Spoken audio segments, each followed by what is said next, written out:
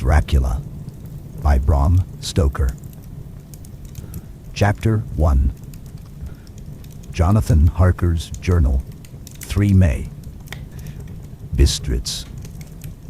Left Munich at 8:35 p.m. on 1st May, arriving at Vienna early next morning. Should have arrived at 6:46, but train was an hour late.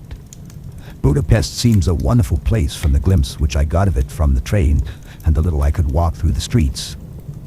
I feared to go very far from the station, as we had arrived late and would start as near the correct time as possible. The impression I had was that we were leaving the west and entering the east, the most western of splendid bridges over the Danube, which is here of noble width and depth, took us among the traditions of Turkish rule. We left in pretty good time and came after nightfall to Klausenburg. Here I stopped for the night at the Hotel Royal.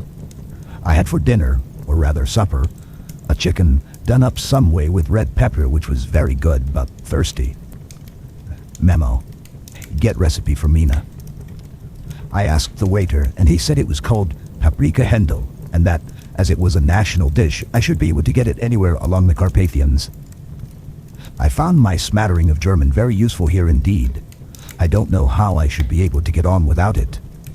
Having had some time at my disposal when in London, I had visited the British Museum and made search among the books and maps in the library regarding Transylvania. It had struck me that some foreknowledge of the country could hardly fail to have some importance in dealing with a nobleman of that country. I find that the district he named is in the extreme east of the country, just on the borders of 3 states, Transylvania, Moldavia, and Bukovina, in the midst of the Carpathian Mountains, one of the wildest and least known portions of Europe. I was not able to light on any map or work giving the exact locality of the Castle Dracula, as there are no maps of this country as yet to compare with our own Ordnance Survey maps. But I found that Bistritz, the post town named by Count Dracula, is a fairly well-known place. I shall enter here some of my notes, as they may refresh my memory when I talk over my travels with Mina. In the population of Transylvania, there are 4 distinct nationalities. Saxons in the south, and mixed with them, the Wallachs, who are descendants of the Dacians, Magyars in the west, and Zeklis in the east and north. I am going among the latter, who claim to be descended from Attila and the Huns. This may be so, but when the Magyars conquered the country in the 11th century, they found the Huns settled in it. I read that every known superstition in the world is gathered into the horseshoe of the Carpathians, as if it were the center of some sort of imaginative whirlpool. If so, my stay may be very interesting. Memo. I must ask the Count all about them. I did not sleep well, though my bed was comfortable enough, for I had all sorts of queer dreams. There was a dog howling all night under my window, which may have had something to do with it, or it may have been the paprika, for I had to drink up all the water in my carafe and was still thirsty. 'Twas morning. I slept and was awakened by the continuous knocking at my door, so I guess I must have been sleeping soundly then. I had for breakfast more paprika and a sort of porridge of maize flour, which they said was amagliga, and eggplant stuffed with forcemeat, a very excellent dish which they call implatata. Memorandum. Get recipe for this also. I had to hurry breakfast, for the train started a little before 8, or rather, it ought to have done so, for after rushing to the station at 7:30, I had to sit in the carriage for more than an hour before we began to move. It seems to me that the further east you go, the more unpunctual are the trains. What ought they to be in China? All day long we seemed to dawdle through a country which was full of beauty of every kind. Sometimes we saw little towns or castles on the top of steep hills, such as we see in old missals. Sometimes we ran by rivers and streams which seemed from the wide stony margin on each side of them to be subject to great floods. It takes a lot of water and running strong to sweep the outside edge of a river clear. At every station there were groups of people, sometimes crowds, and in all sorts of attire. Some of them were just like the peasants at home, or those I saw coming through France and Germany with short jackets and round hats and homemade trousers, but others were very picturesque. The women looked pretty, except when you got near them, but they were very clumsy about the waist. They had all full white sleeves of some kind or other, and most of them had big belts with a lot of strips of something fluttering from them, like the dresses in a ballet, but of course there were petticoats under them. The strangest figures we saw were the Slovaks, who were more barbarian than the rest, with their big cowboy hats, great baggy dirty white trousers, white linen shirts, and enormous heavy leather belts nearly a foot wide, all studded over with brass nails. They wore high boots with their trousers tucked into them, and had long black hair and heavy black mustaches. They are very picturesque, but do not look prepossessing. On the stage, they would be set down at once as some old oriental band of brigands. They are, however, I am told, very harmless, and rather wanting in natural self-assertion. It was on the dark side of twilight when we got to Bistritz, which is a very interesting old place. Being practically on the frontier, for the Borgo Pass leads from it to Bukovina, it has had a very stormy existence, and it certainly shows marks of it. 50 years ago, a series of great fires took place which made terrible havoc on 5 separate occasions. At the very beginning of the 17th century, it underwent a siege of 3 weeks and lost 13,000 people, the casualties of war proper being assisted by famine and disease. Count Dracula had directed me to go to the Golden Crown Hotel, which I found, to my great delight, to be thoroughly old-fashioned, for of course I wanted to see all I could of the ways of the country. I was evidently expected, for when I got near the door, I faced a cheery-looking elderly woman in the usual peasant dress, white undergarment with a long double apron, front and back, of colored stuff fitting almost too tight for modesty. When I came close, she bowed and said, "The Herr Englishman?" "Yes," I said, "Jonathan Harker." She smiled and gave some message to an elderly man in white shirt sleeves who had followed her to the door. He went, but immediately returned with a letter. "My friend, welcome to the Carpathians. I am anxiously expecting you. Sleep well tonight. At 3 tomorrow, the diligence will start for Bukovina. A place on it is kept for you. At the Borgo Pass, my carriage will await you and will bring you to me. I trust that your journey from London has been a happy one, and that you will enjoy your stay in my beautiful land. Your friend, Dracula." 4 May.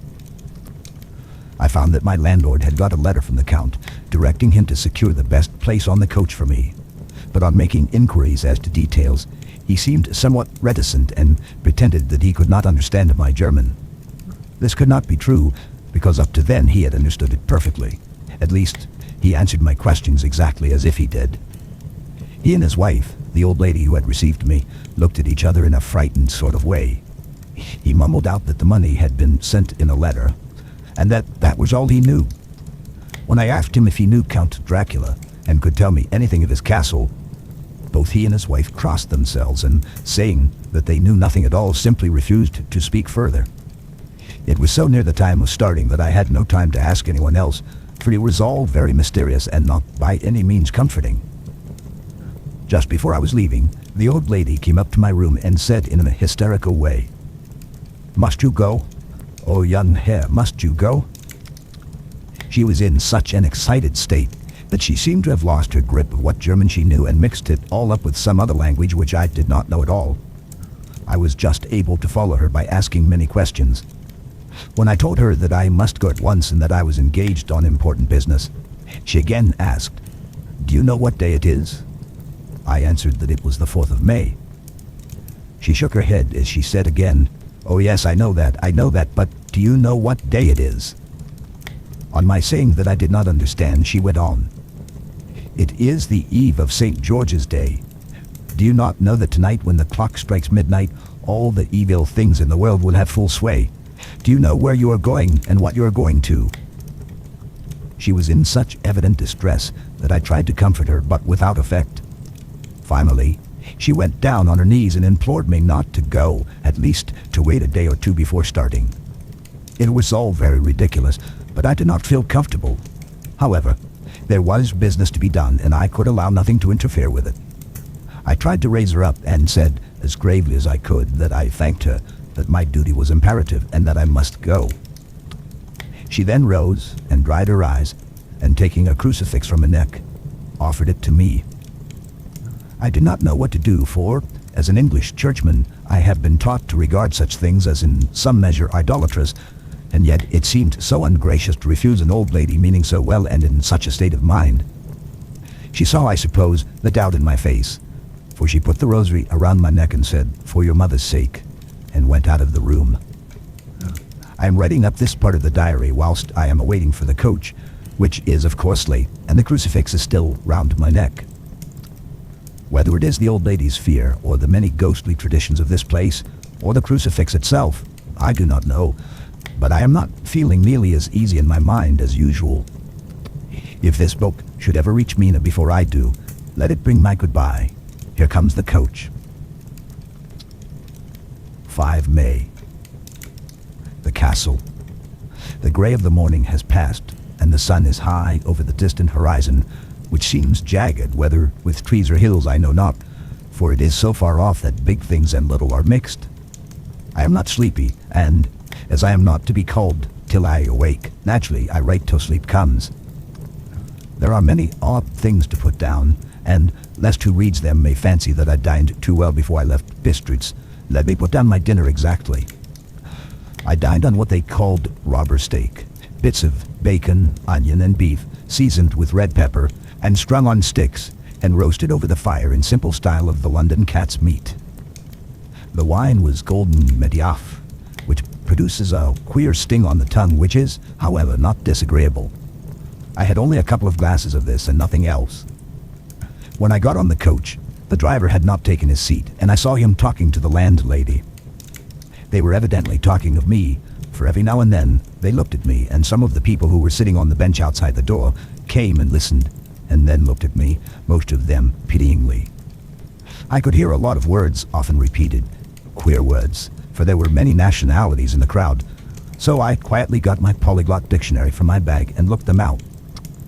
I must say they were not cheering to me, for amongst them were Ordog, Satan, Poko, Hell, Stragolka, Witch, Vrolok, and the Koslak, both meaning the same thing, one being Slovak and the other Serbian, for something that is either a werewolf or vampire.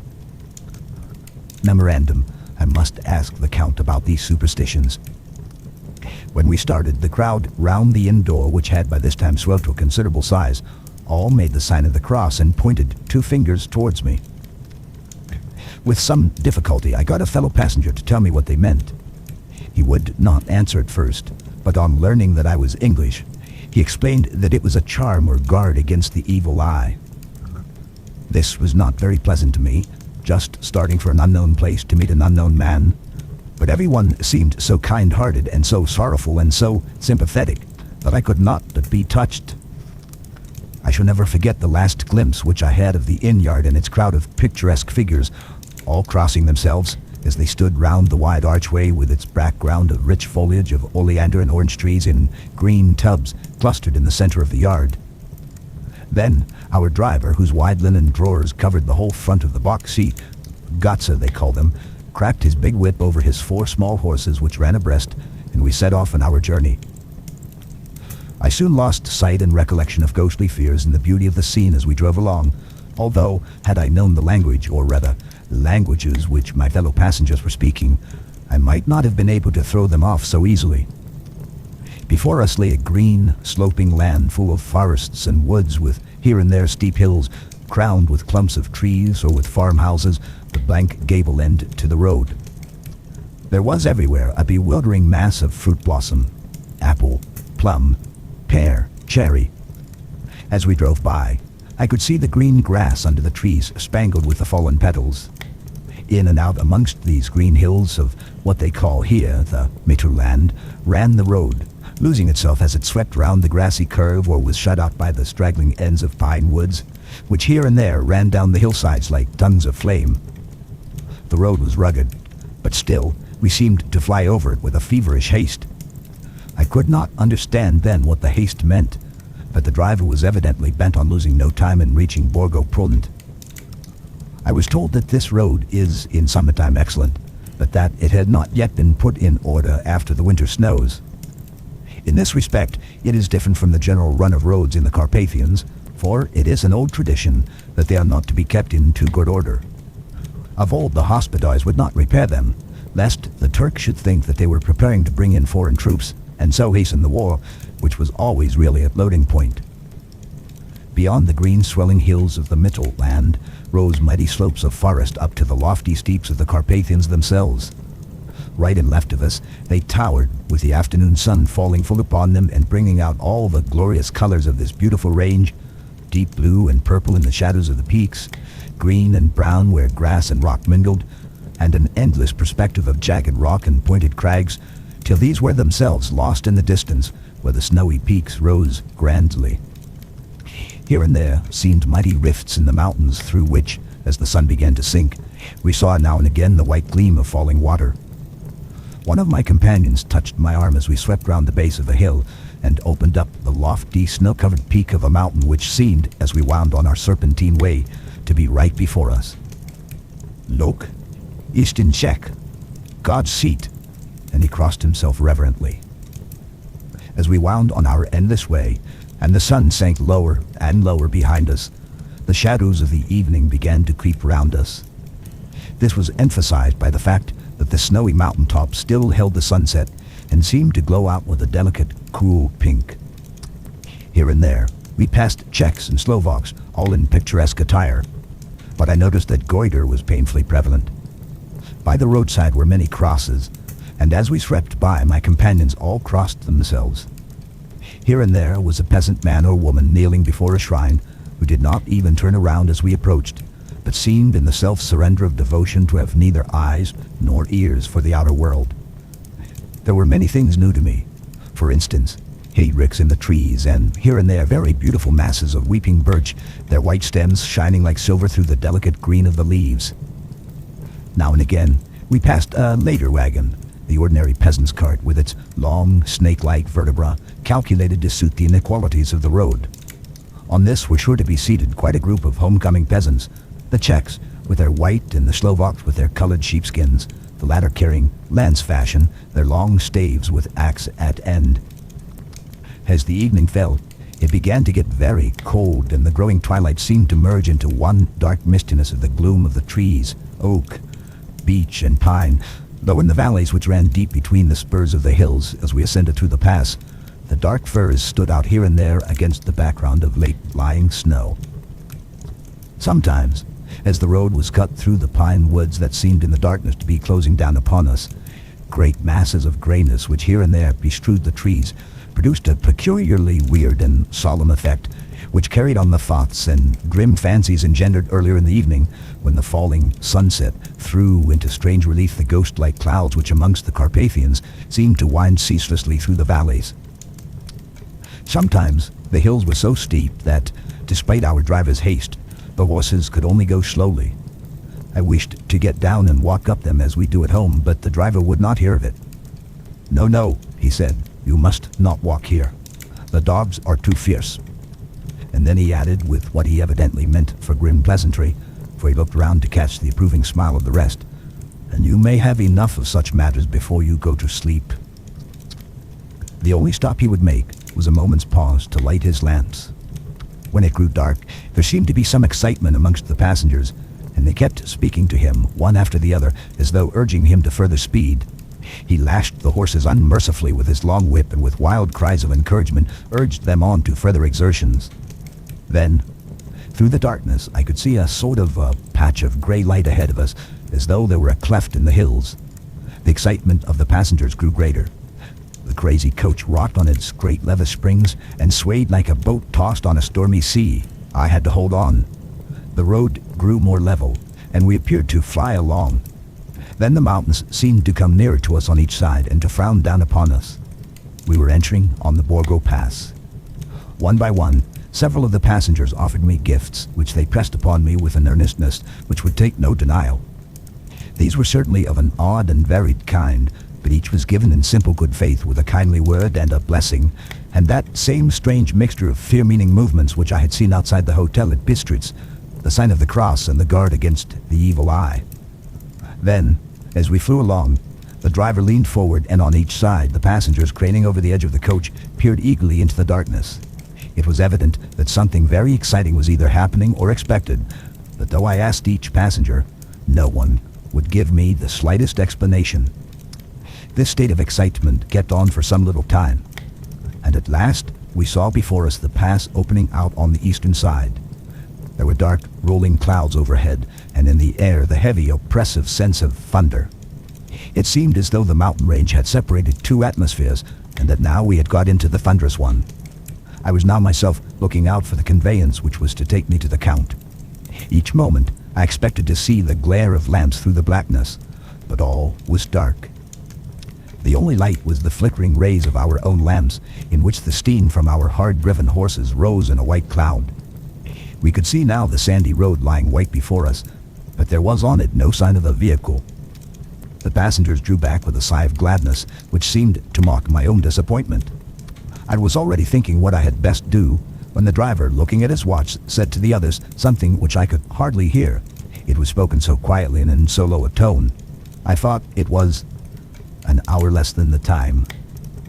Then turning to me, he spoke in German worse than my own. "There is no carriage here. The Herr is not expected after all. He will now come on to Bukovina and return tomorrow or the next day. Better the next day." Whilst he was speaking, the horses began to neigh and snort and plunge wildly so that the driver had to hold them up. Then, amongst a chorus of screams from the peasants and a universal crossing of themselves, a calèche with 4 horses drove up behind us, overtook us, and drew up beside the coach. I could see from the flash of our lamps as the rays fell on them that the horses were coal-black and splendid animals. They were driven by a tall man with a long brown beard and a great black hat, which seemed to hide his face from us. I could only see the gleam of a pair of very bright eyes, which seemed red in the lamplight as he turned to us. He said to the driver, "You are early tonight, my friend." The man stammered in reply. The English Herr was in a hurry. To which the stranger replied, "That is why I suppose you wished him to go on to Bukovina." "You cannot deceive me, my friend. I know too much, and my horses are swift." As he spoke, he smiled, and the lamplight fell on a hard-looking mouth with very red lips and sharp-looking teeth as white as ivory. One of my companions whispered to another the line from Berger's Lenore, "Den die Toten reiten schnell," which means, "For the dead travel fast." The strange driver evidently heard the words, for he looked up with a gleaming smile. The passenger turned his face away at the same time, putting out his 2 fingers and crossing himself. "Give me the Herr's luggage," said the driver, and with exceeding alacrity my bags were handed out and put in the calèche. Then I descended from the side of the coach as the calèche was close alongside, the driver helping with the hand which caught my arm in a grip of steel. His strength must have been prodigious. Without a word he shook his reins, the horses turned, and we swept into the darkness of the pass. As I looked back, I saw the steam from the horses of the coach by the light of the lamps, and projected against it the figures of my late companions crossing themselves. Then the driver cracked his whip and called to his horses, and off they swept on the way to Bukovina. As they sank into the darkness, I felt a strange chill, and a lonely feeling came over me. But a cloak was thrown over my shoulders and a rug across my knees, and the driver said in excellent German, "The night is chill, mein Herr, and my master the Count bade me take all care of you. There is a flask of Slivovitz, the plum brandy of the country, underneath the seat if you should require it." I did not take any, but it was a comfort to know it was there all the same. I felt a little strangely and not a little frightened. I think, had there been any alternative, I should have taken it instead of prosecuting that unknown night journey. The carriage went at a hard pace straight along. Then we made a complete turn and went along another straight road. It seemed to me that we were simply going over and over the same ground again, and so I took note of some salient point and found that this was so. I would have liked to have asked the driver what this all meant, but I really feared to do so, for I thought that, placed as I was, any protest would have had no effect in case there had been any intention to delay. By and by, however, as I was curious to know how time was passing, I struck a match and by its flame looked at my watch. It was within a few minutes of midnight. This gave me a sort of shock, for I suppose the general superstition about midnight was increased by my recent experiences. I waited with a sick feeling of suspense. Then a dog began to howl somewhere in a farmhouse far down the road, a long, agonized wailing as if from fear. The sound was taken up by another dog, and then another, and another, till, borne on the wind which now sighed softly through the pass, a wild howling began, which seemed to come from all over the country as far as the imagination could grasp it through the gloom of the night. At the first howl, the horses began to strain and rear, but the driver spoke to them soothingly, and they quieted down, but shivered and sweated as though after a runaway from sudden fright. Then, far off in the distance from the mountains on each side of us began a louder and a sharper howling, that of wolves, which affected both the horses and myself in the same way. For I was minded to jump from the caleche and run, whilst they reared again and plunged madly, so that the driver had to use all his strength to keep them from bolting. In a few minutes, however, my own ears got accustomed to the sound, and the horses so far became quiet that the driver was able to descend and to stand before them. He petted and soothed them, and whispered something in their ears, as I have heard of horse tamers doing, and with extraordinary effect, for under his caresses they became quite manageable again, though they still trembled. The driver again took his seat, and shaking his reins, started off at a great pace. This time, after going to the far side of the pass, he suddenly turned down a narrow roadway which ran sharply to the right. Soon we were hemmed in with trees which in places arched right over the roadway till we passed as through a tunnel. And again, great frowning rocks guarded us boldly on either side. Though we were in shelter, we could hear the rising wind, for it moaned and whistled through the rocks, and the branches of the trees crashed together as we swept along. It grew colder, and colder still, and fine, powdery snow began to fall, so that soon we and all around us were covered with a white blanket. The keen wind still carried the howling of the dogs, though this grew fainter as we went on our way. The baying of the wolves sounded nearer and nearer, as though they were closing round on us from every side. I grew dreadfully afraid, and the horses shared my fear. The driver, however, was not in the least disturbed.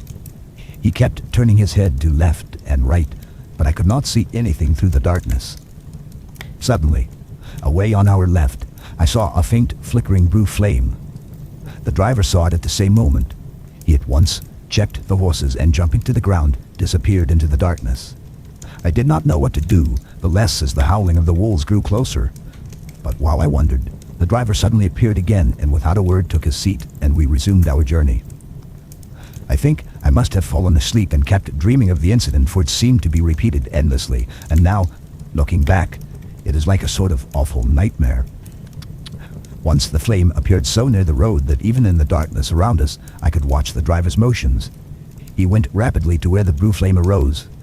It must have been very faint, for it did not seem to illumine the place around it at all, and gathering a few stones, formed them into some device. Once, there appeared a strange optical effect. When he stood between me and the flame, he did not obstruct it, for I could see its ghostly flicker all the same. This startled me, but as the effect was only momentary, I took it that my eyes deceived me, straining through the darkness. Then for a time, there were no blue flames, and we sped onwards through the gloom with the howling of the wolves around us, as though they were following in a moving circle. At last, there came a time when the driver went further afield than he had yet gone, and during his absence, the horses began to tremble worse than ever, and to snort and scream with fright. I could not see any cause for it, for the howling of the wolves had ceased altogether. But just then, the moon, sailing through the black clouds, appeared behind the jagged crest of a beetling pine-clad rock, and by its light, I saw around us a ring of wolves with white teeth and lolling red tongues, with long, sinewy limbs and shaggy hair. They were 100 times more terrible in the grim silence which held them than even when they howled. For myself, I felt a sort of paralysis of fear. It is only when a man feels himself face to face with such horrors that he can understand their true import. All at once, the wolves began to howl as though the moonlight had had some peculiar effect on them. The horses jumped about and reared and looked helplessly round with eyes that rolled in a way painful to see. But the living ring of terror encompassed them on every side, and they had perforce to remain within it. I called to the coachman to come, for it seemed to me that our only chance was to try to break out through the ring, and to aid his approach, I shouted and beat the side of the caleche, hoping by the noise to scare the wolves from the side so as to give him a chance of reaching the trap. How he came there I know not, but I heard his voice raised in a tone of imperious command, and looking towards the sound, saw him stand in the roadway. As he swept his long arms as though brushing aside some impalpable obstacle, the wolves fell back, and back further still. Just then, a heavy cloud passed across the face of the moon, so that we were again in darkness. When I could see again, the driver was climbing into the caleche, and the wolves disappeared.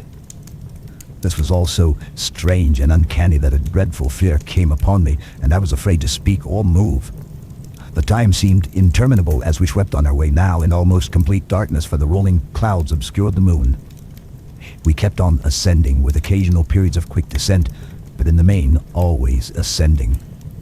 Suddenly, I became conscious of the fact that the driver was in the act of pulling up the horses in the courtyard of a vast ruined castle, from whose tall black windows came no ray of light, and whose broken battlements showed a jagged line against the sky. The end of Chapter 1. Jonathan Harker's journal continued. 5 May. I must have been asleep, for certainly if I had been fully awake I must have noticed the approach of such a remarkable place. In the gloom, the courtyard looked of considerable size, and as several dark ways led from it under great round arches, it perhaps seemed bigger than it really is. I have not yet been able to see it by daylight.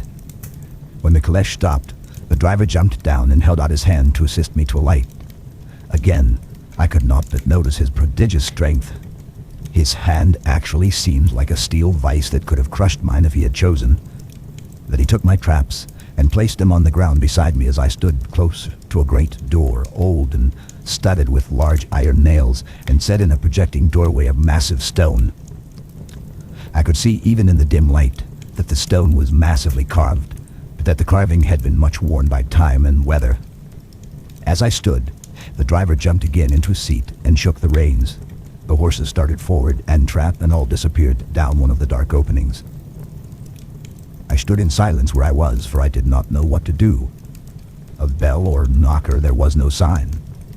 Through these frowning walls and dark window openings, it was not likely that my voice could penetrate. The time I waited seemed endless, and I felt doubts and fears crowding upon me. What sort of place had I come to, and among what kind of people? What sort of grim adventure was it on which I had embarked? Was this a customary incident in the life of a solicitor's clerk sent out to explain the purchase of a London estate to a foreigner? Solicitor's clerk? Mina would not like that. Solicitor, for just before leaving London I got word that my examination was successful, and I am now a full-blown solicitor. I began to rub my eyes and pinch myself to see if I were awake. It all seemed like a horrible nightmare to me, and I expected that I should suddenly awake and find myself at home with the dawn struggling in through the windows, as I had now and again felt in the morning after a day of overwork. But my flesh answered the pinching test, and my eyes were not to be deceived. I was indeed awake, and among the Carpathians. All I could do now was to be patient and to wait the coming of morning. Just as I had come to this conclusion, I heard a heavy step approaching behind the great door, and saw through the chinks the gleam of a coming light. Then there was the sound of rattling chains and the clanking of massive bolts drawn back. A key was turned with the loud grating noise of long disuse, and the great door swung back. Within stood a tall old man, clean-shaven save for a long white mustache, and clad in black from head to foot, without a single speck of color about him anywhere. He held in his hand an antique silver lamp, in which the flame burned without a chimney or globe of any kind, throwing long quivering shadows as it flickered in the draught of the open door. The old man motioned me in with his right hand with a courtly gesture, saying in excellent English but with a strange intonation, "Welcome to my house. Enter freely and of your own free will." He made no motion of stepping to meet me, but stood like a statue, as though his gesture of welcome had fixed him into stone. The instant, however, that I had stepped over the threshold, he moved impulsively forward, and holding out his hand, grasped mine with a strength which made me wince, an effect which was not lessened by the fact that it seemed cold as ice, more like the hand of a dead than a living man. Again he said, "Welcome to my house. Enter freely, go safely, and leave something of the happiness you bring."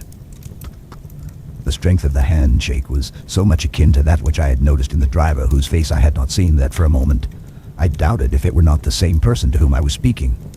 So to be sure, I said interrogatively, "Count Dracula?" He bowed in a courtly way as he replied, "I am Dracula, and I bid you welcome, Mr. Harker, to my house. Come in. The night air is chill, and you must need to eat and rest." As he was speaking, he put the lamp on a bracket on the wall and, stepping out, took my luggage. He had carried it in before I could forestall him. I protested, but he insisted. "Nay, sir. You are my guest. It is late and my people are not available. Let me see to your comfort myself." He insisted on carrying my traps along the passage and then up a great winding stair and along another great passage on whose stone floors our steps rang heavily. At the end of this, he threw open a heavy door, and I rejoiced to see within a well-lit room in which a table was spread for supper, and on whose mighty hearth a great fire of logs, freshly replenished, flamed and flared. The Count halted, putting down my bags, closed the door, and crossing the room opened another door, which led into a small octagonal room, lit by a single lamp, and seemingly without a window of any sort. Passing through this, he opened another door and motioned me to enter. It was a welcome sight, for here was a great bedroom, well lighted and warmed with another log fire, also added to but lately, for the top logs were fresh, which sent a hollow roar up the wide chimney. The Count himself left my luggage inside and withdrew, saying before he closed the door, "You will need after your journey to refresh yourself by making your toilet. I trust you will find all you wish. When you are ready, come into the other room where you will find your supper prepared." The light and warmth in the Count's courteous welcome seemed to have dissipated all my doubts and fears. Having then reached my normal state, I discovered that I was half famished with hunger. So making a hasty toilet, I went into the other room. I found supper already laid out. My host, who stood on one side of the great fireplace leaning against the stonework, made a graceful wave of his hand to the table and said, "I pray you, be seated and sup how you please. You will, I trust, excuse me that I do not join you, but I have dined already, and I do not sup." I handed to him the sealed envelope which Mr. Hawkins had entrusted to me. He opened it and read it gravely. Then, with a charming smile, he handed it to me to read. One passage of it at least gave me a thrill of pleasure. "I must regret that an attack of gout, from which malady I am a constant sufferer, forbids absolutely any traveling on my part for some time to come. But I am happy to say I can send a sufficient substitute, one in whom I have every possible confidence. He is a young man full of energy and talent in his own way and of a very faithful disposition. He is discreet and silent and has grown into manhood in my service. He shall be ready to attend on you when you will during his stay and shall take your instructions in all matters." The Count himself came forward and took off the cover of a dish, and I fell to at once on an excellent roast chicken. This, with some cheese and a salad and a bottle of old Tokay, of which I had 2 glasses, was my supper. During the time I was eating it, the Count asked me many questions as to my journey, and I told him by degrees all I had experienced. By this time, I had finished my supper, and by my host's desire, had drawn up a chair by the fire and begun to smoke a cigar which he offered me, at the same time excusing himself that he did not smoke. I had now an opportunity of observing him, and found him of a very marked physiognomy. His face was a very strong aquiline, with high bridge of the thin nose and peculiarly arched nostrils, with lofty domed forehead and hair growing scantily round the temples, but profusely everywhere else. His eyebrows were very massive, almost meeting over the nose, and with bushy hair that seemed to curl in its own profusion. The mouth, so far as I could see it under the heavy mustache, was fixed and rather cruel-looking, with peculiarly sharp white teeth. These protruded over the lips, whose remarkable ruddiness showed astonishing vitality in a man of his years. For the rest, his ears were pale and at the tops extremely pointed. The chin was broad and strong, and the cheeks firm though thin. The general effect was one of extraordinary pallor. Hitherto I had noticed the backs of his hands as they lay on his knees in the firelight, and they had seemed rather white and fine. But seeing them now close to me, I could not but notice that they were rather coarse, broad with squat fingers. Strange to say, there were hairs in the center of the palm. The nails were long and fine and cut to a sharp point. As the Count leaned over me and his hands touched me, I could not repress a shudder. It may have been that his breath was rank, but a horrible feeling of nausea came over me which, do what I could not conceal. The Count, evidently noticing it, drew back, and with a grim sort of smile which showed more than he had yet done his protuberant teeth, sat himself down again on his own side of the fireplace. We were both silent for a while, and as I looked towards the window, I saw the first dim streak of the coming dawn. There seemed a strange stillness over everything. But as I listened, I heard, as if from down below in the valley, the howling of many wolves. The Count's eyes gleamed, and he said, "Listen to them. The children of the night, what music they make." Seeing, I supposed, some expression in my face strange to him, he added, "Ah, sir, you dwellers in the city cannot enter into the feelings of the hunter." Then he rose and said, "But you must be tired. Your bedroom is all ready, and tomorrow you shall sleep as late as you will. I have to be away till the afternoon, so sleep well and dream well." With a courteous bow, he opened for me himself the door to the octagonal room, and I entered my bedroom. I am all in a sea of wonders. I doubt, I fear, I think strange things which I dare not confess to my own soul. God keep me, if only for the sake of those dear to me. 7 May. It is again early morning, but I have rested and enjoyed the last 24 hours. I slept till late in the day and awoke of my own accord. When I had dressed myself, I went into the room where we had supped and found a cold breakfast laid out, with coffee kept hot by the pot being placed on the hearth. There was a card on the table on which was written, "I have to be absent for a while. Do not wait for me. D."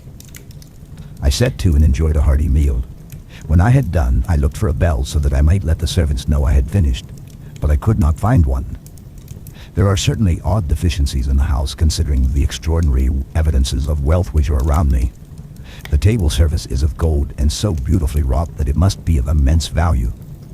The curtains and upholstery of the chairs and sofas and the hangings of my bed are of the costliest and most beautiful fabrics, and must have been of fabulous value when they were made, for they are centuries old, though in excellent order.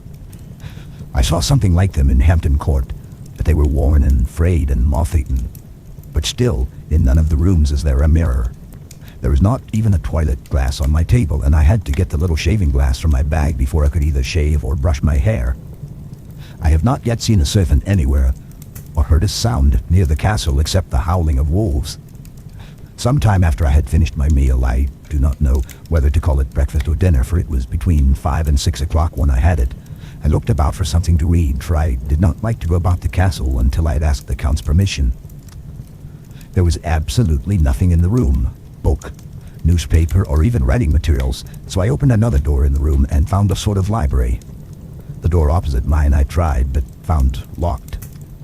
In the library, I found, to my great delight, a vast number of English books, whole shelves full of them, and bound volumes of magazines and newspapers. A table in the center was littered with English magazines and newspapers, though none of them were of a very recent date.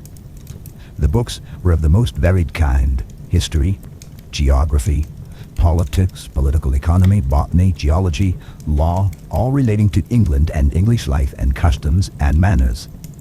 There were even such books of reference as the London Directory, the Red and Blue books, Whitaker's Almanac, the Army and Navy lists, and it somehow gladdened my heart to see it, the law list. Whilst I was looking at the books, the door opened and the Count entered. He saluted me in a hearty way and hoped that I had had a good night's rest. Then he went on. "I am glad you found your way in here, for I am sure there is much that will interest you. These companions, and he laid his hand on some of the books, have been good friends to me, and for some years past, ever since I had the idea of going to London, have given me many, many hours of pleasure. Through them I have come to know your great England, and to know her is to love her. I long to go through the crowded streets of your mighty London, to be in the midst of the whirl and rush of humanity, to share its life, its change, its death, and all that makes it what it is. But alas, as yet I only know your tongue through books. To you, my friend, I look that I know it to speak. But Count, I said, you know and speak English thoroughly. He bowed gravely. I thank you, my friend, for all your too flattering estimate, but yet I fear that I am but a little way on the road I would travel. True, I know the grammar and the words, but yet I know not how to speak them. Indeed, I said, you speak excellently. Not so, he answered. Well, I know that did I move and speak in your London, none there are who would not know me for a stranger. That is not enough for me. Here I am noble, I am a boyar. The common people know me, and I am master. But a stranger in a strange land, he is no one. Men know him not, and to know not is to care not for. I am content if I am like the rest, so that no man stops if he sees me, or pauses in his speaking if he hears my words. Ha ha, a stranger. I had been so long master that I would be master still. Or at least that none other should be master of me. You come to me not alone as agent of my friend Peter Hawkins of Exeter to tell me all about my new estate in London. You shall, I trust, rest here with me a while, so that by our talking I may learn the English intonation. And I would that you tell me when I make error, even of the smallest, in my speaking. I am sorry that I had to be away so long today, but you will, I know, forgive one who has so many important affairs in hand. Of course, I said all I could about being willing, and asked if I might come into that room when I chose. He answered, yes, certainly, and added, you may go anywhere you wish in the castle, except where the doors are locked, where of course you will not wish to go. There is reason that all things are as they are, and did you see with my eyes and know with my knowledge, you would perhaps better understand. I said I was sure of this, and then he went on. We are in Transylvania, and Transylvania is not England. Our ways are not your ways, and there shall be to you many strange things. Nay, from what you have told me of your experiences already, you know something of what strange things there may be. This led to much conversation, and as it was evident that he wanted to talk, if only for talking's sake, I asked him many questions regarding things that had already happened to me or come within my notice. Sometimes he sheered off the subject or turned the conversation by pretending not to understand, but generally he answered all I asked most frankly. Then, as time went on and I had got somewhat bolder, I asked him of some of the strange things of the preceding night, as for instance, why the coachman went to the places where he had seen the blue flames. He then explained to me that it was commonly believed that on a certain night of the year, last night in fact, when all evil spirits are supposed to have unchecked sway, a blue flame is seen over any place where treasure has been concealed. That treasure has been hidden, he went on, in the region through which you came last night. There can be but little doubt, for it was the ground fought over for centuries by the Wallachian, the Saxon, and the Turk. Why, there is hardly a foot of soil in all this region that has not been enriched by the blood of men, patriots, or invaders. In the old days, there were stirring times when the Austrian and the Hungarian came up in hordes, and the patriots went out to meet them, men and women, the aged and children too, and waited their coming on the rocks above the passes, that they might sweep destruction on them with their artificial avalanches. When the invader was triumphant, he found but little, for whatever there was had been sheltered in the friendly soil. But how, said I, can it have remained so long undiscovered when there is a sure index to it if men will but take the trouble to look? The Count smiled, and as his lips ran back over his gums, the long, sharp canine teeth showed out strangely. He answered, "Because your peasant is at heart a coward and a fool. Those flames only appear on one night, and on that night no man of this land will, if he can help it, stir without his doors. And, dear sir, even if he did, he would not know what to do. Why, even the peasant that you tell me of who marked the place of the flame would not know where to look in daylight even for his own work. Even you would not, I dare be sworn, be able to find these places again." "There you are right," I said. "I know no more than the dead where even to look for them." Then we drifted into other matters. "Ca," he said at last, "tell me of London and of the house which you have procured for me." With an apology for my remissness, I went into my own room to get the papers from my bag. Whilst I was placing them in order, I heard a rattling of china and silver in the next room, and as I passed through, noticed that the table had been cleared and the lamp lit, for it was by this time deep into the dark. The lamps were also lit in the study or library, and I found the Count lying on the sofa, reading, of all things in the world, an English Bradshaw's Guide. When I came in, he cleared the books and papers from the table, and with him I went into plans and deeds and figures of all sorts. He was interested in everything, and asked me a myriad questions about the place and its surroundings. He clearly had studied beforehand all he could get on the subject of the neighborhood, for he evidently at the end knew very much more than I did. When I remarked this, he answered, "Well, but, my friend, is it not needful that I should?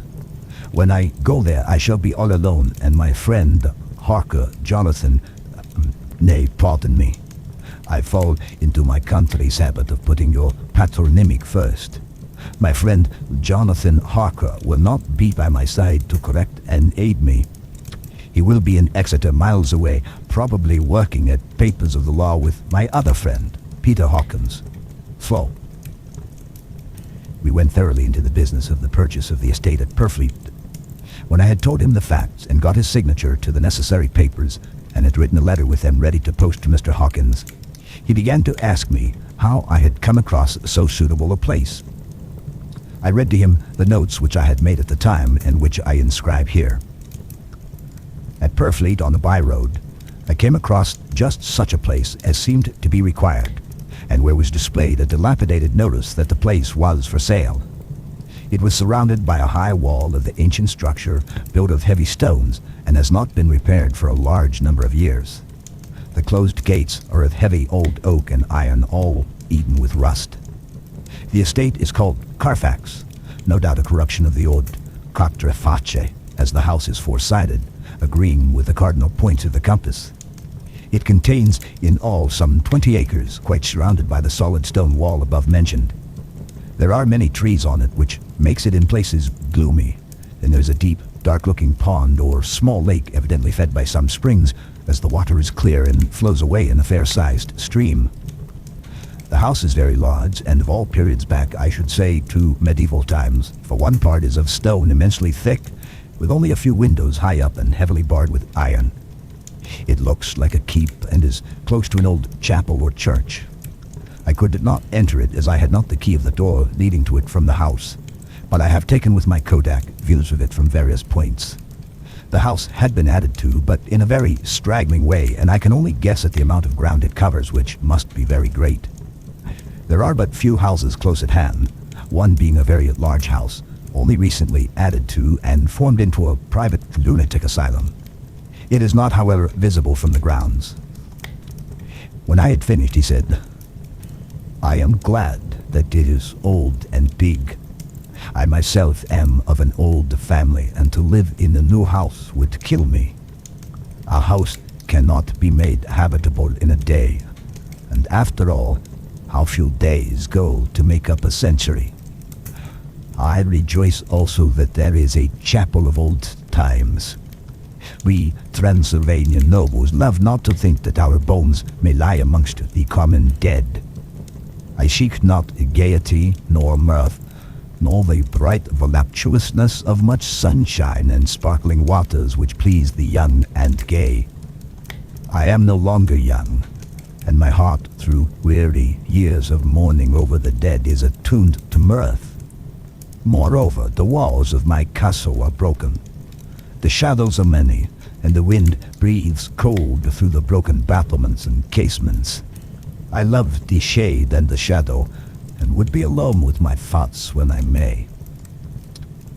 Somehow his words and his look did not seem to accord, or else it was that his cast of face made his smile look malignant and saturnine. Presently, with an excuse, he left me, asking me to pull my papers together. He was some little time away, and I began to look at some of the books around me. One was an atlas which I found open naturally to England, as if that map had been much used. On looking at it, I found in certain places little rings marked, and on examining these, I noticed that one was near London on the east side, manifestly where his new estate was situated. The other two were Exeter and Whitby on the Yorkshire coast. It was the better part of an hour when the Count returned. "Ha ha," he said, "still at your books. Good. But you must not work always. Come. I am informed that your supper is ready." He took my arm and we went into the next room, where I found an excellent supper ready on the table. The Count again excused himself, as he had dined out on his being away from home. But he sat, as on the previous night, and chatted whilst I ate. After supper, I smoked, as on the last evening, and the Count stayed with me, chatting and asking questions on every conceivable subject, hour after hour. I felt that it was getting very late indeed, but I did not say anything, for I felt under obligation to meet my host's wishes in every way. I was not sleepy, as the long sleep yesterday had fortified me, but I could not help experiencing that chill which comes over one at the coming of the dawn, which is like, in its way, the turn of the tide. They say that people who are near death die generally at the change to dawn or at the turn of the tide. Anyone who has, when tired and tied as it were to his post, experienced this change in the atmosphere can well believe it.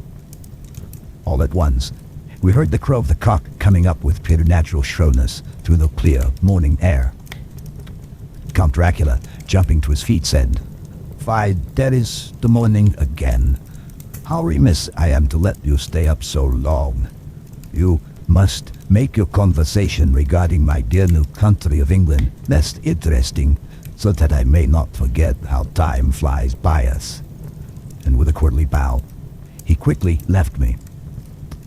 I went into my room and drew the curtains, but there was little to notice. My window opened into the courtyard, and all I could see was the warm gray of quickening sky. So I pulled the curtains again and have written of this day. 8 May. I began to fear as I wrote in this book that I was getting too diffuse. But now I am glad that I went into detail from the first, for there is something so strange about this place and all in it that I cannot but feel uneasy. I wish I were safe out of it, or that I had never come. It may be that this strange night existence is telling on me, but would that were all. If there were anyone to talk to, I could bear it, but there is no one. I have only the Count to speak with, and I fear I am myself the only living soul within the place. Let me be prosaic so far as facts can be. It would help me to bear up, and imagination must not run riot with me. If it does, I am lost. Let me say at once how I stand, or seem to. I only slept a few hours when I went to bed, and feeling that I could not sleep any more, got up. I had hung my shaving glass by the window, and was just beginning to shave. Suddenly, I felt a hand on my shoulder and heard the Count's voice saying to me, "Good morning." I started, for it amazed me that I had not seen him, since the reflection of the glass covered the whole room behind me. In starting, I had cut myself slightly, but did not notice it at the moment. Having answered the Count's salutation, I turned to the glass again to see how I had been mistaken. This time, there could be no error, for the man was close to me, and I could see him over my shoulder, but there was no reflection of him in the mirror. The whole room behind me was displayed, but there was no sign of a man in it except myself. This was startling, and coming on the top of so many strange things was beginning to increase that vague feeling of uneasiness which I always have when the Count is near. But at that instant, I saw that the cut had bled a little, and the blood was trickling over my chin. I laid down the razor, turning as I did so half round to look for some sticking plaster. When the Count saw my face, his eyes blazed with a sort of demonic fury, and he suddenly made a grab at my throat. I drew away, and his hand touched the string of beads which held the crucifix. It made an instant change in him, for the fury passed so quickly that I could hardly believe that it was ever there. "Take care," he said. "Take care how you cut yourself. It is more dangerous than you think in this country." Then seizing the shaving glass, he went on, "And this is the wretched thing that has done the mischief. It is a foul bauble of man's vanity. Away with it." And opening the window with one wrench of his terrible hand, he flung out the glass, which was shattered into 1,000 pieces on the stones of the courtyard far below. Then he withdrew without a word. It is very annoying, for I do not see how I am to shave unless in my watch case or the bottom of the shaving pot, which is fortunately of metal. When I went into the dining room, breakfast was prepared, but I could not find the Count anywhere. So I breakfasted alone. It is strange that as yet I have not seen the Count eat or drink. He must be a very peculiar man. After breakfast, I did a little exploring in the castle. I went out on the stairs and found a room looking towards the south. The view was magnificent, and from where I stood, there was every opportunity of seeing it. The castle is on the very edge of a terrific precipice. A stone falling from the window would fall 1,000 feet without touching anything. As far as the eye can reach is a sea of green treetops, with occasionally a deep rift where there is a chasm. Here and there are silver threads where the rivers wind in the deep gorges through the forests. But I am not in heart to describe beauty, for when I had seen the view I explored further. Doors, doors everywhere, and all locked and bolted. In no place, save from the windows in the castle walls, is there an available exit. The castle is a veritable prison, and I am a prisoner. The end of Chapter 2. Jonathan Harker's journal continued. When I found that I was a prisoner, a sort of wild feeling came over me. I rushed up and down the stairs, trying every door and peering out of every window I could find. But after a little, the conviction of my helplessness overpowered all other feelings. When I look back after a few hours, I think I must have been mad for the time, for I behaved much as a rat does in a trap. When, however, the conviction had come to me that I was helpless, I sat down quietly, as quietly as I have ever done anything in my life, and began to think over what was best to be done. I am thinking still, and as yet have come to no definite conclusion. Of one thing only am I certain, that it is no use making my ideas known to the Count. He knows well that I am imprisoned, and as he has done it himself, and has doubtless his own motives for it, he would only deceive me if I trusted him fully with the facts. So far as I can see, my only plan will be to keep my knowledge and my fears to myself, and my eyes open. I am, I know, either being deceived like a baby by my own fears, or else I am in desperate straits, and if the latter be so, I need and shall need all my brains to get through. I had hardly come to this conclusion when I heard the great door below shut, and knew that the Count had returned. He did not come at once into the library, so I went cautiously to my own room and found him making the bed. This was odd, but only confirmed what I had all along thought, that there are no servants in the house. When later I saw him through the chink of the hinges of the door laying the table in the dining room, I was assured of it. For if he does himself all these menial offices, surely it is proof that there is no one else in the castle. It must have been the Count himself who was the driver of the coach that brought me here. This is a terrible thought, for if so, what does it mean that he could control the wolves as he did by only holding up his hand for silence? How was it that all the people at Bistritz and on the coach had some terrible fear for me? What meant the giving of the crucifix, of the garlic, of the wild rose, of the mountain ash? Bless that good woman who hung the crucifix around my neck, for it is a comfort and a strength to me whenever I touch it. It is odd that a thing which I have been taught to regard with disfavor and, as idolatrous, should be in a time of loneliness and of trouble, be of help.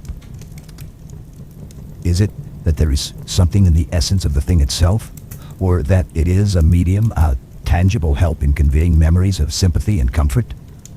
Sometime, if it may be, I must examine this matter and try to make up my mind about it. In the meantime, I must find out all I can about Count Dracula, as it may help me to understand. Tonight, he may talk of himself if I turn the conversation that way.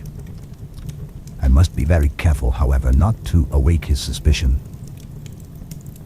Midnight. I have had a long talk with the Count. I asked him a few questions on Transylvania history, and he warmed up to the subject wonderfully.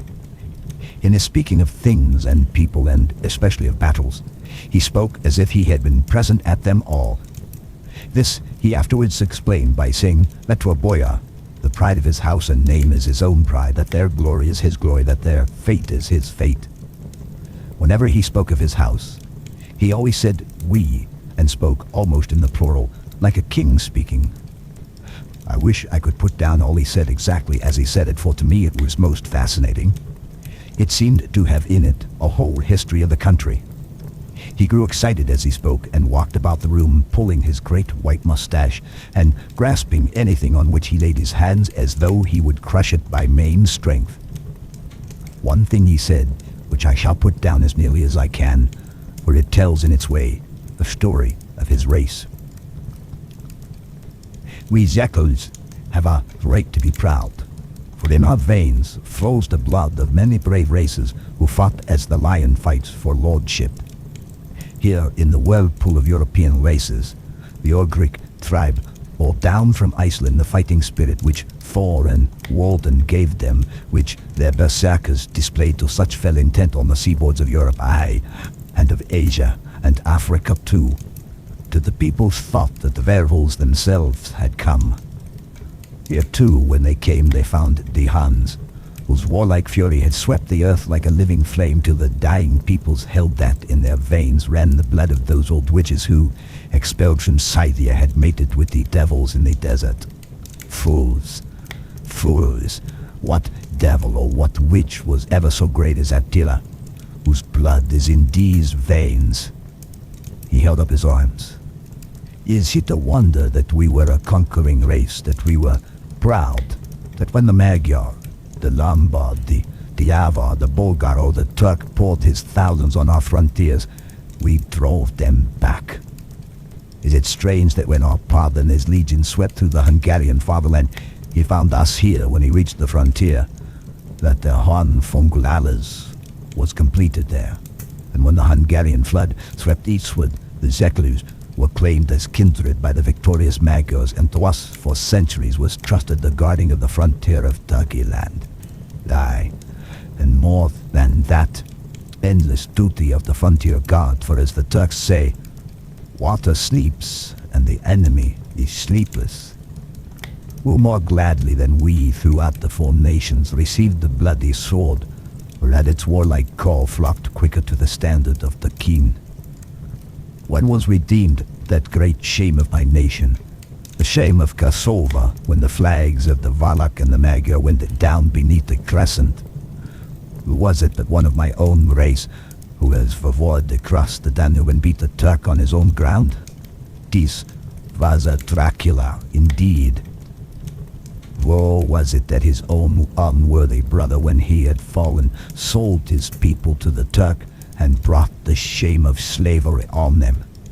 Was it not this Dracula indeed who inspired that other of his race who in a later age again and again brought his forces over the great river into Turkey land, who, when he was beaten back, came again and again, though he had to come alone from the bloody field where his troops were being slaughtered, since he knew that he alone could ultimately triumph?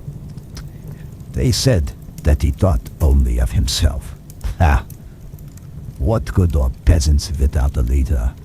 Where ends the war without a brain and heart to conduct it? Again, when after the Battle of Mohawks, we threw off the Hungarian yoke, we of the Dracula blood were amongst their leaders, for our spirit would not brook that we were not free.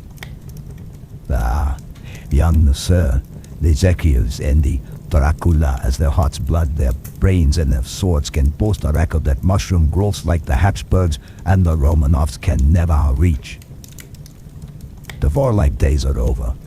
Blood is too precious a thing in these days of dishonorable peace, and the glories of the great races are as a tale that is told. It was by this time close on morning, and we went to bed. Memorandum. This diary seems horribly like the beginning of the Arabian Nights, for everything has to break off at cockcrow or like the ghost of Hamlet's father.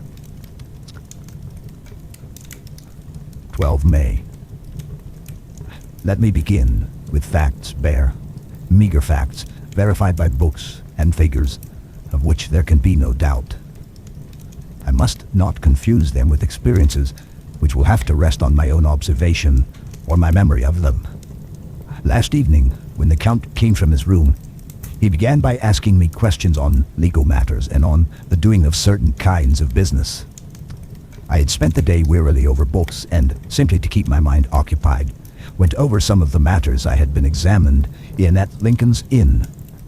There was a certain method in the Count's inquiries, so I shall try to put them down in sequence. The knowledge may somehow or sometime be useful to me. First, he asked if a man in England might have 2 solicitors or more. I told him he might have a dozen if he wished, but that it would not be wise to have more than one solicitor engaged in one transaction, as only one could act at a time, and that to change would be certain to militate against his interest. He seemed thoroughly to understand, and went on to ask if there would be any practical difficulty in having one man to attend, say to banking, and another to look after shipping, in case local help were needed in a place far from the home of the banking solicitor. I asked to explain more fully, so that I might not by any chance mislead him, so he said, "I shall illustrate. Your friend and mine, Mr. Peter Hawkins, from under the shadow of your beautiful cathedral at Exeter, which is far from London, buys for me, through your good self, my place at London Court. Now, here let me say that frankly, lest you should think it strange that I have sought the services of one so far off from London instead of someone resident there, that my motive was that no local interest might be served save my wish only, and as one of London residents might, perhaps, have some purpose of himself or friend to serve. I went thus afield to seek my agent, whose labors should be only to my interest. Now suppose I, who have much of affairs, wish to ship goods, say to Newcastle or Durham or Harwich or Dover, might it not be that it could with more ease be done by consigning to one in these ports?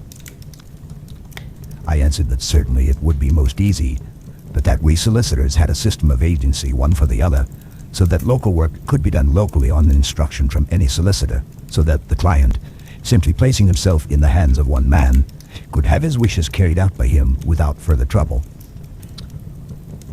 "But," said he, "I could be at liberty to direct myself. Is it not so?"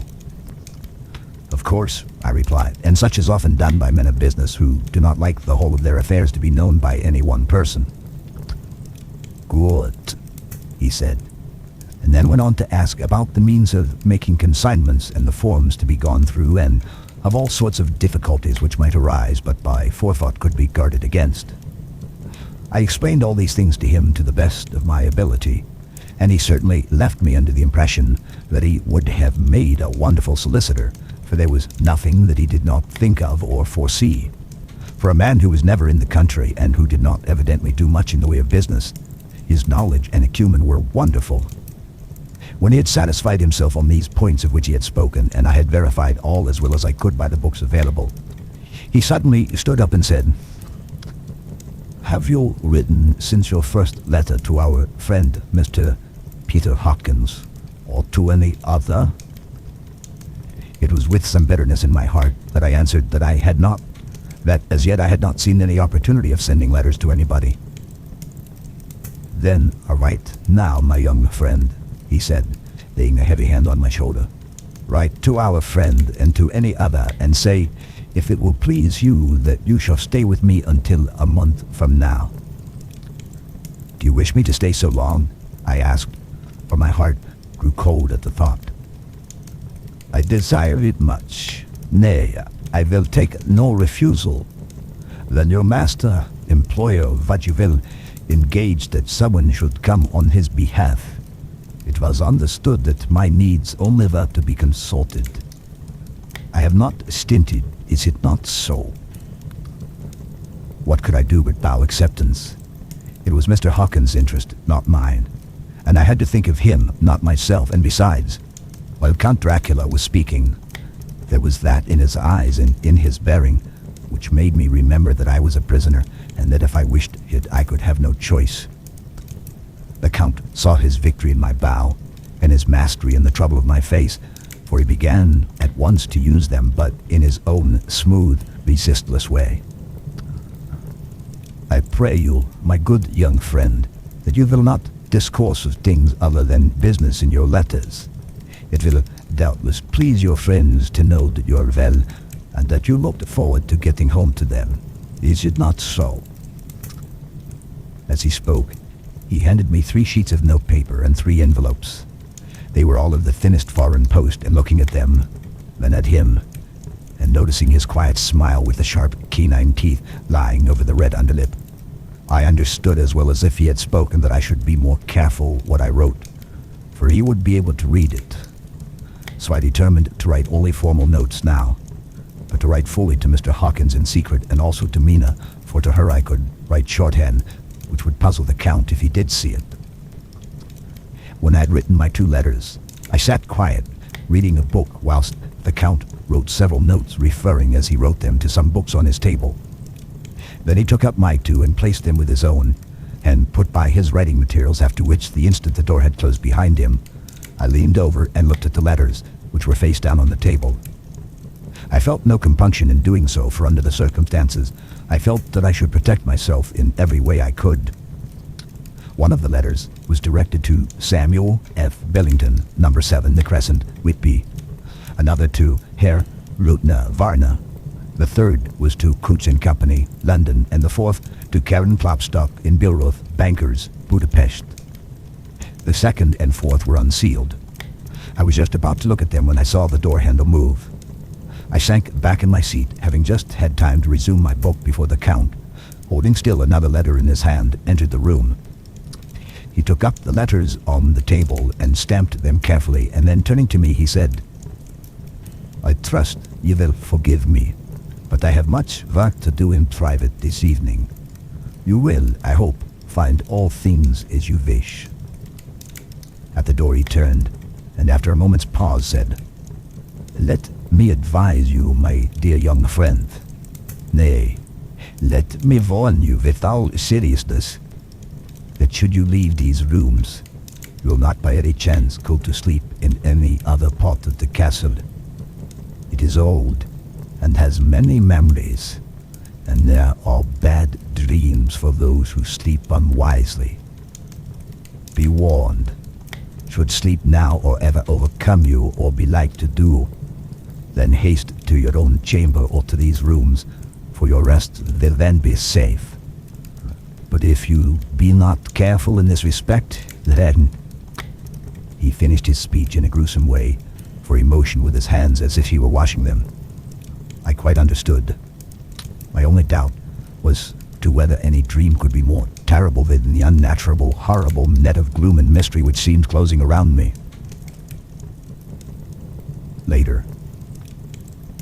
I endorse the last words written, but this time there is no doubt in question. I shall not fear to sleep in any place where he is not. I have placed the crucifix over the head of my bed. I imagine that my rest is thus freer from dreams, and there it shall remain. When he left me, I went to my room. After a little while, not hearing any sound, I came out and went up the stone stair to where I could look out towards the south. There was some sense of freedom in the vast expanse, inaccessible though it was to me as compared with the narrow darkness of the courtyard. Looking out on this, I felt that I was indeed in prison, and I seemed to want a breath of fresh air, though it were of the night. I'm beginning to feel this nocturnal existence tell on me. It is destroying my nerve. I start at my own shadow and am full of all sorts of horrible imaginings. God knows that there is ground for my terrible fear in this accursed place. I looked out over the beautiful expanse, bathed in soft yellow moonlight, till it was almost as light as day. In the soft light, the distant hills became melted, and the shadows in the valleys and gorges of velvety blackness. The mere beauty seemed to cheer me. There was peace and comfort in every breath I drew. As I leaned from the window, my eye was caught by something moving a story below me, and somewhat to my left, where I imagined from the order of rooms that the windows of the Count's own room would look out. The window at which I stood was tall and deep, stone-mullioned, and though weather-worn, was still complete. But it was evidently many a day since the case had been there. I drew back behind the stonework and looked carefully out. What I saw was the Count's head coming out from the window. I did not see the face, but I knew the man by the neck and the movement of his back and arms. In any case, I could not mistake the hands which I had had so many opportunities of studying. I was at first interested and somewhat amused, for it is wonderful how small a matter will interest and amuse a man when he is a prisoner. But my very feelings changed to repulsion and terror when I saw the whole man slowly emerge from the window and begin to crawl down the castle wall over the dreadful abyss, face down, with his cloak spreading out around him like great wings. At first, I could not believe my eyes. I thought it was some trick of the moonlight, some weird effect of shadow. But I kept looking, and it could be no delusion. I saw the fingers and toes grasp the corners of the stones, worn clear of the mortar by the stress of years, and by thus using every projection and inequality, move downwards with considerable speed, just as a lizard moves along a wall. What manner of man is this? Or what manner of creature is it in the semblance of man? I feel the dread of this horrible place overpowering me. I am in fear, in awful fear, and there is no escape for me. I am encompassed about with terrors that I dare not think of. 15 May. Once more, I have seen the Count go out in his lizard fashion. He moved downwards in a sidelong way, some 100 feet down, and a good deal to the left. He vanished into some hole or window. When his head had disappeared, I leaned out to try and see more, but without avail. The distance was too great to allow a proper angle of sight. I knew he had left the castle now, and thought to use the opportunity to explore more than I had dared to do as yet. I went back to the room, and taking a lamp, tried all the doors. They were all locked as I had expected, and the locks were comparatively new. But I went down the stone stairs to the hall where I had entered originally. I found I could pull back the bolts easily enough and unhook the great chains. But the door was locked, and the key was gone. That key must be in the Count's room. I must watch his door be unlocked so that I may get it and escape. I went on to make a thorough examination of the various stairs and passages, and to try the doors that opened from them. 1 or 2 small rooms near the hall were open, but there was nothing to see in them except old furniture, dusty with age and moth-eaten. At last, however, I found one door at the top of the stairway which, though it seemed locked, gave a little under pressure. I tried it harder, and found that it was not really locked, but that the resistance came from the fact that the hinges had fallen somewhat and the heavy door rested on the floor. Here was an opportunity which I might not have again, so I exerted myself, and with many efforts forced it back so that I could enter. I was now in a wing of the castle, farther to the right than the rooms I knew, and a story lower down. From the windows, I could see that the suite of rooms lay along to the south of the castle, the windows of the end room looking out both west and south. On the latter side, as well as to the former, there was a great precipice.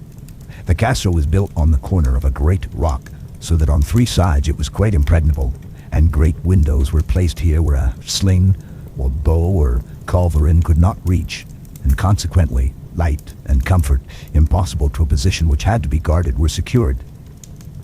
To the west was a great valley, and then, rising far away, great jagged mountain fastnesses, rising peak on peak, The sheer rock studded with mountain ash and thorn, whose roots clung in cracks and crevices and crannies of the stone. This was evidently the portion of the castle occupied by the ladies in bygone days, for the furniture had more an air of comfort than any I had seen. The windows were curtainless, and the yellow moonlight flooding in through the diamond panes enabled one to see even colors, whilst it softened the wealth of dust which lay over all, and disguised in some measure the ravages of time and moth. My lamp seemed to be of little effect in the brilliant moonlight, but I was glad to have it with me, for there was a dread loneliness in the place which chilled my heart and made my nerves tremble. Still, it was better than living alone in the rooms which I had come to hate from the presence of the Count, and after trying a little to school my nerves, I found a soft quietude come over me.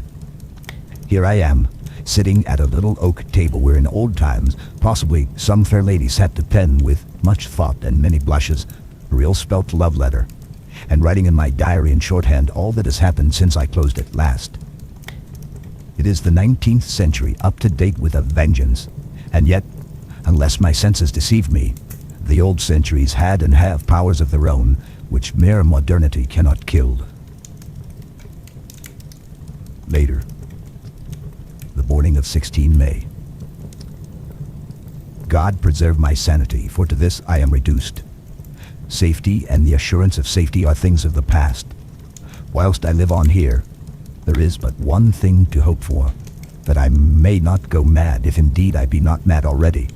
If I be sane, then surely it is maddening to think that of all the foul things that lurk in this hateful place, the Count is the least dreadful to me, that to him alone I can look for safety, even though this be only whilst I can serve his purpose. Great God, merciful God, let me be calm, for out of that way lies madness indeed. I begin to get new lights on certain things which have puzzled me. Up to now, I never quite knew what Shakespeare meant when he made Hamlet say, "My tablets, quick, my tablets, 'tis meet that I put it down," etc. For now, feeling as though my own brain were unhinged, or as if the shock had come which must end in its undoing, I turned to my diary for repose. The habit of entering accurately must help to soothe me. The Count's mysterious warning frightened me at the time. It frightens me more not when I think of it, for in the future he has had a fearful hold upon me. I shall fear to doubt what he may say. When I had written in my diary and had fortunately placed the book and pen in my pocket, I felt sleepy. The Count's warning came into my mind, but I took pleasure in disobeying it. The sense of sleep was upon me, and with it the obstinacy which sleep brings as outrider. The soft moonlight soothed, and the wide expanse without gave a sense of freedom which refreshed me. I determined not to return tonight to the gloom-haunted rooms, but to sleep here, where, of old, ladies had sat and sung and lived sweet lives, whilst their gentle breasts were sad for the menfolk away in the midst of remorseless wars. I drew a great couch out of its place near the corner, so that as I lay I could look at the lovely view to east and south, and unthinking of and uncaring for the dust, composed myself for sleep. I suppose I must have fallen asleep. I hope so, but I fear, for all that followed was startlingly real, so real that now, sitting here in the broad full sunlight of the morning, I cannot in the least believe that it was all sleep. I was not alone. The room was the same, unchanged in any way since I came into it. I could see along the floor, in the brilliant moonlight, my own footsteps marked where I had disturbed the long accumulation of dust. In the moonlight, opposite me, were 3 young women, ladies by their dress and manner. I thought at the time that I must be dreaming when I saw they threw no shadow on the floor. They came close to me and looked at me for some time and then whispered together. 2 were dark and had high aquiline noses like the Count, and great, dark, piercing eyes that seemed to be almost red when contrasted with the pale yellow moon. The other was fair as can be, with great masses of golden hair and eyes like pale sapphires. I seemed somehow to know her face, and to know it in connection with some dreamy fear, but I could not recollect at the moment how or where. All 3 had brilliant white teeth that shone like pearls against the ruby of their voluptuous lips. There was something about them that made me uneasy, some longing, and at the same time some deadly fear. I felt in my heart a wicked, burning desire that they would kiss me with those red lips. It is not good to note this down, lest someday it should meet Mina's eyes and cause her pain, but it is the truth. They whispered together, and then they all three laughed, such a silvery, musical laugh, but as hard as though the sound never could have come through the softness of human lips. It was like the intolerable tingling sweetness of water glasses when played on by a cunning hand. The fair girl shook her head coquettishly, and the other two urged her on. One said, "Go on. You are first, and we shall follow. Yours is the right to begin." The other added, "He is young and strong. There are kisses for us all." I lay quiet, looking out from under my eyelashes in an agony of delightful anticipation. The fair girl advanced and bent over me till I could feel the movement of her breath upon me. Sweet it was in one sense, honey sweet, and sent the same tingling through the nerves as her voice, but with a bitter underlying, the sweet, bitter offensiveness as one smells in blood. I was afraid to raise my eyelids, but looked out and saw perfectly under the lashes. The girl went on her knees and bent over me, simply gloating. There was a deliberate voluptuousness which was both thrilling and repulsive, and as she arched her neck, she actually licked her lips like an animal, till I could see in the moonlight the moisture shining on the scarlet lips and on the red tongue as it lapped the white, sharp teeth. Lower and lower went her head as the lips went below the range of my mouth and chin and seemed to fasten on my throat. Then she paused, and I could hear the churning sound of her tongue as it clicked her teeth and lips, and I could feel the hot breath on my neck. Then the skin of my throat began to tingle as one's flesh does when the hand that is to tickle it approaches nearer, nearer. I could feel the soft, shivering touch of the lips on the supersensitive skin of my throat, and the hard dents of two sharp teeth just touching and pausing there. I closed my eyes in languorous ecstasy and waited with beating heart. But at that instant, another sensation swept through me as quick as lightning. I was conscious of the presence of the Count, and of his being as if lapped in a storm of fury. As my eyes opened involuntarily, I saw his strong hand grasp the slender neck of the fair woman, and with giant's power draw it back, the blue eyes transformed with fury, the white teeth champing with rage, and the fair cheeks blazing red with passion. But the Count, never did I imagine such wrath and fury even to the demons of the pit. His eyes were positively blazing. The red light in them was lurid, as if the flames of hellfire blazed behind them. His face was deathly pale, and the lines of it were hard like drawn wires. The thick eyebrows that met over the nose now seemed like a heavy bar of white-hot metal. With a fierce sweep of his arm, he hurled the woman from him, and then motioned to the others as though he were beating them back. It was the same imperious gesture that I had seen used to the wolves.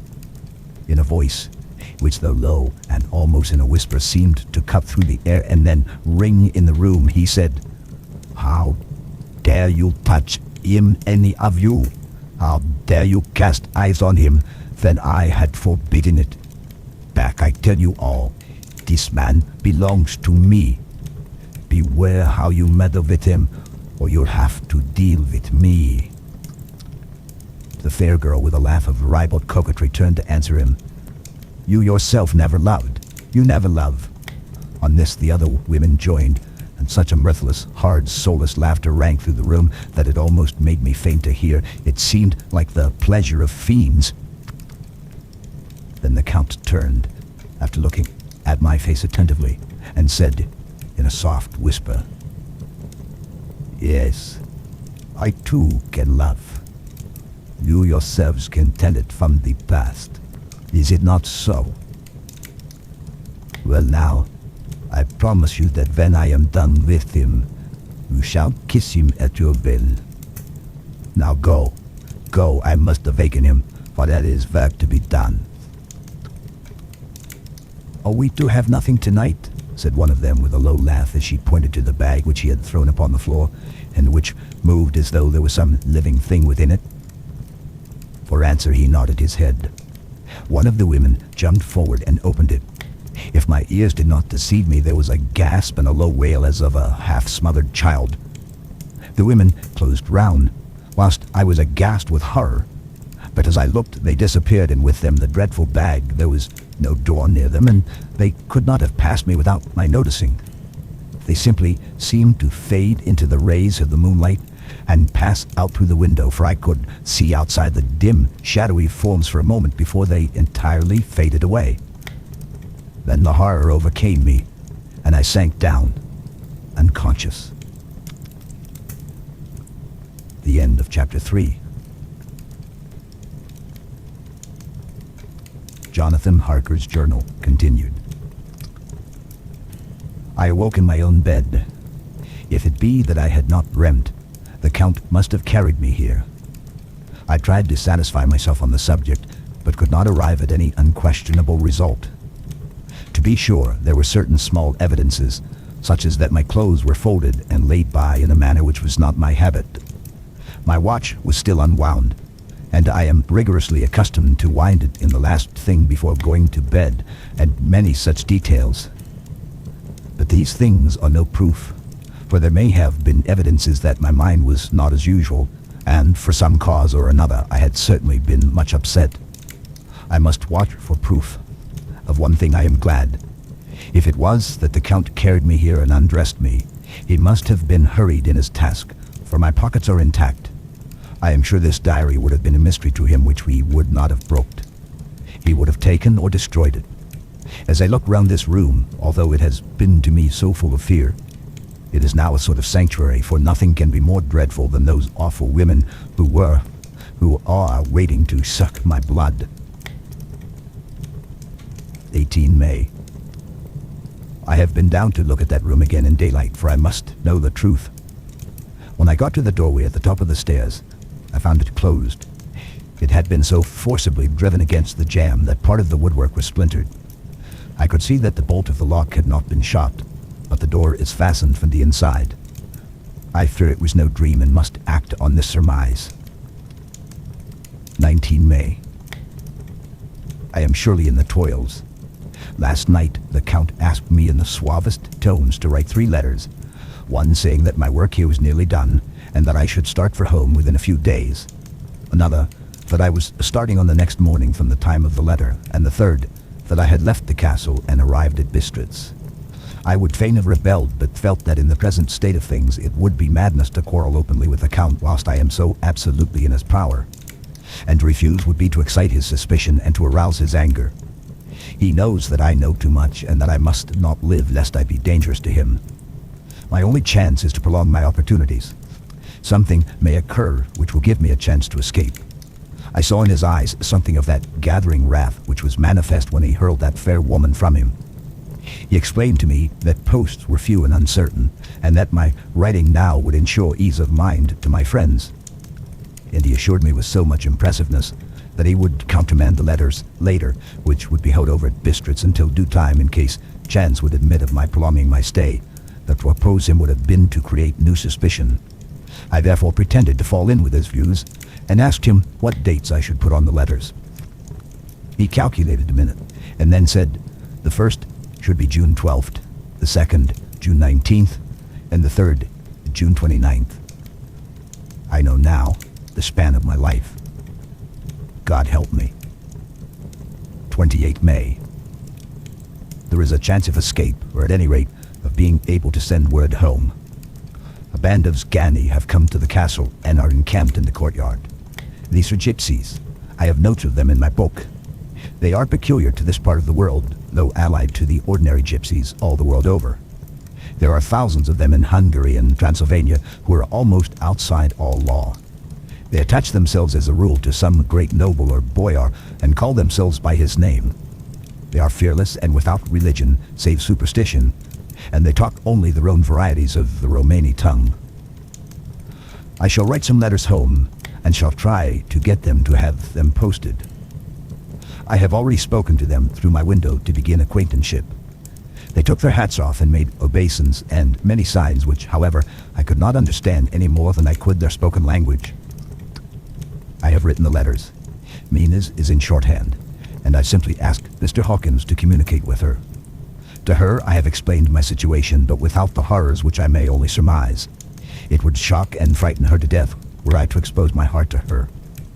Should the letters not carry, then the Count shall not yet know my secret or the extent of my knowledge. I have given the letters. I threw them through the bars of my window with a gold piece and made what signs I could to have them posted. The man who took them pressed them to his heart and bowed and then put them in his cap. I could do no more. I strolled back to the study and began to read. As the Count did not come in, I have written here, "The Count has come." He sat down beside me and said in his smoothest voice as he opened two letters, "The Zgani has given me these, of which I know not whence they come. I shall of course take care. She," he must have looked at it, "one is from you and to my friend Peter Hawkins. The other," here he caught sight of the strange symbols as he opened the envelope, and the dark look came into his face, and his eyes blazed wickedly. "The other is a vile thing, an outrage upon friendship and hospitality. It is not signed. Well, so it cannot matter to us." And he calmly held letter and envelope in the flame of the lamp till they were consumed. Then he went on, "The letter to Hawkins that I shall of course send on, since it is yours. Your letters are sacred to me. Your pardon, my friend, that unknowingly I did break the seal. Will you not cover it again?" He held out the letter to me, and with a courteous bow, handed me a clean envelope. I could only redirect it and hand it to him in silence. When he went out of the room, I could hear the key turn softly. A minute later, I went over and tried it, and the door was locked. When an hour or two after the Count came quietly into the room, his coming awakened me, for I had gone to sleep on the sofa. He was very courteous and very cheery in his manner, and seeing that I had been sleeping, he said, "So, my friend, you are tired. Get to bed. There is the surest rest.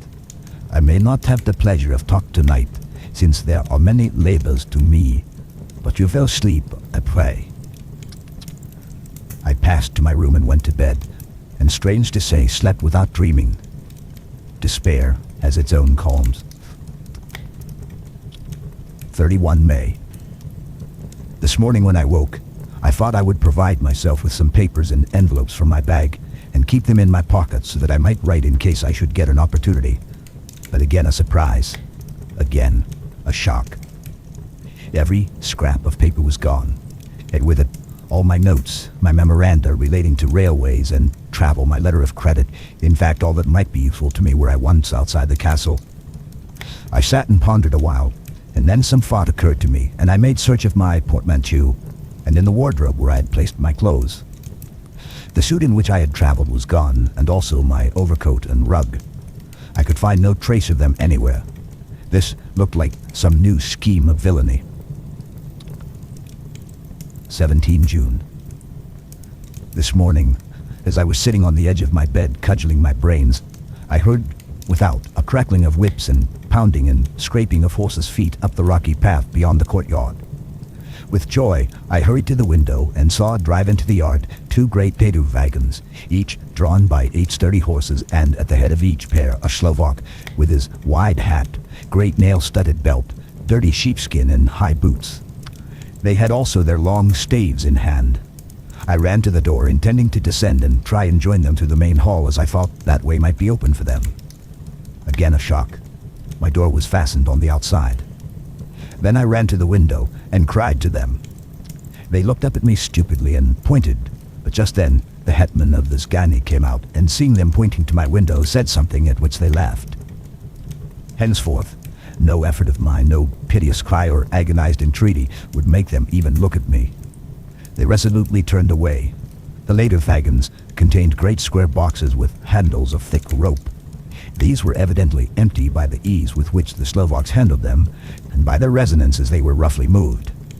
When they were all unloaded and packed in a great heap in one corner of the yard, the Slovaks were given some money by the Zgani, and, spitting on it for luck, lazily went each to his horse's head. Shortly afterwards, I heard the crackling of their whips die away in the distance. 24 June. Last night, the Count left me early and locked himself into his own room. As soon as I dared, I ran up the winding stair and looked out of the window which opened south. I thought I would watch for the Count, for there is something going on. The Scani are quartered somewhere in the castle and are doing work of some kind. I know it, for now and then I hear a far-away muffled sound as of mattock and spade, and whatever it is, it must be the end of some ruthless villainy. I had been at the window somewhat less than half an hour when I saw something coming out of the Count's window. I drew back and watched carefully and saw the whole man emerge. It was a new shock to me to find that he had on the suit of clothes which I had worn whilst traveling here, and slung over his shoulder the terrible bag which I had seen the women take away. There could be no doubt as to his quest, and in my garb too. This then is his new scheme of evil, that he will allow others to see me as they think, so that he may both leave evidence that I have been seen in the towns or villages posting my own letters, and that any wickedness which he may do shall by the local people be attributed to me. It makes me rage to think that this can go on, and whilst I am shut up here, a veritable prisoner, but without that protection of the law which is even a criminal's right and consolation. I thought I would watch for the Count's return, and for a long time sat doggedly at the window. Then I began to notice that there were some quaint little specks floating in the rays of the moonlight. They were like the tiniest grains of dust, and they whirled round and gathered in clusters in a nebulous sort of way. I watched them with a sense of soothing, and a sort of calm stole over me. I leaned back in the embrasure in a more comfortable position so that I could enjoy more fully the aerial gambolling. Something made me start up, a low, piteous howling of dogs somewhere far below in the valley, which was hidden from my sight. Louder it seemed to ring in my ears, and the floating motes of dust to take new shapes to the sound as they danced in the moonlight. I felt myself struggling to awake to some call of my instincts. Nay, my very soul was struggling, and my half-remembered sensibilities were striving to answer the call. I was becoming hypnotized. Quicker and quicker danced the dust. The moonbeams seemed to quiver as they went by me into the mass of gloom beyond. More and more they gathered till they seemed to take dim phantom shapes. And then I started, broad awake and in full possession of my senses, and ran screaming from the place. The phantom shapes, which were becoming gradually materialized from the moonbeams, were those three ghostly women to whom I was doomed. I fled and felt somewhat safer in my own room, where there was no moonlight and where the lamp was burning brightly. When a couple of hours had passed, I heard something stirring in the Count's room, something like a sharp wail, quickly suppressed. And then there was silence, deep, awful silence, which chilled me. With a beating heart, I tried the door, but I was locked in my prison and could do nothing. I sat down and simply cried. As I sat, I heard a sound in the courtyard without, the agonized cry of a woman. I rushed to the window and, throwing it up, peered between the bars. There indeed was a woman with disheveled hair, holding her hands over her heart as one distressed with running. She was leaning against the corner of the gateway. When she saw my face at the window, she threw herself forward and shouted in a voice laden with menace, "Monster, give me my child." She threw herself on her knees and, raising up her hands, cried the same words in tones which wrung my heart. Then she tore her hair and beat her breast and abandoned herself to all the violences of extravagant emotion. Finally, she threw herself forward, and though I could not see her, I could hear the beating of her naked hands against the door. Somewhere, high overhead, probably on the tower, I heard the voice of the Count calling in his harsh metallic whisper. His call seemed to be answered from far and wide by the howling of wolves. Before many minutes had passed, a pack of them poured like a pent-up dam when liberated through the wide entrance into the courtyard. There was no cry from the woman, and the howling of the wolves was but short. Before long, they streamed away singly, licking their lips. I could not pity her, for I knew now what had become of her child, and she was better dead. What shall I do? What can I do? How can I escape from this dreadful thing of night, gloom, and fear? 25 June. No man knows till he has suffered from the night how sweet and dear to his heart and eye the morning can be. When the sun grew so high this morning that it struck the top of the great gateway opposite my window, the high spot which it touched seemed to me as if the dove from the ark had lighted there. My fear fell from me as if it had been a vaporous garment which dissolved in the warmth. I must take action of some sort whilst the courage of the day is upon me. Last night, one of my post-dated letters went to post, the first of that fatal series which is to blot out the very traces of my existence from the earth. Let me not think of it. Action. It has always been at night time that I have been molested or threatened or in some way in danger or in fear. I have not yet seen the Count in the daylight. Can it be that he sleeps when others wake, that he may be awake whilst they sleep? If I could only get into his room. But there is no possible way. The door is always locked. No way for me. Yes, there is a way, if one dares to take it. Where his body has gone, why may not another body go? I have seen him myself crawl from his window. Why should not I imitate him and go in by his window? The chances are desperate, but my need is more desperate still. I shall risk it. At the worst, it can only be death, and a man's death is not a calf's, and the dreaded hereafter may still be open to me. God help me in my task. Goodbye, Mina. If I fail, goodbye, my faithful friend and second father. Goodbye, all and last of all, Mina. Some day later, I have made the effort, and God helping me, have come safely back to this room. I must put down every detail in order. I went, whilst my courage was fresh, straight to the window on the south side, and at once got outside on this side. The stones are big and roughly cut, and the mortar has, by process of time, been washed away between them. I took off my boots and ventured out on the desperate way. I looked down once, so as to make sure that a sudden glimpse of the awful depth would not overcome me, but after that kept my eyes away from it. I know pretty well the direction and distance of the Count's window, and made for it as well as I could, having regard to the opportunities available. I did not feel dizzy. I suppose I was too excited, and the time seemed ridiculously short till I found myself standing on the windowsill and trying to raise up the sash. I was filled with agitation, however, when I bent down and slid feet foremost in through the window. Then I looked around for the Count, with surprise and gladness made a discovery. The room was empty. It was barely furnished with odd things which seemed to have never been used. The furniture was something the same style as that in the south rooms, and was covered with dust. I looked for the key, but it was not in the lock, and I could not find it anywhere. The only thing I found was a great heap of gold in one corner, gold of all kinds, Roman and British and Austrian and Hungarian and Greek and Turkish money, covered with a film of dust as though it had lain long in the ground. None of it that I noticed was less than 300 years old. There were also chains and ornaments, some jeweled, but all of them old and stained. At one corner of the room was a heavy door. I tried it, for since I could not find the key of the room or the key of the outer door, which was the main object of my search, I must make further examination, or all my efforts would be in vain. It was open, and led through a stone passage to a circular stairway which went steeply down. I descended, minding carefully where I went, for the stairs were dark, being only lit by loopholes in the heavy masonry. At the bottom, there was a dark tunnel-like passage through which came a deathly, sickly odor, the odor of old earth newly turned. As I went through the passage, the smell grew closer and heavier. At last, I pulled open a heavy door which stood ajar, and found myself in an old, ruined chapel, which had evidently been used as a graveyard. The roof was broken, and in two places were steps leading to vaults, but the ground had recently been dug over, and the earth placed in great wooden boxes, manifestly those which had been brought by the Slovaks. There was nobody about, and I made a search over every inch of the ground so as not to lose a chance.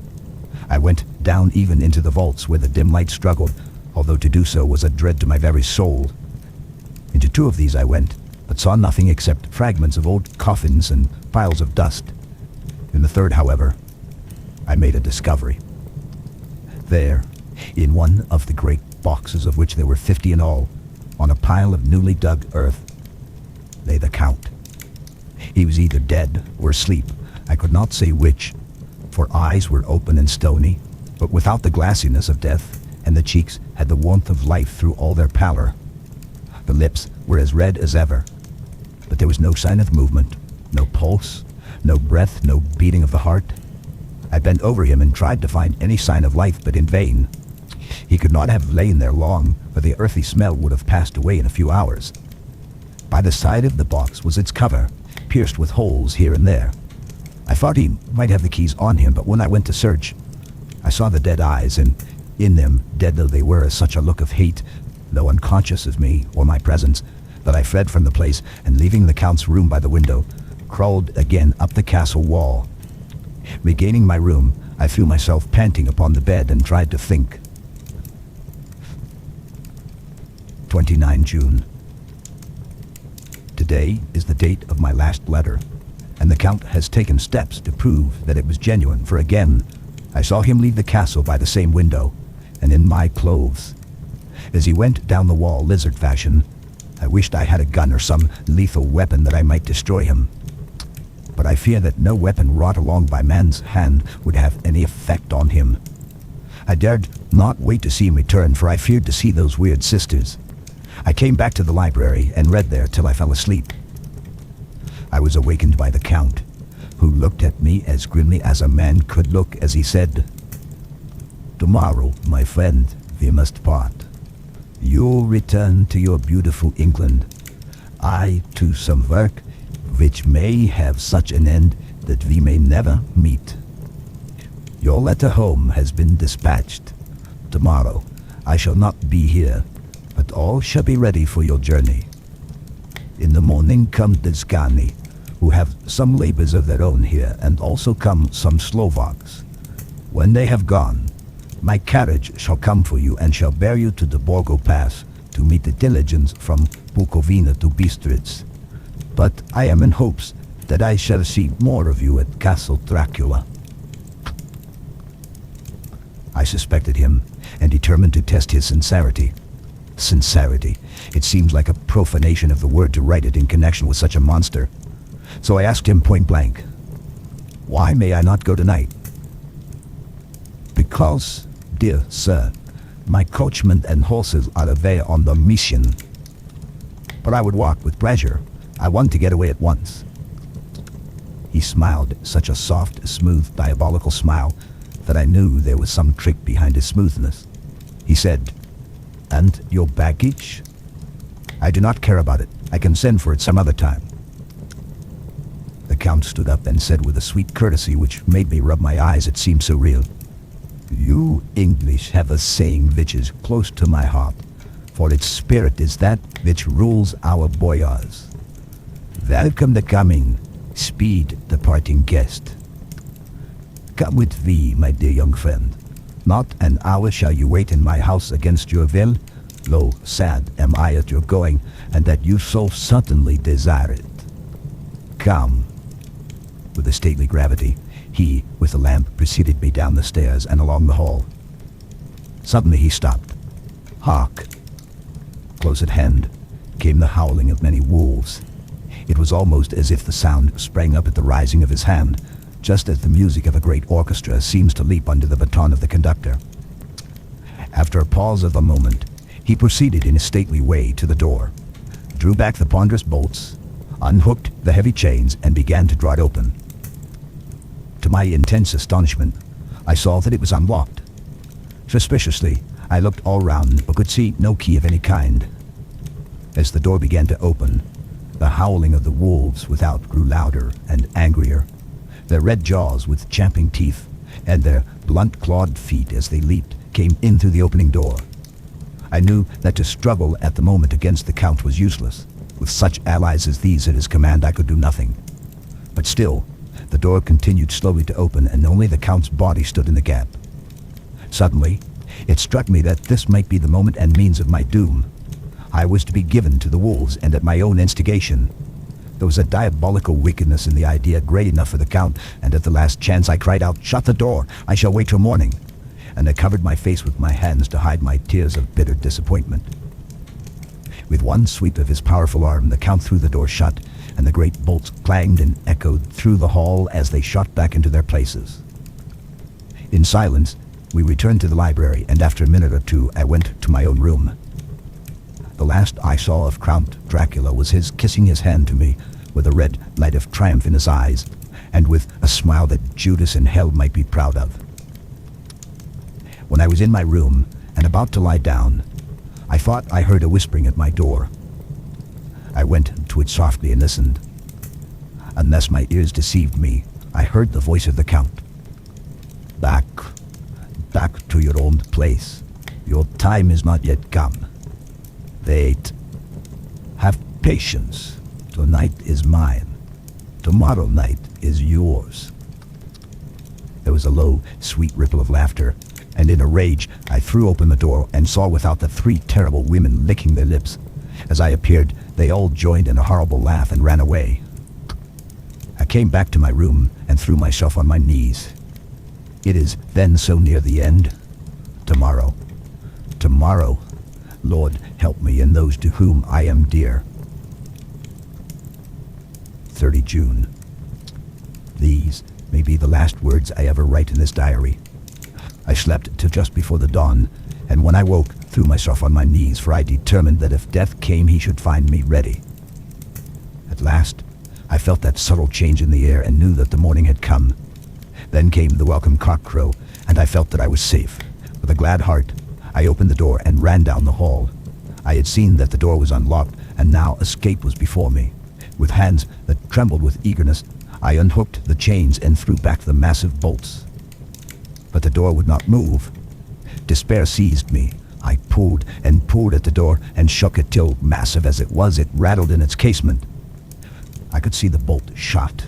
It had been locked after I left the Count.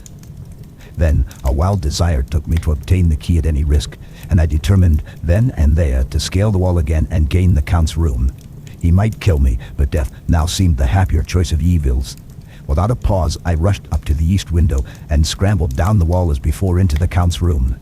It was empty, but that was as I expected. I could not see a key anywhere, but the heap of gold remained.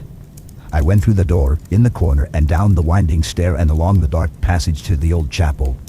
I knew now well enough where to find the monster I sought. The great box was in the same place, close against the wall, but the lid was laid on it, not fastened down, but with the nails ready in their places to be hammered home. I knew I must reach the body for the key, so I raised the lid and made it back against the wall. And then I saw something which filled my very soul with horror. There lay the Count, but looking as if his youth had been half restored, for the white hair and mustache were changed to dark iron gray. The cheeks were fuller, and the white skin seemed ruby red underneath. The mouth was redder than ever, for on the lips were gouts of fresh blood which trickled from the corners of the mouth and ran down over the chin and neck. Even the deep burning eyes seemed set amongst swollen flesh, for the lids and pouches underneath were bloated. It seemed as if the whole awful creature was simply gorged with blood. He lay like a filthy leech, exhausted with his repletion. I shuddered as I bent over to touch him, and every sense in me revolted at the contact, but I had to search or I was lost. The coming night might see my own body a banquet in a similar way to those horrid 3. I felt all over the body, but no sign could I find of the key. Then I stopped and looked at the Count. There was a mocking smile on the bloated face, which seemed to drive me mad. This was the being I was hoping to transfer to London, where perhaps for centuries to come he might, amongst its teeming millions, satiate his lust for blood and create a new and ever-widening circle of semi-demons to batten on the helpless. The very thought drove me mad. A terrible desire came upon me to rid the world of such a monster. There was no lethal weapon at hand, but I seized a shovel which the workmen had been using to fill the cases, and lifting it high, struck with the edge downward at the hateful face. But as I did so, the head turned, and the eyes fell upon me with all their blaze of basilisk horror. The sight seemed to paralyze me, and the shovel turned in my hand and glanced from the face, merely making a deep gash above the forehead. The shovel fell from my hand across the box, and as I pulled it away, the flange of the blade caught the edge of the lid, which fell over again and hid the horrid thing from my sight. The last glimpse I had was of the bloated face, blood-stained and fixed with a grin of malice, which would have held its own in the nethermost hell. I thought and thought what should be my next move, but my brain seemed on fire, and I waited with a despairing feeling growing over me. As I waited, I heard in the distance a gypsy song sung by merry voices coming closer, and through their song the rolling of heavy wheels and the cracking of whips. The Scandi and the Slovaks of whom the Count had spoken were coming. With a last look around, and at the box which contained the vile body, I ran from the place and gained the Count's room, determined to rush out at the moment the door should be opened. With strained ears I listened, and heard downstairs the grinding of the key in the great lock, and the falling back of the heavy door. There must have been some other means of entry, or someone had a key for one of the locked doors.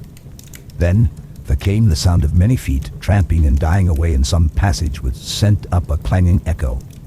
I turned to run down again towards the vault where I might find the new entrance, but at the moment there seemed to come a violent puff of wind, and the door to the winding stair blew to with a shock that set the dust from the lintels flying. When I ran to push it open, I found that it was hopelessly fast. I was again a prisoner, and the net of doom was closing round me more closely.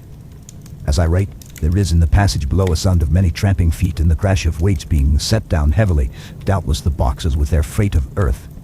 There was a sound of hammering. It is the box being nailed down. Now I can hear the heavy feet tramping again along the wall, with many other idle feet coming behind them. The door is shut. The chains rattle. There is a grinding of the key in the lock. I can hear the key withdrawn. Then another door opens and shuts. I hear the creaking of lock and bolt.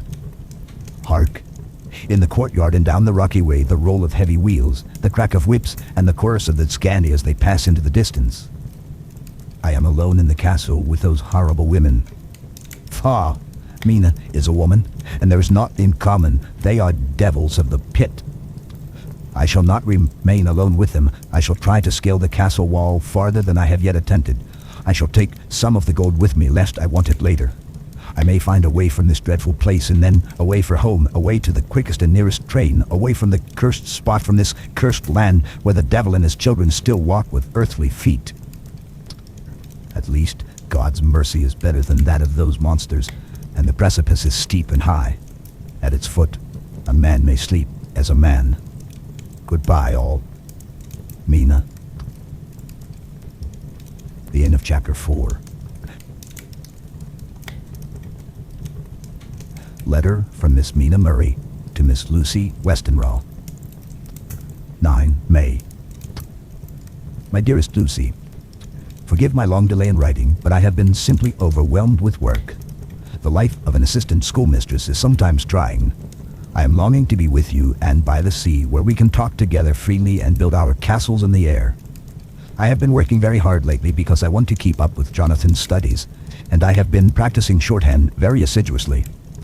When we are married, I shall be able to be useful to Jonathan, and if I can stenograph well enough, I can take down what he wants to say in this way and write it out for him on the typewriter, at which also I am practicing very hard.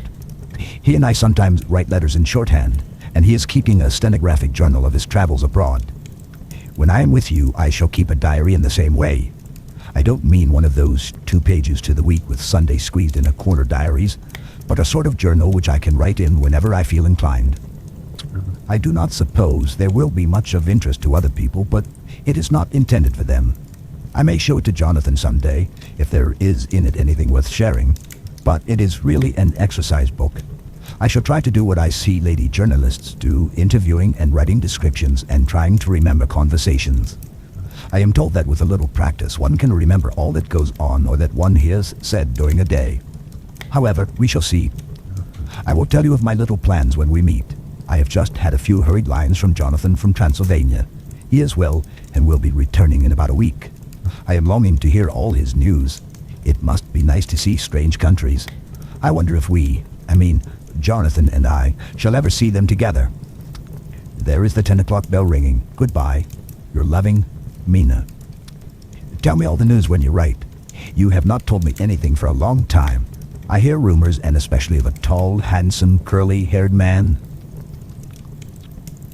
Letter. Lucy Westenra to Mina Murray. 17 Chatham Street. Wednesday. My dearest Mina, I must say you tax me very unfairly with being a bad correspondent. I wrote you twice since we parted, and your last letter was only your second. Besides, I have nothing to tell you. There is really nothing to interest you. Town is very pleasant just now, and we go a great deal to picture galleries and for walks and rides in the park. As to the tall, curly-haired man, I suppose it was the one who was with me at the last pop. Someone has evidently been telling tales. That was Mr. Holmwood. He often comes to see us, and he and Mama get on very well together. They have so many things to talk about in common. We met some time ago a man that would just do for you if you were not already engaged to Jonathan. He is an excellent party, being handsome, well off, and of good birth. He is a doctor, and really clever. Just fancy, he is only 29, and he has an immense lunatic asylum all under his own care. Mr. Homewood introduced him to me, and he called here to see us, and often comes now. I think he is one of the most resolute men I ever saw, and yet the most calm. He seems absolutely imperturbable. I can fancy what a wonderful power he must have over his patients. He has a curious habit of looking one straight in the face, as if trying to read one's thoughts. He tries this on very much with me, but I flatter myself he has got a tough nut to crack. I know that from my glass. Do you ever try to read your own face? I do, and I can tell you it is not a bad study and gives you more trouble than you can well fancy if you have never tried it. He says that I afford him a curious psychological study, and I humbly think I do. I do not, as you know, take sufficient interest in dress to be able to describe the new fashions. Dress is a bore. That is slang again, but never mind, Office says that every day. There, it is all out, Mina. We have told all our secrets to each other since we were children. We have slept together and eaten together and laughed and cried together, and now, though I have spoken, I would like to speak more. Oh, Mina, couldn't you guess? I love him. I am blushing as I write, for although I think he loves me, he has not told me so in words. But oh, Mina, I love him. I love him. There. That does me good. I wish I were with you, dear, sitting by the fire and dressing as we used to sit, and I would try to tell you what I feel. I do not know how I am writing this even to you. I am afraid to stop, or I should tear up the letter, and I don't want to stop, for I do so want to tell you all. Let me hear from you at once, and tell me all that you think about it, Mina. Pray for my happiness.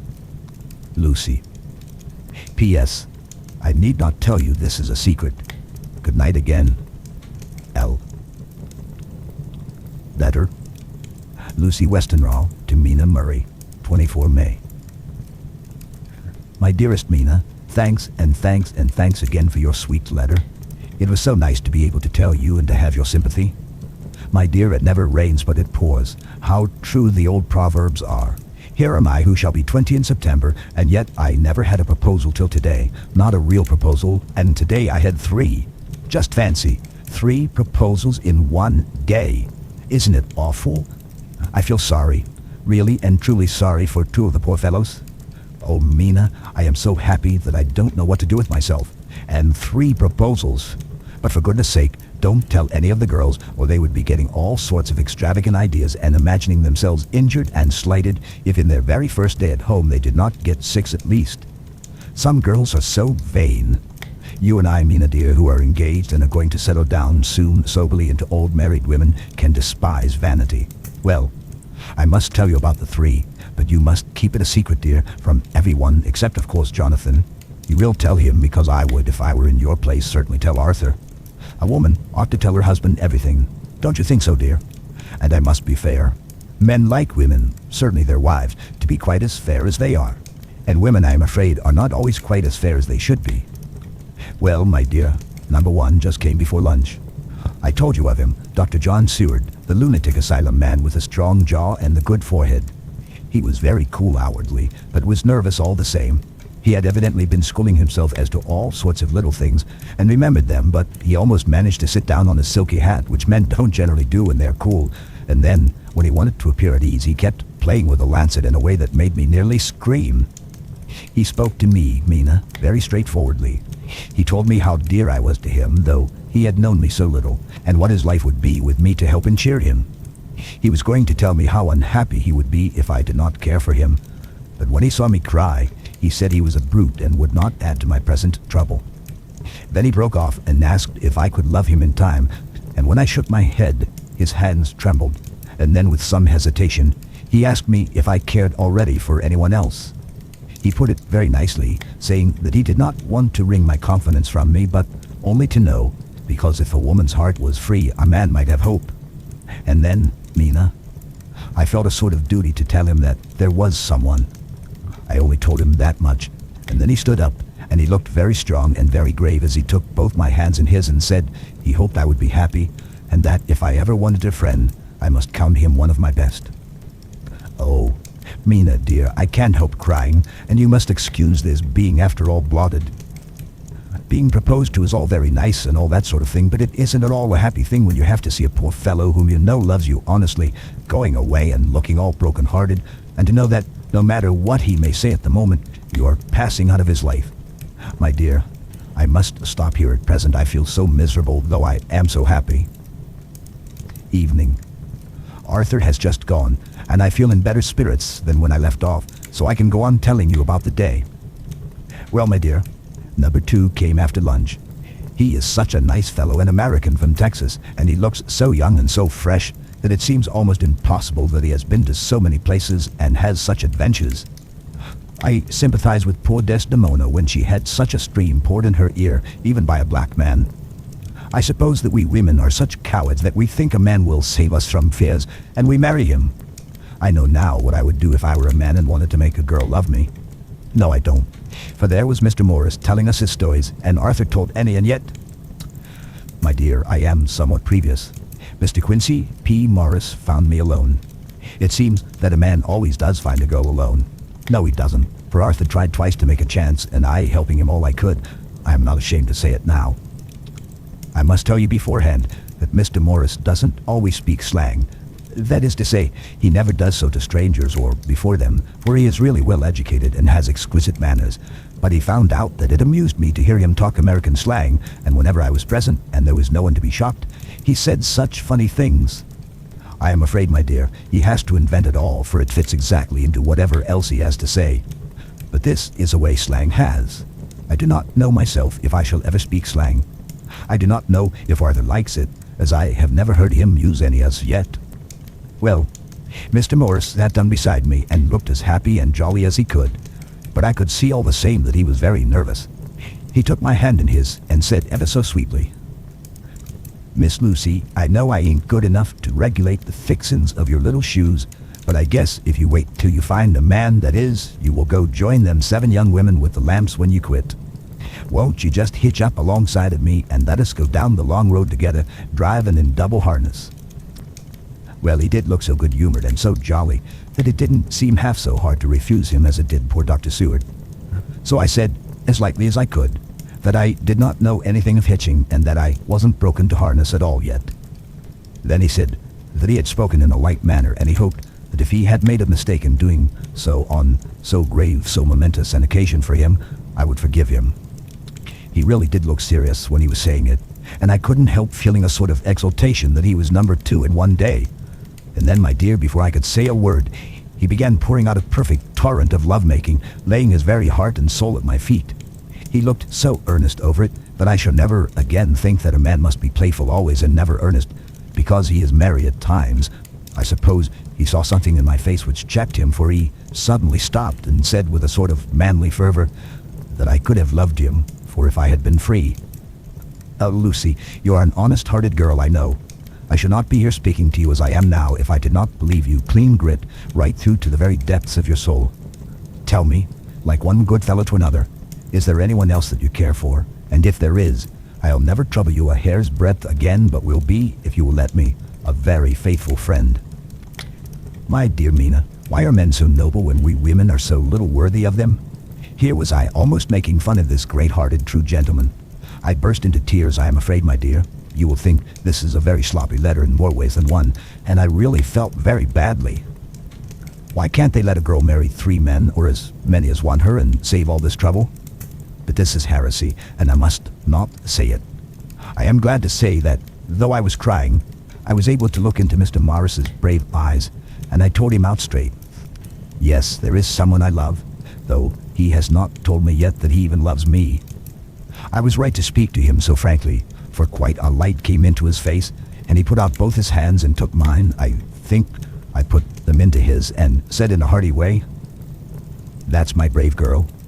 It's better worth being late for a chance of winning you than being in time for any other girl in the world. Don't cry, my dear. If it's for me, I'm a hard nut to crack, and I take it standing up. If that other fellow doesn't know his happiness, well, he'd better look for it soon, or he'll have to deal with me. Little girl, your honesty and pluck have made me a friend, and that's rarer than a lover. It's more selfish anyhow." My dear, I'm going to have a pretty lonely walk between this and Kingdom Come. Won't you give me one kiss? It'll be something to keep off the darkness now and then. You can, you know, if you like, for that other good fellow, or you could not love him, hasn't spoken yet. That quite won me, Mina, for it was brave and sweet of him, and noble too, to a rival, wasn't it? And he so sad, so I leaned over and kissed him. He stood up with my 2 hands in his, and as he looked down into my face, I am afraid I was blushing very much, he said, "Little girl, I hold your hand and you've kissed me, and if these things don't make us friends, nothing ever will. Thank you for your sweet honesty to me, and goodbye." He wrung my hand, and taking up his hat, went straight out of the room without looking back, without a tear or a quiver or a pause, and I am crying like a baby. Oh, why must a man like that be made unhappy when there are lots of girls about who would worship the very ground he trod on? I know I would if I were free, only I don't want to be free. My dear, this quite upset me, and I feel I cannot write of happiness just at once after telling you of it, and I don't wish to tell of the number 3 until it can be all happy. Ever your loving, Lucy. P.S. Oh, about number 3, I needn't tell you of number 3, need I? Besides, it was all so confused. It seemed only a moment from his coming into the room till both his arms were round me and he was kissing me. I am very, very happy, and I don't know what I have done to deserve it. I must only try in the future to show that I am not ungrateful to God for all his goodness to me in sending to me such a lover, such a husband, and such a friend. Goodbye. Dr. Seward's diary, kept in phonograph. 25 May. Ebb tide in appetite today. Cannot eat. Cannot rest, so diary instead. Since my rebuff of yesterday, I have a sort of empty feeling. Nothing in the world seems of sufficient importance to be worth the doing. As I knew that the only cure for this sort of thing was work, I went amongst the patients. I picked out one who has afforded me a study of much interest. He is so quaint that I am determined to understand him as well as I can. Today I seemed to get nearer than ever before to the heart of his mystery. I questioned him more fully than I had ever done, with a view to making myself master of the facts of his hallucination. In my manner of doing it, there was, I now see, something of cruelty. I seemed to wish to keep him to the point of his madness, a thing which I avoid with the patience as I would the mouth of hell. Memorandum: under what circumstances would I not avoid the pit of hell? Omne Rome, Venelia sunt. Hell has its price. If there be anything behind this instinct, it will be valuable to trace it afterwards accurately, so I had better commence to do so. Therefore, R.M. Renfield, age 59, sanguine temperament, great physical strength, morbidly excitable, periods of gloom ending in some fixed ideas which I cannot make out. I presume that the sanguine temperament itself and the disturbing influence end in a mentally accomplished finish. A possibly dangerous man, probably dangerous if unselfish. In selfish men, caution is as secure an armor for their foes as for themselves. What I think of on this point is, when self is this fixed point, the centripetal force is balanced with the centrifugal. When duty, a cause, etc. is the fixed point, the latter force is paramount, and only accident or a series of accidents can balance it. Letter: Quincy P. Morris to the Honorable Arthur Holmwood. 25 May. My dear Art, we've told yarns by the campfire in the prairies, and dressed one another's wounds after trying a landing at the Marquesas, and drunk healths on the shores of Titicaca. There are more yarns to be told, and other wounds to be healed, and another health to be drunk. Won't you let this be at my campfire tomorrow night? I have no hesitation in asking you, as I know a certain lady is engaged to a certain dinner party, and that you are free. There will only be one other, our old pal at the Korea, Jack Seward. He's coming too, and we both want to mingle our weeps over the wine cup and to drink a health with all our hearts to the happiest man in all the wide world, who has won the noblest heart that God has made and best worth winning. We promise you a hearty welcome and a loving greeting, and a health as true as your own right hand. We shall both swear to leave you at home if you drink too deep to a certain pair of eyes. Come. Yours as ever and always, Quincy P. Morris. Telegram from Arthur Holmwood to Quincy P. Morris, 26 May. Count me in every time. I bear messages which will make both your ears tingle. Art. The end of chapter 5. Mina Murray's Journal. 24 July. Whitby. Lucy met me at the station looking sweeter and lovelier than ever, and we drove up to the house at the Crescent in which they have rooms. This is a lovely place. The little river, the Esk, runs through a deep valley which broadens out as it comes near the harbor. A great viaduct runs across with high piers, through which the view seems somehow farther away than it really is. The valley is beautifully green, and it is so steep that when you're on the high land on either side, you look right across it unless you're near enough to see down. The houses of the old town the side away from us are all red-roofed and seem piled up one over the other anyhow, like the pictures we see of Nuremberg. Right over the town is the ruin of Whitby Abbey, which was sacked by the Danes, and which is the scene of part of Marmion, where the girl was built up in the wall. It is a most noble ruin of immense size and full of beautiful and romantic bits. There is a legend that a white lady is seen in one of the windows. Between it and the town there is another church, the parish one, round which is a big graveyard all full of tombstones. This is, to my mind, the nicest spot in Whitby, for it lies right over the town and has a full view of the harbor and all up the bay to where the headland, called Kettlemas, stretches out into the sea. It descends so steeply over the harbor that part of the bank has fallen away and some of the graves have been destroyed. In one place, part of the stonework of the graves stretches out over the sandy pathway far below. There are walks with seats beside them through the churchyard, and people go and sit there all day long looking at the beautiful view and enjoying the breeze. I shall come and sit here often myself and work. Indeed, I am writing now with my book on my knee and listening to the talk of 3 old men who are sitting beside me.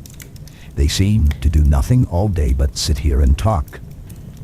The harbor lies below me with, on the far side, one long granite wall stretching out into the sea, with a curve outwards at the end of it, in the middle of which is a lighthouse. A heavy seawall runs along outside of it.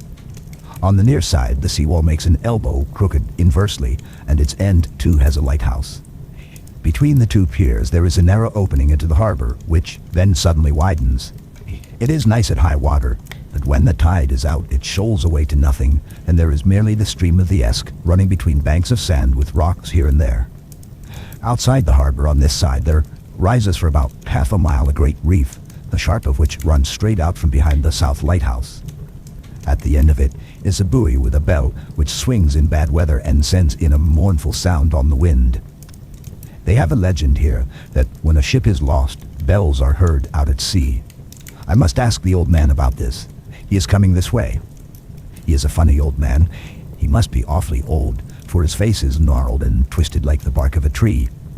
He tells me that he is nearly 100 and that he was a sailor in the Greenland fishing fleet when Waterloo was fought. He is, I am afraid, a very skeptical person, for when I asked him about the bells at sea and the White Lady at the Abbey, he said very brusquely, "I wouldn't fash much about them, miss. Then things be all worn out, mind. I don't say that they never was, but I do say that they wasn't in my time. They be all very well for comers and trippers and the like, but not for a nice young lady like you. Them feet folks from York and Leeds that be always eating cured herrings and drinking tea and looking out to buy cheap jet would creed off. I wonder myself who'd be bothered telling lies to 'em, even the newspapers, which is full of fool talk." I thought he would be a good person to learn interesting things from, so I asked him if he would mind telling me something about the whale fishing in the old days. He was just settling himself to begin when the clock struck 6, whereupon he labored to get up and said, "I must gang the Gienwoods home now, miss. My granddaughter doesn't like to be kept waiting when the tea is ready, for it takes me time to cram me boon the geese, for there be a many of 'em, and miss, I lack belly timber sadly by the clock." He hobbled away, and I could see him hurrying as well as he could down the steps. The steps are a great feature on the place. They lead from the town to the church. There are hundreds of them, I do not know how many, and they wind up in a delicate curve. The slope is so gentle that a horse could easily walk up and down them. I think they must originally have had something to do with the Abbey.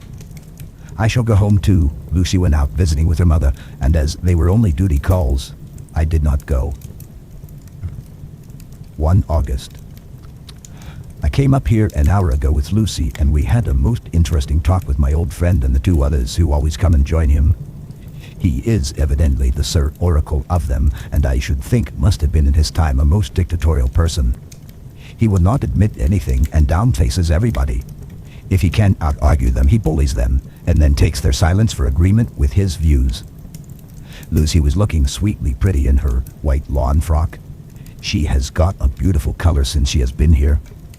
I noticed that the old men did not lose any time in coming and sitting near her when we sat down. She is so sweet with old people. I think they all fell in love with her on the spot.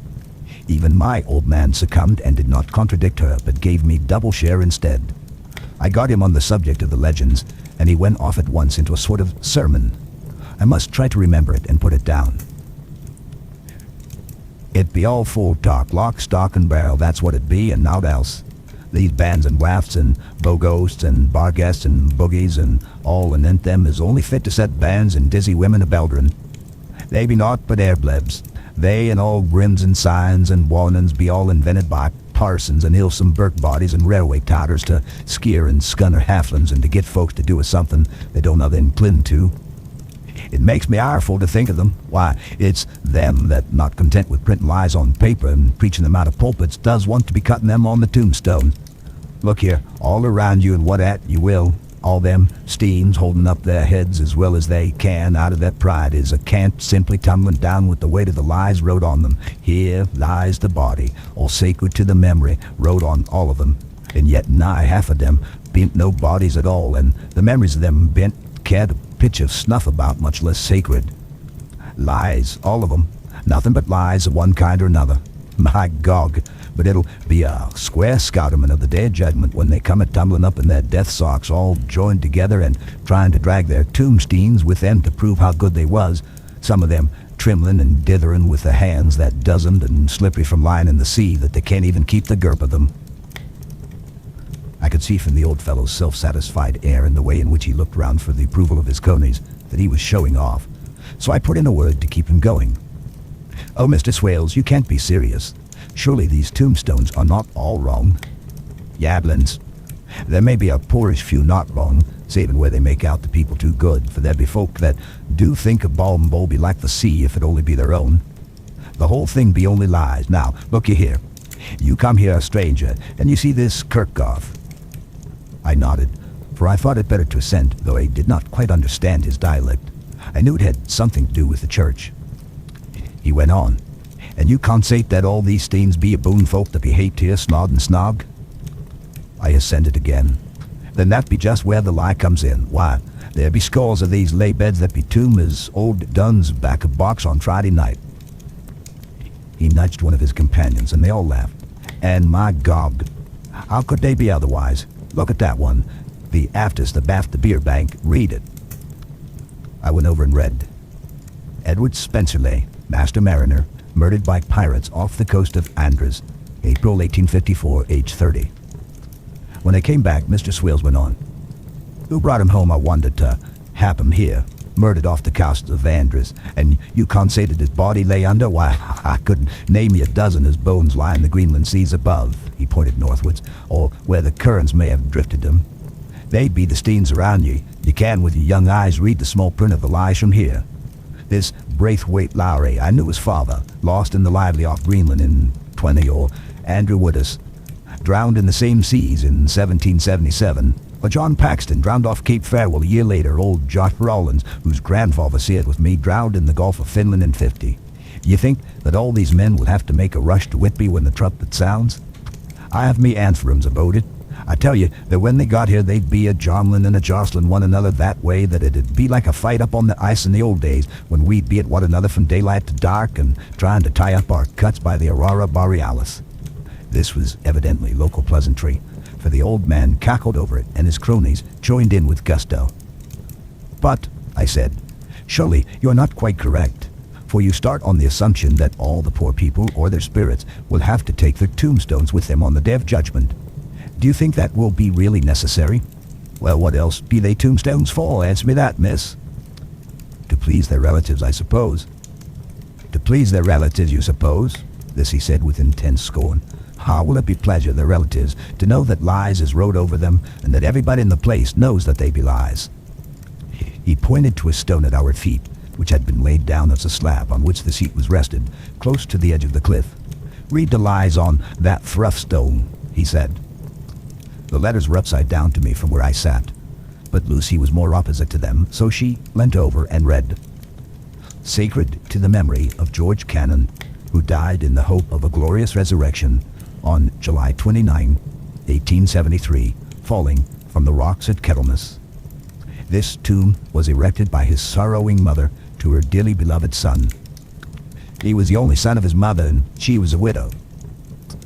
Really, Mr. Swales, I don't see anything very funny in that. She spoke her comment very gravely and somewhat severely. You don't see aught funny, ha, ha, ha. But that's because you don't gone the sorrowing mother was a hellcat that hated him because he was a croot, regular emitter he was, and he hated her so that he committed suicide in order that she might get an insurance she put on his life. He blew nigh the top of his head off with an old musket that they had for scaring crows with. 'Twa'n't for crows then, for it brought the plagues and the doubts to him.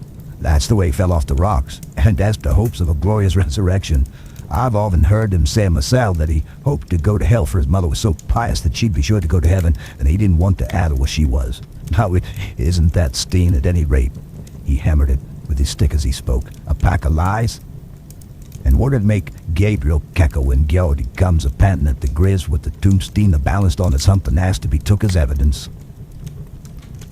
I did not know what to say, but Lucy turned the conversation as she said, rising up, "Oh, why did you tell us of this? It is my favorite seat, and I cannot leave it, and now I find I must go on sitting over the grave of a suicide. That won't harm you, my pretty, and it may make poor Geordie gladsome to have Sir Trim lass sitting on his lap. That won't hurt ye. Why, I've sat here off and on for nigh 20 years past, and it hasn't done me no harm. Don't you fash about them as lies under you, or that doesn't lie there neither. It'll be time for you to be getting scart when you see that tombstone's all to run away with and the place is bare as Stubblefield. There's the clock, and I must gang. My service to ye ladies." And off he hobbled.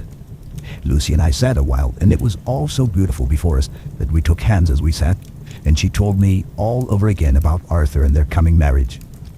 That made me just a little heartsick, for I haven't heard from Jonathan for a whole month. The same day. I came up here alone, for I am very sad. There was no letter for me. I hope there cannot be anything the matter with Jonathan. The clock has just struck 9. I see the lights scattered all over the town, sometimes in rows where the streets are, and sometimes singly. They run right up the Esk and die away in the curve of the valley. To my left, the view is cut off by a black line of roof of the old house next to the abbey. The sheep and lambs are bleating in the fields away behind me, and there is a clatter of donkeys' hoofs up the paved road below. The band on the pier is playing a harsh waltz in good time, and further along the quay there is a Salvation Army meeting in a back street. Neither of the bands hears the other, but up here I hear and see them both. I wonder where Jonathan is, and if he is thinking of me. I wish he were here. Dr. Seward's diary. 5 June. The case of Renfield grows more interesting the more I get to understand the man. He has certain qualities very largely developed: selfishness, secrecy, and purpose. I wish I could get at what is the object of the latter. He seems to have some settled scheme of his own, but what it is I do not know. His redeeming quality is a love of animals, though, indeed, he has such curious turns in it that I sometimes imagine he is only abnormally cruel. His pets are of odd sorts. Just now his hobby is catching flies. He has at present such a quantity that I have had myself to expostulate. To my astonishment, he did not break out into a fury as I expected, but took the matter in simple seriousness. He thought for a moment and then said, "May I have 3 days? I shall clear them away." Of course, I said that would do.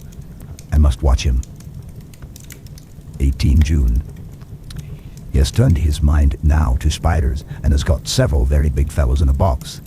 He keeps feeding them his flies, and the number of the latter is becoming sensibly diminished, although he has used half his food in attracting more flies from outside to his room. 1 July.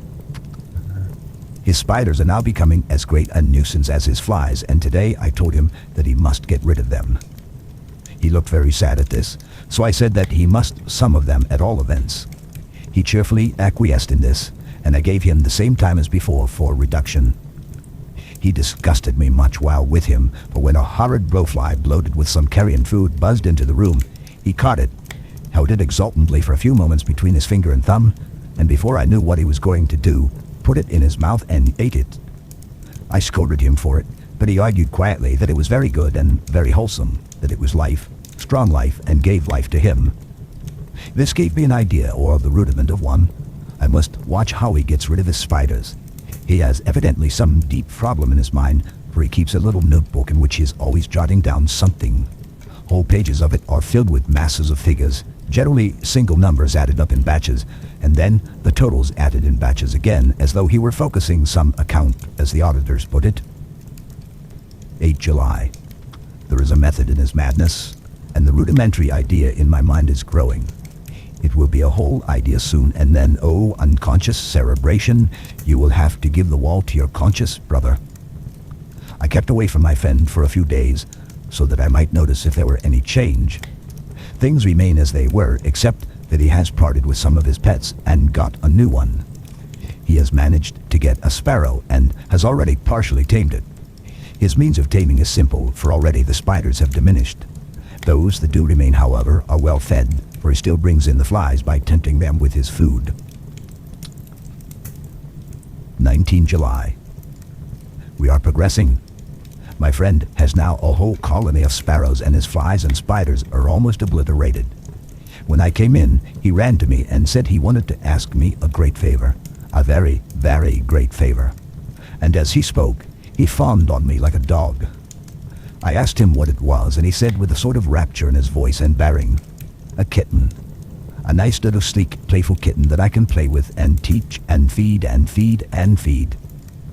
I was not unprepared for this request, for I had noticed how his pets went on increasing in size and vivacity, but I did not care that his pretty family of tame sparrows should be wiped out in the same manner as the flies and spiders. So I said I would see about it, and asked him if he would not rather have a cat than a kitten. His eagerness betrayed him as he answered, "Oh, yes, I would like a cat. I only asked for a kitten lest you should refuse me a cat. No one would refuse a kitten, would they?" I shook my head and said that at present I feared it would not be possible, but that I would see about it. His face fell, and I could see a warning of danger in it, for there was a sudden, fierce, sidelong look which meant killing. The man is an undeveloped homicidal maniac. I shall test him with his present craving and see how it will work out. Then I shall know more. 10 p.m. I have visited him again and found him sitting in a corner brooding. When I came in, he threw himself on his knees before me and implored me to let him have a cat, that his salvation depended upon it. I was firm, however, and told him that he could not have it, whereupon he went without a word and sat down, gnawing his fingers in the corner where I had found him. I shall see him in the morning, early. 20 July. Visited Renfield very early before our attendant went his rounds. Found him up and humming a tune. He was spreading out his sugar, which he had saved in the window, and was manifestly beginning his fly-catching again, and beginning it cheerfully and with a good grace. I looked around for his birds, and not seeing them, asked him where they were. He replied without turning round that they had all flown away. There were a few feathers about the room, and on his pillow a drop of blood. I said nothing, but went and told the keeper to report to me if there were anything odd about him during the day. 11 a.m. The attendant has just been to see me to say that Renfield has been very sick and has disgorged a whole lot of feathers. My belief is, doctor, he said, that he has eaten his birds and that he just took and ate them raw. 11 p.m. I gave Renfield a strong opiate tonight, enough to make even him sleep, and took away his pocketbook to look at it. The thought that has been buzzing about my brain made me is complete, and the theory proved. My homicidal maniac is of a peculiar kind. I shall have to invent a new classification for him and call him a zoophagous, life-eating maniac. What he desires is to absorb as many lives as he can, and he has laid himself out to achieve it in a cumulative way. He gave many flies to one spider, and many spiders to one bird, and then wanted a cat to eat the many birds. What would have been his later steps? It would almost be worthwhile to complete the experiment. It might be done if there were only a sufficient cause. Men sneered at vivisection, and yet look at its results today. Why not advance science in its most difficult and vital aspect, the knowledge of the brain? Had I even the secret of one such mind, did I hold the key to the fancy of even one lunatic, I might advance my own branch of science to a pitch compared with which Burden, Sanderson's physiology, or Ferrier's brain knowledge would be as nothing. If only there were a sufficient cause. I must not think too much of this, or I may be tempted. A good cause might turn the scale with me, for may I not too be of an exceptional brain congenitally? How well the man reasoned. Lunatics always do within their own scope. I wonder at how many lives he values a man, or if at only one. He has closed the account most accurately, and today begun a new record. How many of us begin a new record with each day of our lives? To me, it seems only yesterday that my whole life ended with my new hope, and that truly I began with a new record. So it shall be until the great recorder sums me up and closes my ledger account with a balance to profit or loss. Oh, Lucy. Lucy, I cannot be angry with you, nor can I be angry with my friend whose happiness is yours, but I must only wait on hopeless and work. Work. Work. If I could have as strong a cause as my poor mad friend here, a good, unselfish cause to make me work, that would be indeed happiness. Mina Murray's Journal. 26 July. I am anxious, and it soothes me to express myself here. It is like whispering to oneself and listening at the same time. And there is also something about the shorthand symbols that makes it different from writing. I am unhappy about Lucy and about Jonathan. I had not heard from Jonathan for some time and was very concerned, but yesterday, dear Mr. Hawkins, who is always so kind, sent me a letter from him. I had written asking him if he had heard, and he said the enclosed had just been received. It is only a line dated from Castle Dracula, and says that he is just starting for home. That is not like Jonathan. I do not understand it, and it makes me uneasy. Then, too, Lucy, although she is so well, has lately taken to her old habit of walking in her sleep. Her mother has spoken to me about it, and we have decided that I am to lock the door of our room every night. Mrs. Westenra has got an idea that sleepwalkers always go out on roofs of houses and along the edges of cliffs and then get suddenly wakened and fall over with a despairing cry that echoes all over the place.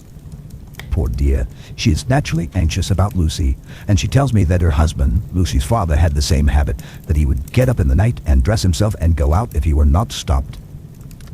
Lucy is to be married in the autumn, and she is already planning out her dresses and how her house is to be arranged.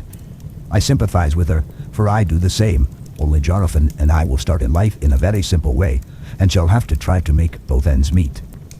Mr. Holmwood, he is the Honourable Arthur Holmwood, only son of Lord Godalming, is coming up here very shortly, as soon as he can leave town, for his father is not very well, and I think dear Lucy is counting the moments till he comes. She wants to take him up in the seat on the churchyard cliff and show him the beauty of Whitby. I dare say it is the waiting which disturbs her. She will be all right when he arrives. 27 July. No news from Jonathan. I am getting quite uneasy about him, though why I should I do not know. But I do wish that he would write, if it were only a single line. Lucy walks more than ever, and each night I am awakened by her moving about the room. Fortunately, the weather is so hot that she cannot get cold. But still, the anxiety and the perpetually being awakened is beginning to tell on me, and I'm getting nervous and wakeful myself. Thank God Lucy's health keeps up. Mr. Holmwood has been suddenly called to bring to see his father, who has been taken seriously ill. Lucy frets at the postponement of seeing him, but it does not touch her looks. She is a trifle stouter, and her cheeks are a lovely rose pink. She has lost the anemic look which she had. I pray it will all last. 3 August. Another week gone by, and no news from Jonathan, not even to Mr. Hawkins, from whom I have heard. Oh, I do hope he is not ill. he surely would have written. I look at that last letter of his, but somehow it does not satisfy me. It does not read like him, and yet it is his writing. There is no mistake of that. Lucy has not walked much in her sleep the last week, but there is an odd concentration about her which I do not understand. Even in her sleep she seems to be watching me. She tries the door and, finding it locked, goes about the room searching for the key. 6 August. Another 3 days and no news. This suspense is getting dreadful.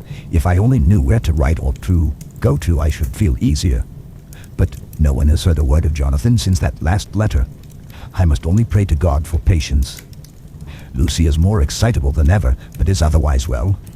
Last night was very threatening, and the fishermen say that we are in for a storm. I must try to watch it and learn the weather signs. Today is a gray day, and the sun, as I write, is hidden in thick clouds high over Kettleness. Everything is gray except the green grass, which seems like emerald amongst it. Gray, earthy rock, gray clouds tinged with the sunburst at the far edge, hanging over the gray sea into which the sand points stretch like gray figures. The sea is tumbling in over the shallows and the sandy flats with a roar, muffled in the sea mists drifting inland. The horizon is lost in a gray mist. All vastness, the clouds are piled up like giant rocks, and there is a brool over the sea that sounds like some passage of doom. Dark figures are on the beach here and there, sometimes half shrouded in the mist, and seem men like trees walking. The fishing boats are racing for home and rise and dip in the groundswell as they sweep into the harbor, bending to the scuppers.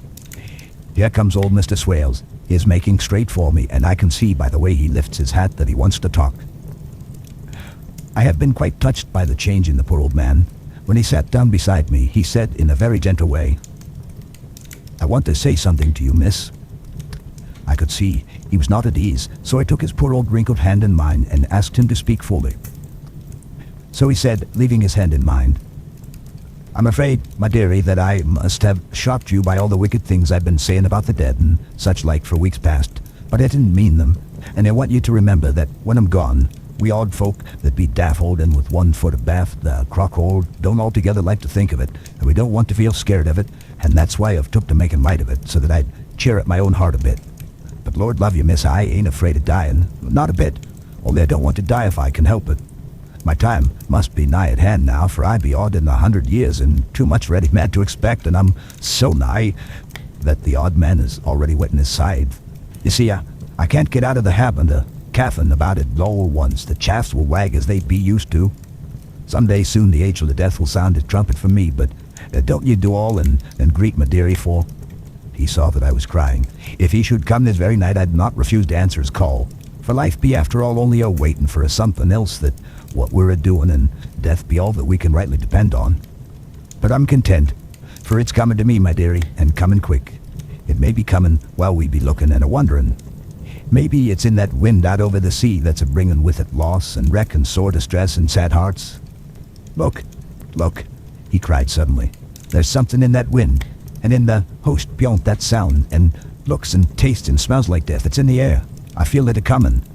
Lord, make me answer cheerful when my call comes." He held up his arms devoutly and raised his hat. His mouth moved as though he were praying. After a few minutes' silence, he got up, shook hands with me, and blessed me and said goodbye and hobbled off. It all touched me and upset me very much. I was glad when the Coast Guard came along with his spyglass under his arm. He stopped to talk with me as he always does, but all the time kept looking at a strange ship. "I can't make her out," he said. "She's a Russian by the look of her, but she's knocking about in the queerest way. She doesn't know her mind a bit. She seems to see the storm coming, but can't decide whether to run up north in the open or to put in here. Look there again.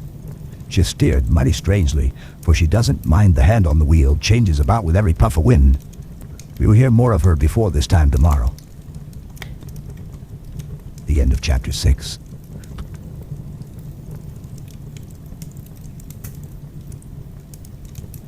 Cutting from the Daily Graph, 8 August, as pasted in Mina Murray's journal. From a correspondent. Whitby. One of the greatest and suddenest storms on record has just been experienced here, with results both strange and unique. The weather had been somewhat sultry, but not to any degree uncommon in the month of August. Saturday evening was as fine as was ever known, and the great body of holiday-makers laid out yesterday for visits to Mulgrave Woods, Robin Hood's Bay, Rig Mill, Runswick, Staithes, and the various chips in the neighborhood of Whitby. The steamers Emma and Scarborough made trips up and down the coast, and there was an unusual amount of tripping both to and from Whitby. The day was unusually fine till the afternoon, when some of the gossips who frequent the East Cliff churchyard and from the commanding eminence watched the wide sweep of sea visible to the north and east, called attention to a sudden show of mare's tails high in the sky to the northwest. The wind was then blowing from the southwest in the mild degree, which in barometrical language is ranked number 2, light breeze. The Coast Guard on duty at once made report, and one old fisherman who for more than half a century has kept watch on weather signs from the East Cliff foretold in an emphatic manner the coming of a sudden storm. The approach of sunset was so very beautiful, so grand in its masses of splendidly colored clouds, that there was quite an assemblage on the walk along the cliff in the old churchyard to enjoy the beauty. Before the sun dipped below the black mass of Kettleness, standing boldly athwart the western sky, its downward way was marked by myriad clouds of every sunset color: flame, purple, pink, green, violet, and all the tints of gold, with here and there masses not large, but of seemingly absolute blackness in all sorts of shapes, as well outlined as colossal silhouettes. The experience was not lost on the painters, and doubtless some of the sketches of the prelude to the great storm will grace the R.A. and R.I. walls in May next. More than one captain made up his mind then and there that his cobble, or his mule as they termed the different classes of boats, would remain in the harbor till the storm had passed. The wind fell away entirely during the evening, and at midnight there was a dead calm, a sultry heat, and that prevailing intensity which, on the approach of thunder, affects persons of a sensitive nature. There were but few lights in sight at sea, for even the coasting steamers, which usually hug the shore so closely, kept well to seaward, and but few fishing boats were in sight. The only sail noticeable was a foreign schooner with all sails set, which was seemingly going westwards. The foolhardiness or ignorance of her officers was a prolific theme for comment whilst she remained in sight, and efforts were made to signal her to reduce sail in the face of her danger.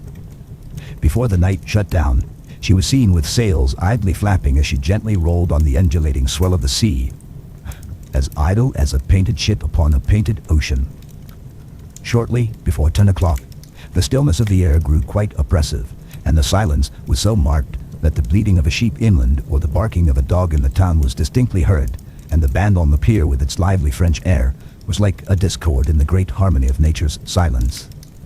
A little after midnight came a strange sound from over the sea, and high overhead the air began to carry a strange, faint, hollow booming. Then, without warning, the tempest broke, with a rapidity which at the time seemed incredible, and even afterwards is impossible to realize. The whole aspect of nature at once became convulsed. The waves rose in growing fury, each overtopping its fellow, till in a very few minutes the lately glassy sea was like a roaring and devouring monster. White-crested waves beat madly on the level sands and rushed up the shelving cliffs. Others broke over the piers, and with their spume swept the lanthorns of the lighthouses, which rise from the end of either pier of Whitby Harbor. The wind roared like thunder, and blew with such force that it was with difficulty that even strong men kept their feet, or clung with grim clasp to the iron stanchions. It was found necessary to clear the entire pier from the mass of onlookers, or else the fatalities of the night would have increased manifold. To add to the difficulties and dangers of the time, masses of sea fog came drifting inland, white, wet clouds which swept by in ghostly fashion, so dank and damp and cold that it needed but little effort of imagination to think that the spirits of those lost at sea were touching their living brethren with the clammy hands of death, and many a one shuddered as the wreaths of sea mist swept by. At times the mist cleared, and the sea for some distance could be seen in the glare of the lightning, which came thick and fast, followed by such peals of thunder that the whole sky overhead seemed trembling under the shock of the footsteps of the storm. Some of the scenes thus revealed were of immeasurable grandeur and of absorbing interest. The sea, running mountains high, threw skywards with each wave mighty masses of white foam which the tempest seemed to snatch at and whirl away into space. Here and there a fishing boat with a rag of sail, running madly for shelter before the blast, now and again the white wings of a storm-tossed seabird. On the summit of the east cliff, the new searchlight was ready for experiment, but had not yet been tried. The officers in charge of it got it into working order, and in the pauses of an onrushing mist, swept with it the surface of the sea. Once or twice its service was most effective, as when a fishing boat with gunwale underwater rushed into the harbor, able by the guidance of the sheltering light to avoid the danger of dashing against the piers.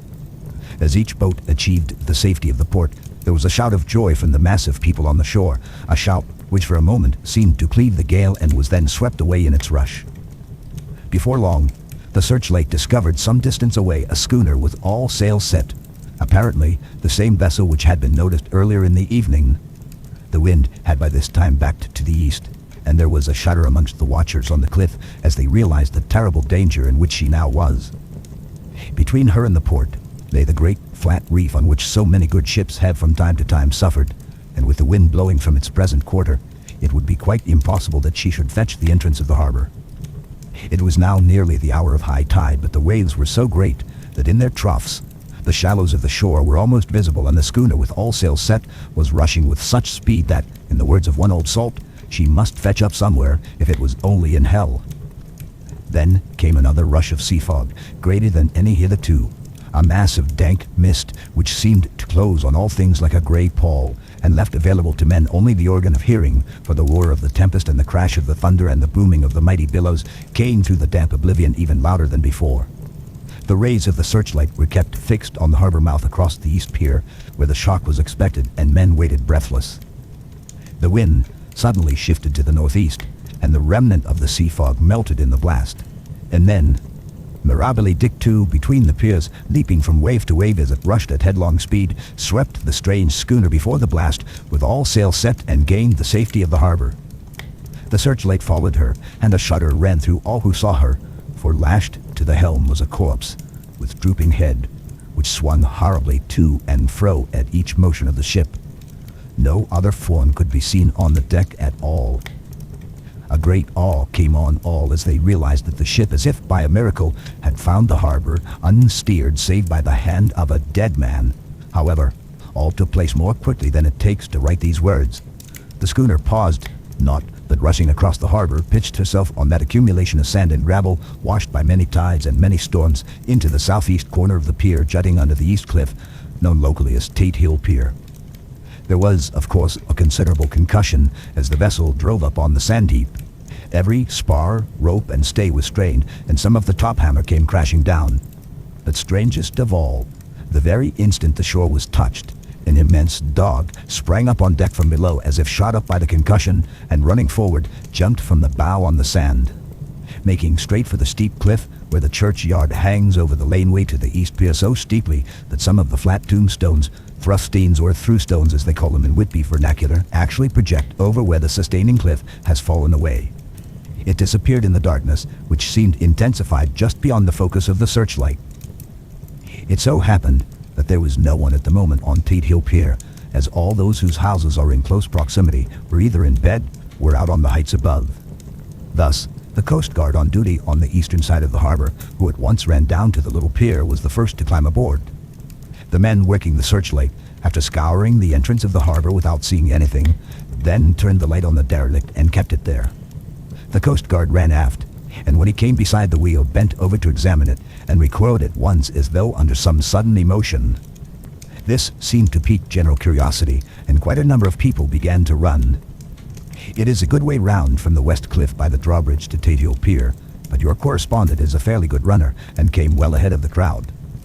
When I arrived, however, I found already assembled on the pier a crowd whom the Coast Guard and police refused to allow to come on board.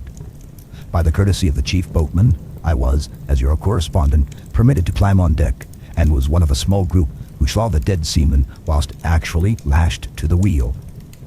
It was no wonder that the Coast Guard was surprised or even awed, for not often can such a sight have been seen.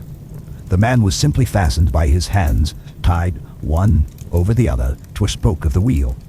Between the inner hand and the wood was a crucifix, the set of beads on which it was fastened being around both wrists and wheel, and all kept fast by the binding cords.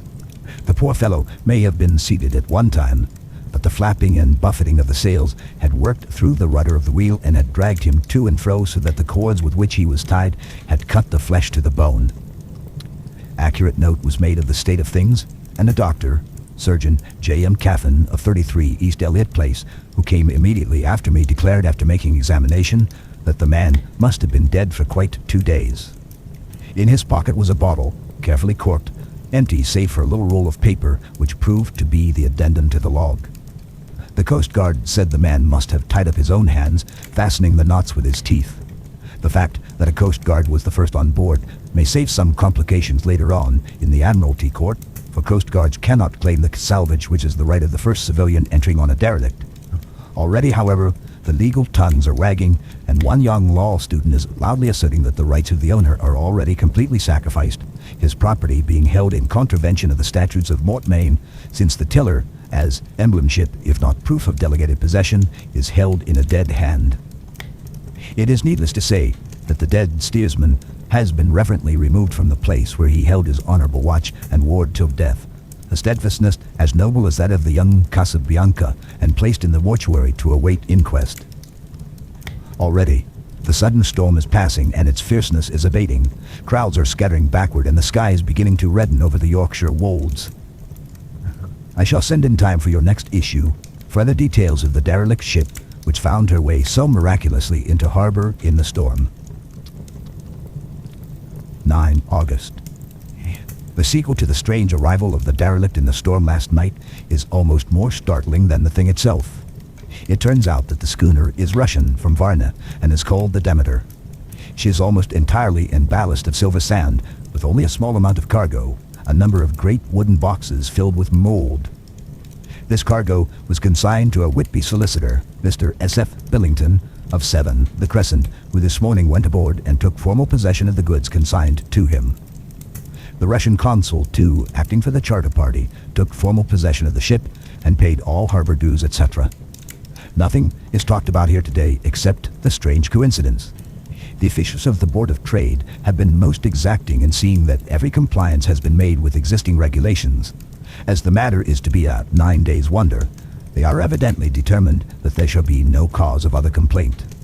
A good deal of interest was abroad concerning the dog which landed when the ship struck, and more than a few of the members of the SPCA, which is very strong in Whitby, have tried to befriend the animal. To the general disappointment, however, it was not to be found. It seems to have disappeared entirely from the town. It may be that it was frightened and made its way on to the moors, where it is still hiding in terror. There are some who look with dread on such a possibility, lest later on it should in itself become a danger, for it is evidently a fierce brute. Early this morning, a large dog, a half-bred mastiff belonging to a coal merchant close to Tate Hill Pier, was found dead in the roadway opposite its master's yard. It had been fighting, and manifestly had had a savage opponent, for its throat was torn away and its belly was slit open as if with a savage claw.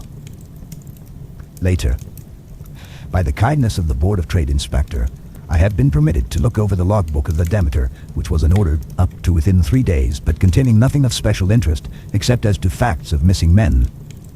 The greatest interest, however, is with regards to the paper found in the bottle, which was today produced at the inquest, and a more strange narrative than the two between them unfold it has not been my lot to come across. As there is no motive for concealment, I am permitted to use them, and accordingly send you a transcript, simply omitting technical details of seamanship and supercargo. It almost seems as though the captain had been seized with some kind of mania before he had got well into blue water, and that this had developed persistently throughout the voyage. Of course, my statement must be taken cum grano, since I am writing from the dictation of a clerk of the Russian consul, who kindly translated for me, time being short. Log of the Demeter, Varna to Whitby. Written 18 July. Things so strange happening that I shall keep accurate note henceforth till we land. On 6 July, we finished taking in cargo, silver sand and boxes of earth. At noon, set sail. East wind, fresh. Crew, 5 hands, 2 mates, cook, and myself, captain. On 11 July at dawn, entered Bosphorus, boarded by Turkish customs officers, bakshish. All correct, underway at 4 p.m. On 12 July, through Dardanelles, more customs officers and flagboat of guarding squadron. Bakshish again. Work of officers thorough, but quick. Want us off soon. At dark, passed into archipelago. On 13 July, past Cape Matapan. Crew dissatisfied about something. Seemed scared, but would not speak out. On 14 July, was somewhat anxious about crew. Men all steady fellows who sailed with me before. Mate could not make out what was wrong. They only told him there was something, and crossed themselves. Mate lost temper with one of them that day and struck him. Expected fierce quarrel, but all was quiet. On 16 July, mate reported in the morning that one of the crew, Petrovsky, was missing. Could not account for it. Took larboard watch 8 bells last night, was relieved by Amramov, but did not go to bunk. Men more downcast than ever. All said they expected something of the kind, but would not say more than there was something aboard. Mate getting very impatient with them. Feared some trouble ahead. On 17 July, yesterday, one of the men, Olgarin, came to my cabin and in an awestruck way confided to me that he thought there was a strange man aboard the ship. He said that in his watch he had been sheltering behind the deck house as there was a rainstorm when he saw a tall, thin man who was not like any of the crew come up the companionway and go along the deck forward and disappear. He followed cautiously, but when he got to bows, found no one and the hatchways were all closed. He was in a panic of superstitious fear, and I am afraid the panic may spread. To allay it, I shall today search the entire ship carefully from stem to stern. Later in the day I got together the whole crew and told them, as they evidently thought there was someone in the ship, we would search from stem to stern. First mate angry, said it was folly and to yield to such foolish ideas would demoralize the men. Said he would engage to keep them out of trouble with the handspike. I let him take the helm while the rest began a thorough search, all keeping abreast with lanterns. We left no corner unsearched. As there were only the big wooden boxes, there were no odd corners where a man could hide. Men much relieved when search over and went back to work cheerfully. First mate scowled but said nothing. 22 July. Rough weather last 3 days and all hands busy with sails, no time to be frightened. Men seemed to have forgotten their dread. Made cheerful again and all on good terms. Praised men for work in bad weather. Past Gibraltar and out through straits, all well. 24 July. There seems some doom over this ship. Already a hand to short and entering the Bay of Biscay with wild weather ahead, and yet, last night, another man lost, disappeared. Like the first, he came off his watch and was not seen again. Men, all in a panic of fear, sent a round robin asking to have double watch as they fear to be alone. Mate angry, fear there will be some trouble as either he or the men will do some violence.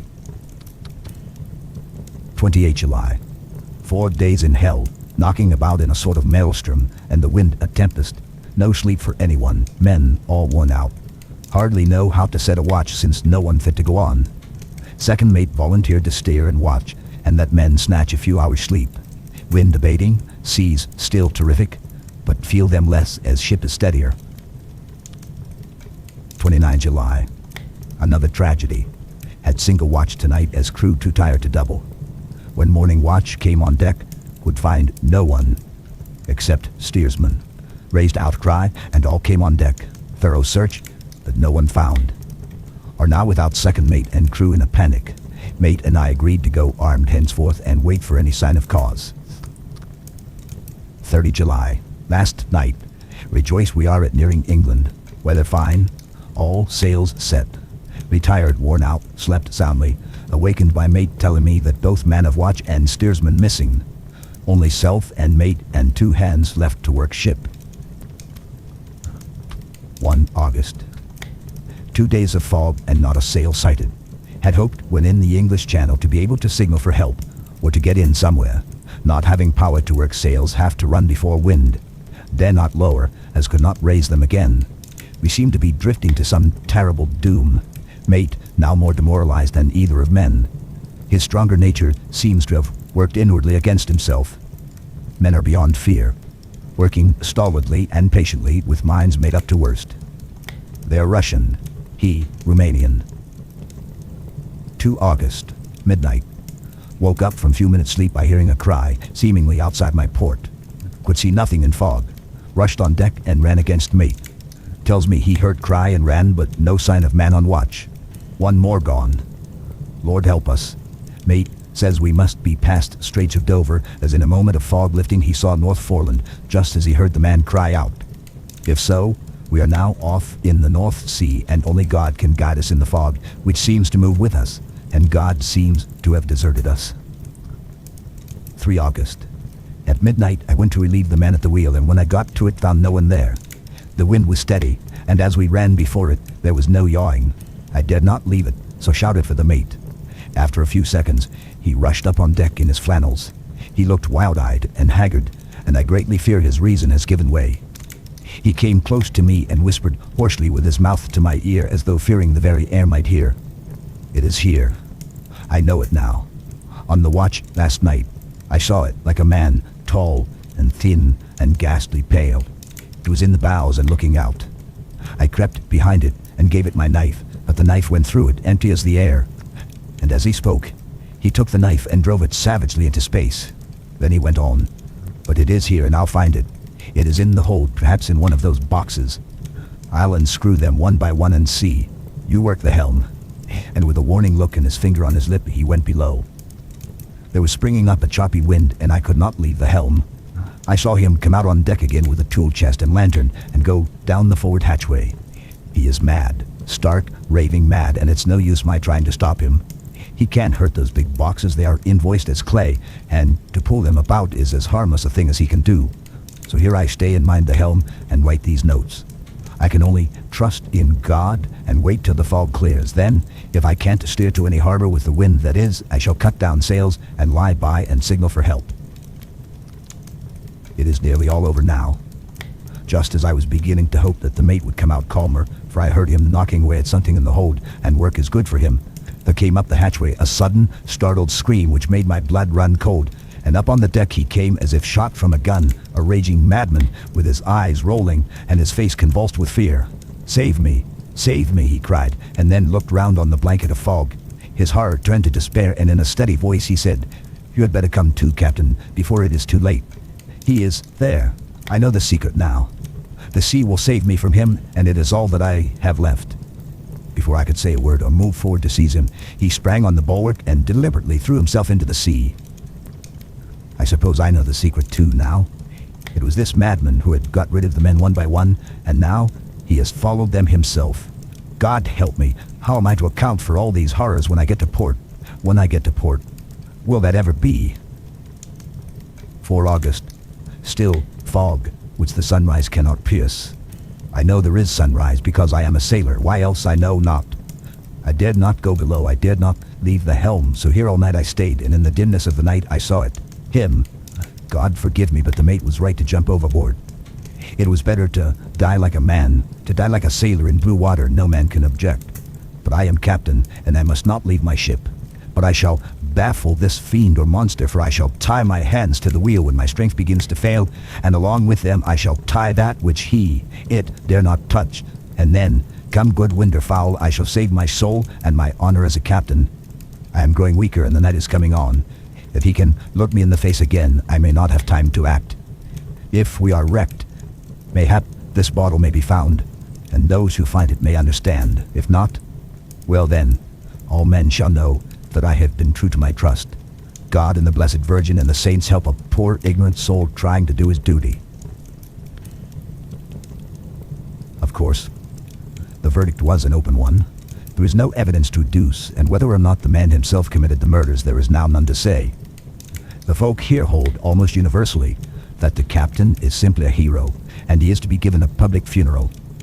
Already it is arranged that his body is to be taken with a train of boats up the Esk for a piece, and then brought back to Tateo Pier and up the Abbey steps, for he is to be buried in the churchyard on the cliff. The owners of more than 100 boats have already given in their names as wishing to follow him to the grave. No trace has ever been found of the great dog, at which there is much mourning, for, with public opinion in its present state, he would, I believe, be adopted by the town. Tomorrow we'll see the funeral, and so will end this one more mystery of the sea. Mina Murray's Journal.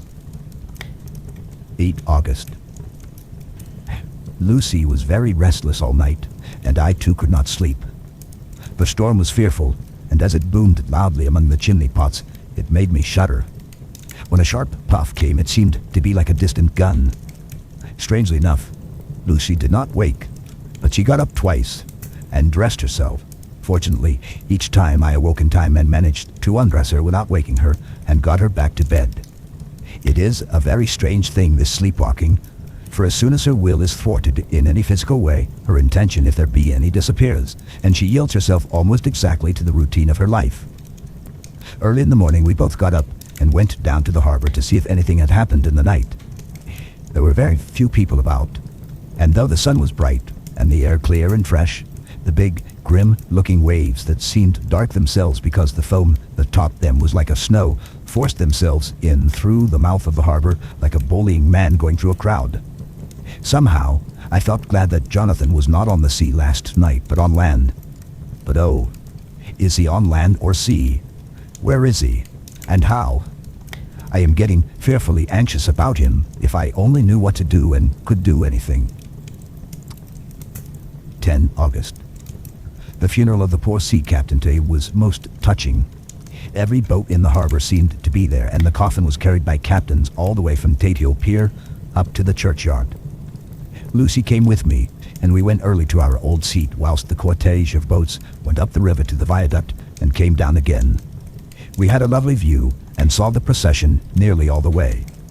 The poor fellow was laid to rest near our seat, so that we stood on it when the time came and saw everything. Poor Lucy seemed much upset. She was restless and uneasy all the time, and I cannot but think that her dreaming at night is telling on her. She is quite odd in one thing. She will not admit to me that there is any cause for restlessness, or if there be, she does not understand it herself. There is an additional cause in that poor Mr. Swales was found dead this morning on our seat, his neck being broken. He had evidently, as the doctor said, fallen back in the seat in some sort of fright, for there was a look of fear and horror on his face that the men said made them shudder. Poor dear old man. Lucy is so sweet and sensitive that she feels influences more acutely than other people do. Just now she was quite upset by a little thing which I did not much heed, although I am myself very fond of animals. One of the men who came up here often to look for the boats was followed by his dog. The dog is always with him. They are both quiet persons, and I never saw the man angry nor heard the dog bark. During the service, the dog would not come to its master, who was on the seat with us, but kept a few yards off, barking and howling. Its master spoke to it gently, and then harshly, and then angrily, but it would neither come nor cease to make a noise. It was in a fury, with its eyes savage, and all its hair bristling out like a cat's tail when puss is on the warpath. Finally, the man, too, got angry, and jumped down and kicked the dog, and then took it by the scruff of the neck, and half dragged and half threw it on the tombstone on which the seat is fixed. The moment it touched the stone, the poor thing began to tremble. It did not try to get away, but crouched down, quivering and cowering, and was in such a pitiable state of terror that I tried, though without effect, to comfort it. Lucy was full of pity too, but she did not attempt to touch the dog, but looked at it in an agonized sort of way. I greatly fear that she is of too supersensitive a nature to go through the world without trouble. She will be dreaming of this tonight, I am sure. The whole agglomeration of things, the ship steered into port by a dead man, his attitude tied to the wheel with a crucifix and beads, the touching funeral, the dog now furious and now in terror, will all afford material for her dreams. I think it will be best for her to go to bed tired out physically, so I shall take her for a long walk by the cliffs to Robin Hood's Bay and back. She ought not to have much inclination for sleepwalking then. The end of chapter 7. Mina Murray's journal. Same day, 11 o'clock p.m. Oh, but I am tired. If it were not that I had made my diary a duty, I should not open it tonight. We had a lovely walk.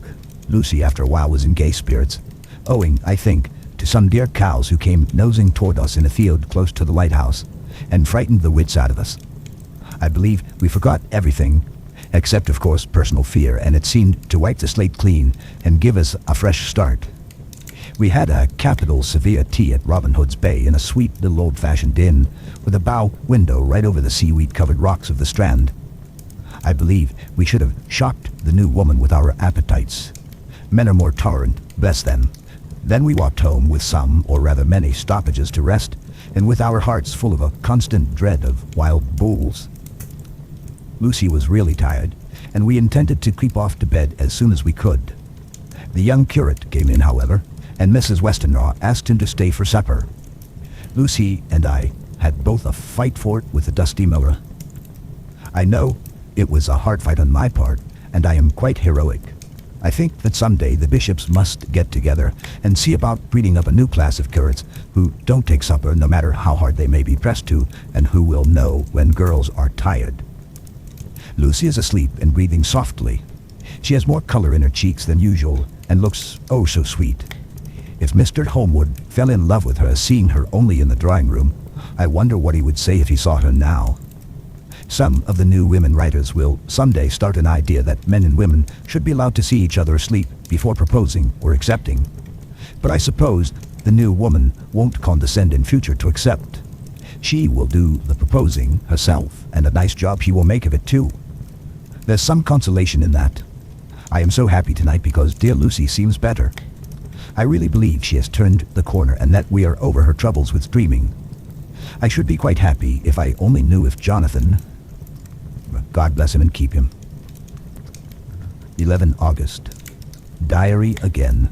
No sleep now, so I might as well write. I am too agitated to sleep. We have had such an adventure, such an agonizing experience. I fell asleep as soon as I had closed my diary. Suddenly, I became broad awake and sat up with a horrible sense of fear upon me and of some feeling of emptiness around me. The room was dark, so I could not see Lucy's bed. I stole across and felt for her. The bed was empty. I lit a match and found that she was not in the room. The door was shut, but not locked as I had left it. I feared to wake her mother, who has been more than usually ill lately, so threw on some clothes and got ready to look for her. As I was leaving the room, it struck me that the clothes she wore might give me some clue to her dreaming intention. Dressing gown would mean house, dress outside.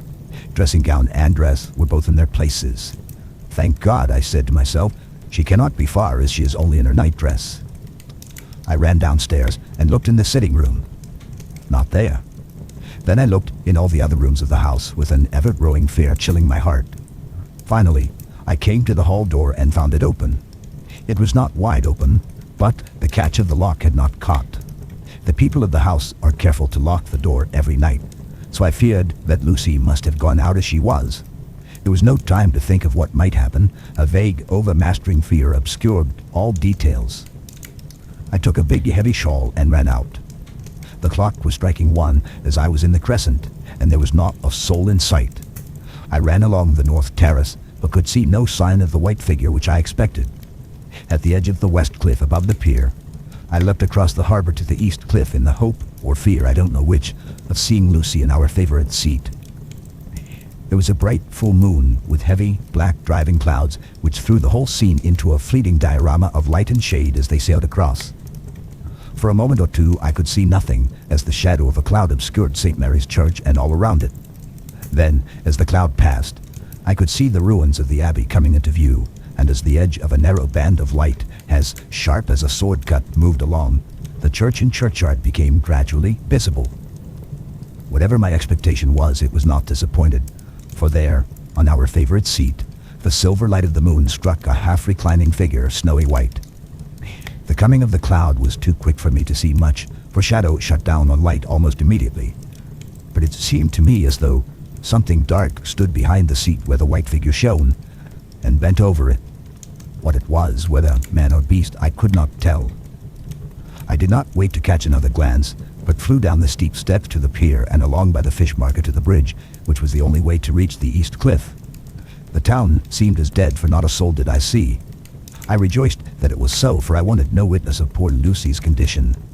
The time and distance seemed endless, and my knees trembled and my breath came labored as I toiled up the endless steps to the abbey. I must have gone fast, and yet it seemed to me as if my feet were weighted with lead, and as though every joint in my body were rusty.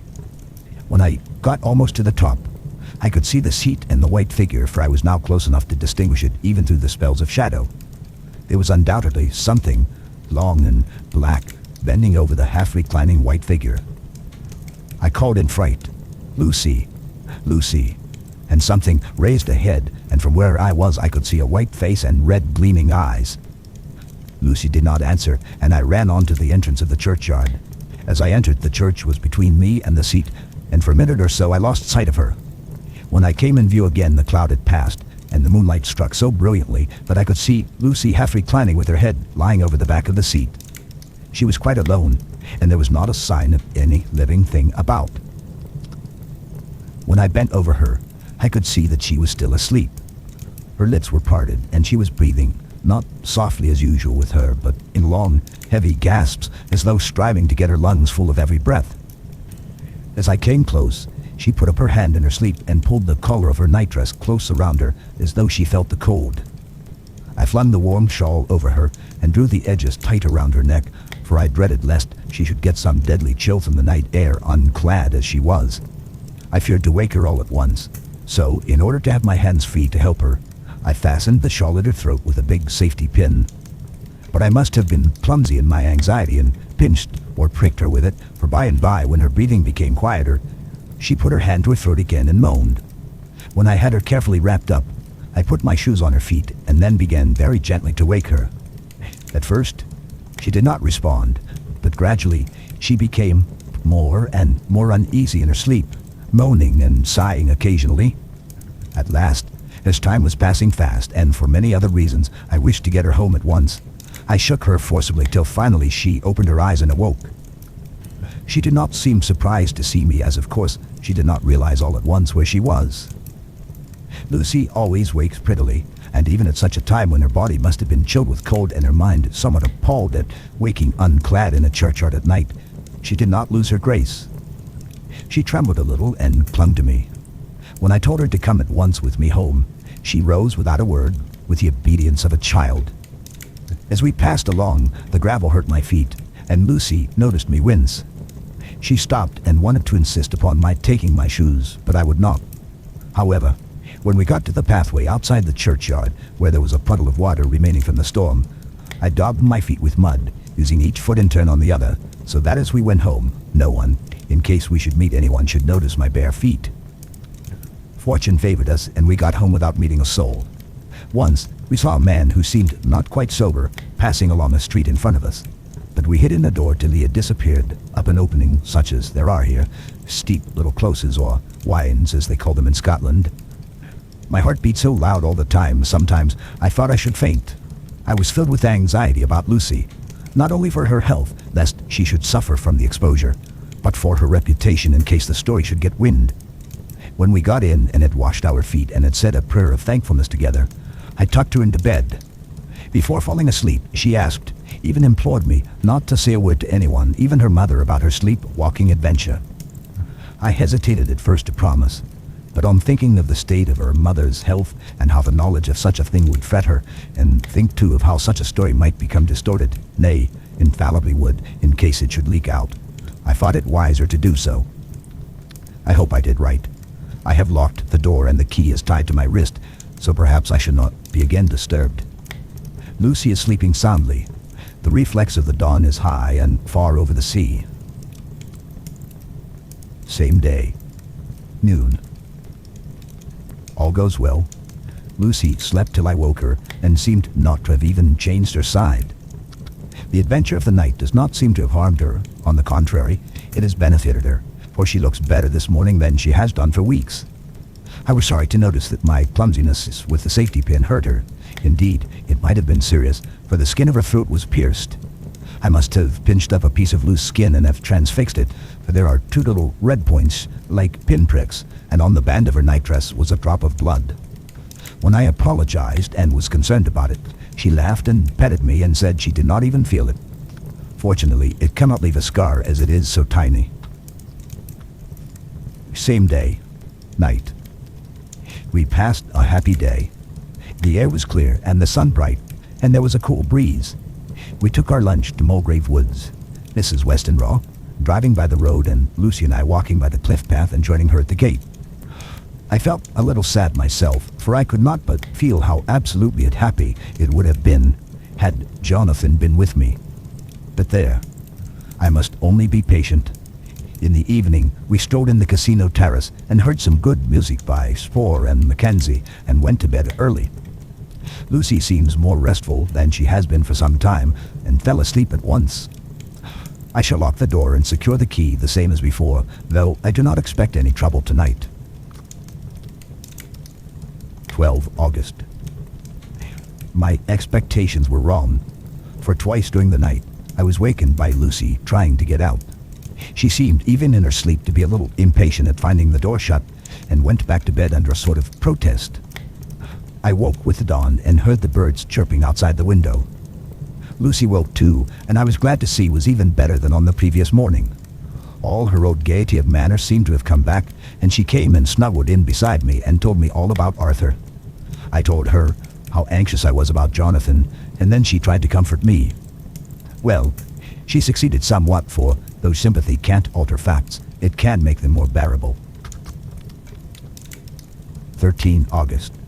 Another quiet day, and to bed with the key on my wrist as before. Again, I woke in the night and found Lucy sitting up in bed, still asleep, pointing to the window. I got up quietly and, pulling aside the blind, looked out. It was brilliant moonlight, and the soft effect of the light over the sea and sky merged together in one great silent mystery was beautiful beyond words. Between me and the moonlight flitted a great bat, coming and going in great whirling circles. Once or twice it came quite close, but was, I suppose, frightened at seeing me, and flitted away across the harbor towards the Abbey. When I came back from the window, Lucy had laid down again and was sleeping peacefully. She did not stir again all night. 14 August. On the East Cliff, reading and writing all day. Lucy seems to have become as much in love with the spot as I am, and it is hard to get her away from it when it is time to come home for lunch or tea or dinner. This afternoon she made a funny remark. We were coming home for dinner, and had come to the tops of the steps up from the West Pier, and stopped to look at the view as we generally do. The setting sun, low down in the sky, was just dropping behind Kettleness. The red light was thrown over on the East Cliff and the old Abbey, and seemed to bathe everything in a beautiful rosy glow. We were silent for a while, and suddenly Lucy murmured as if to herself, "His red eyes again. They are just the same." It was such an odd expression, coming apropos of nothing, that it quite startled me. I stood round a little so as to see Lucy well without seeming to stare at her, and saw that she was in a half-dreamy state, with an odd look on her face, but I could not quite make out, so I said nothing.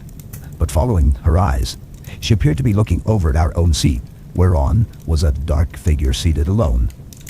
I was quite a little startled myself, for it seemed for an instant as if the stranger had great eyes like burning flames, but a second look dispelled the illusion. The red sunlight was shining on the windows of St. Mary's Church behind our seat, and as the sun dipped, there was just sufficient change in the refraction and reflection to make it appear as if the light moved. I called Lucy's attention to the peculiar effect, and she became herself with a start, but she looked sad all the same. It may have been that she was thinking of that terrible night up there. We never referred to it, so I said nothing, and we went home to dinner. Lucy had a headache and went early to bed. I saw her asleep and went out for a little stroll myself. I walked along the cliffs to the westward and was full of sweet sadness, for I was thinking of Jonathan. When coming home it was then bright moonlight, so bright that, though the front of our part of the crescent was in shadow, everything could be well seen. I threw a glance up at our window and saw Lucy's head leaning out. I opened my handkerchief and waved it. She did not notice or make any movement whatever. Just then, the moonlight crept round an angle of the building and the light fell on the window. There distinctly was Lucy with her head lying up against the side of the windowsill and her eyes shut. She was fast asleep, and by her, seated on the windowsill, was something that looked like a good-sized bird. I was afraid she might get a chill, so I ran upstairs, but as I came into the room she was moving back toward bed, fast asleep and breathing heavily. She was holding her hand to her throat as though to protect it from the cold. I did not wake her, but tucked her up warmly. I have taken care that the door is locked and the window securely fastened. She looks so sweet as she sleeps, but she is paler than is her wont, and there is a drawn, haggard look under her eyes which I do not like. I fear she is fretting about something. I wish I could find out what it is. 15 August. Rose later than usual.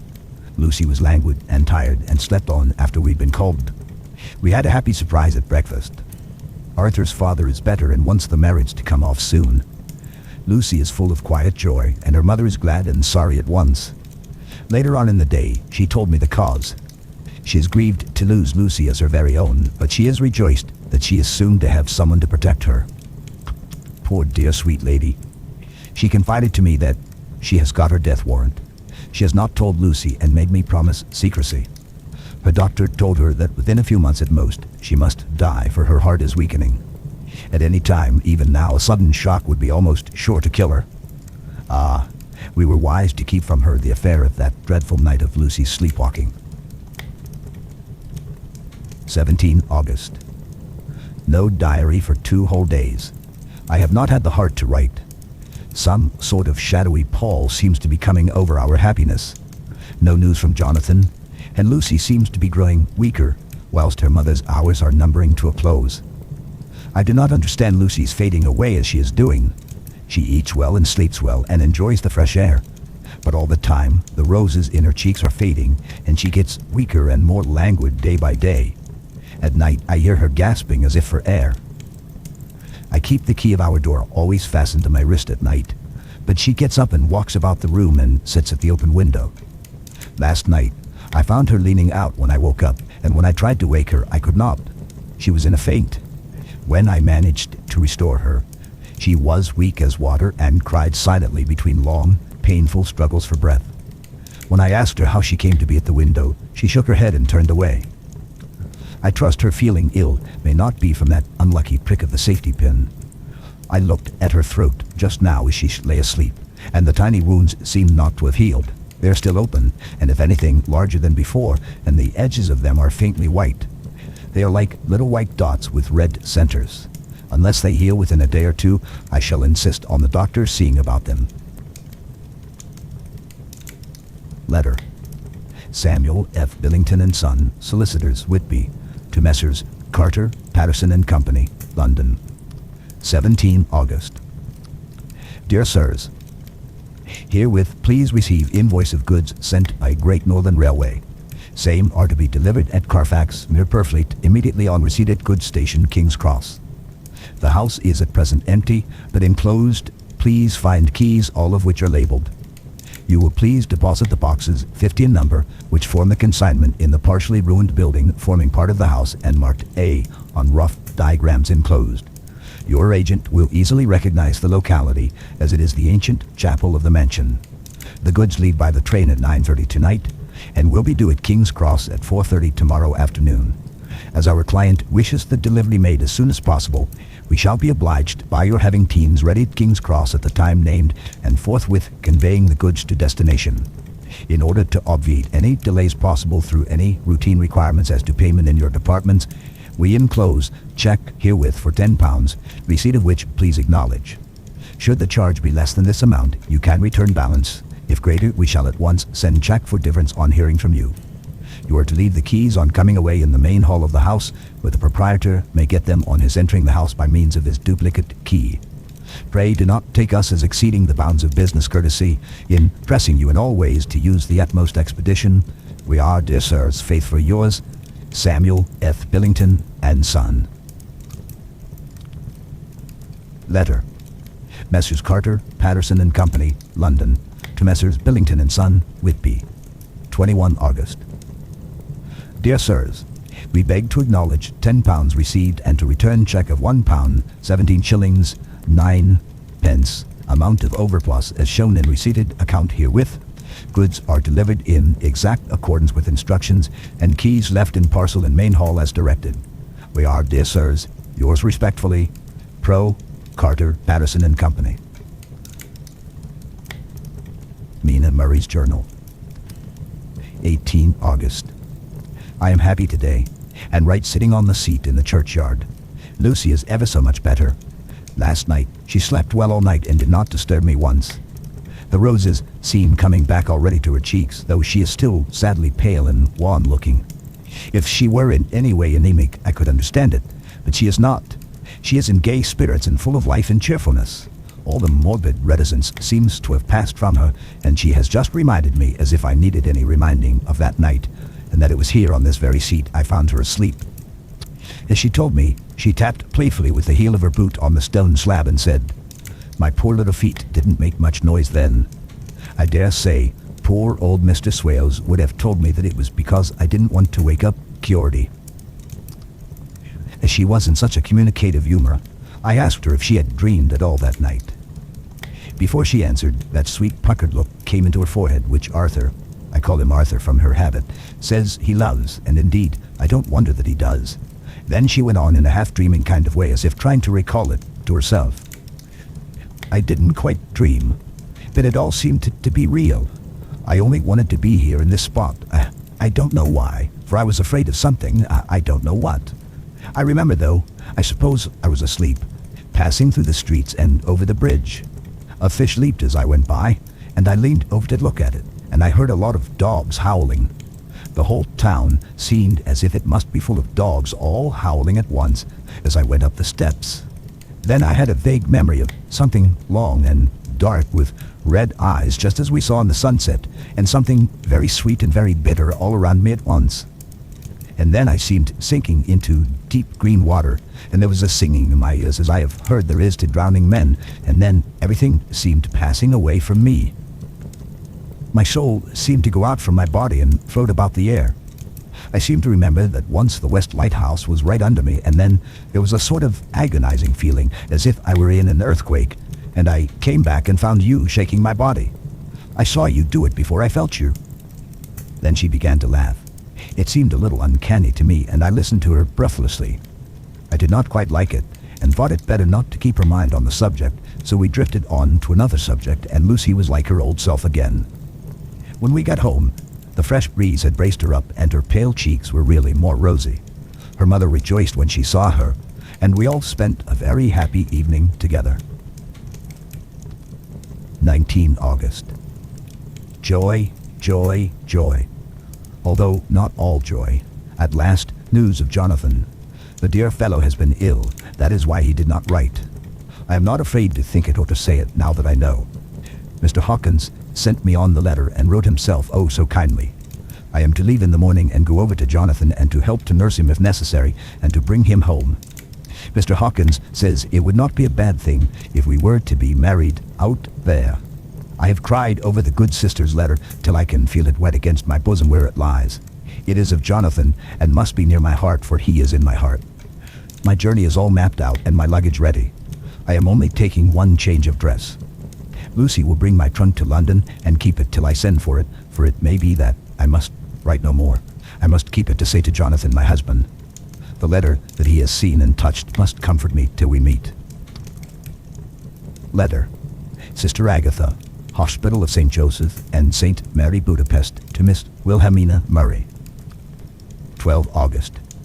Dear Madam, I write by desire of Mr. Jonathan Harker, who is himself not strong enough to write, though progressing well, thanks to God and St. Joseph and St. Mary. He has been under our care for nearly 6 weeks, suffering from a violent brain fever. He wishes me to convey his love and to say that by this post I write for him to Mr. Peter Hawkins, Exeter, to say with his dutiful respects that he is sorry for his delay and that all of his work is completed. He will require some few weeks' rest in our sanatorium in the hills, but will then return. He wishes me to say that he has not sufficient money with him and that he would like to pay for his staying here, so that others who need shall not be wanting for help. Believe me, yours, with sympathy and all blessings, Sister Agatha. P.S. My patient being asleep, I open this to let you know something more. He has told me all about you and that you are shortly to be his wife. All blessings to you both. He has had some fearful shock, so says our doctor, and in his delirium his ravings have been dreadful of wolves and poison and blood, of ghosts and demons, and I fear to say of what. Be careful of him always, that there may be nothing to excite him of this kind for a long time to come. The traces of such an illness as his do not lightly die away. We should have written long ago, but we knew nothing of his friends, and there was nothing on him, nothing that anyone could understand. He came in the train from Klausenburg, and the guard was told by the station master there that he rushed into the station, shouting for a ticket for home. Seeing from his violent demeanor that he was English, they gave him a ticket for the furthest station on the way thither that the train reached. Be assured that he is well cared for. He has won all hearts by his sweetness and gentleness. He is truly getting on well, and I have no doubt will be in a few weeks all himself. But be careful of him for safety's sake. There are, I pray God and St. Joseph, St. Mary, many, many happy years for you both. Dr. Seward's Diary. 19 August. Strange and sudden change in Renfield last night. About 8 o'clock, he began to get excited and sniff about him as a dog does when setting. The attendant was struck by his manner, and knowing my interest in him, encouraged him to talk. He is usually respectful to the attendant and at times servile, but tonight the man tells me he was quite haughty, would not condescend to talk with him at all. All he would say was, "I don't want to talk to you. You don't count now. The master is at hand." The attendant thinks it is some sudden form of religious mania which has seized him. If so, we must look out for squalls, for a strong man with homicidal and religious mania at once might be dangerous. The combination is a dreadful one. At 9 o'clock, I visited him myself. His attitude to me was the same as that to the attendant. In his sublime self-feeling, the difference between myself and the attendant seemed to him as nothing. It looks like religious mania, and he will soon think that he himself is God. These infinitesimal distinctions between man and man are too paltry for an omnipotent being. How these madmen give themselves away. The real God taketh heed lest a sparrow fall, but the God created from human vanity sees no difference between an eagle and a sparrow. Oh, if men only knew. For half an hour or more, Renfield kept getting excited in greater and greater degree. I did not pretend to be watching him, but I kept strict observation all the same. All at once, that shifty look came into his eyes, which we always see when a madman has seized an idea, and with it, the shifty movement of the head and back which asylum attendants come to know so well.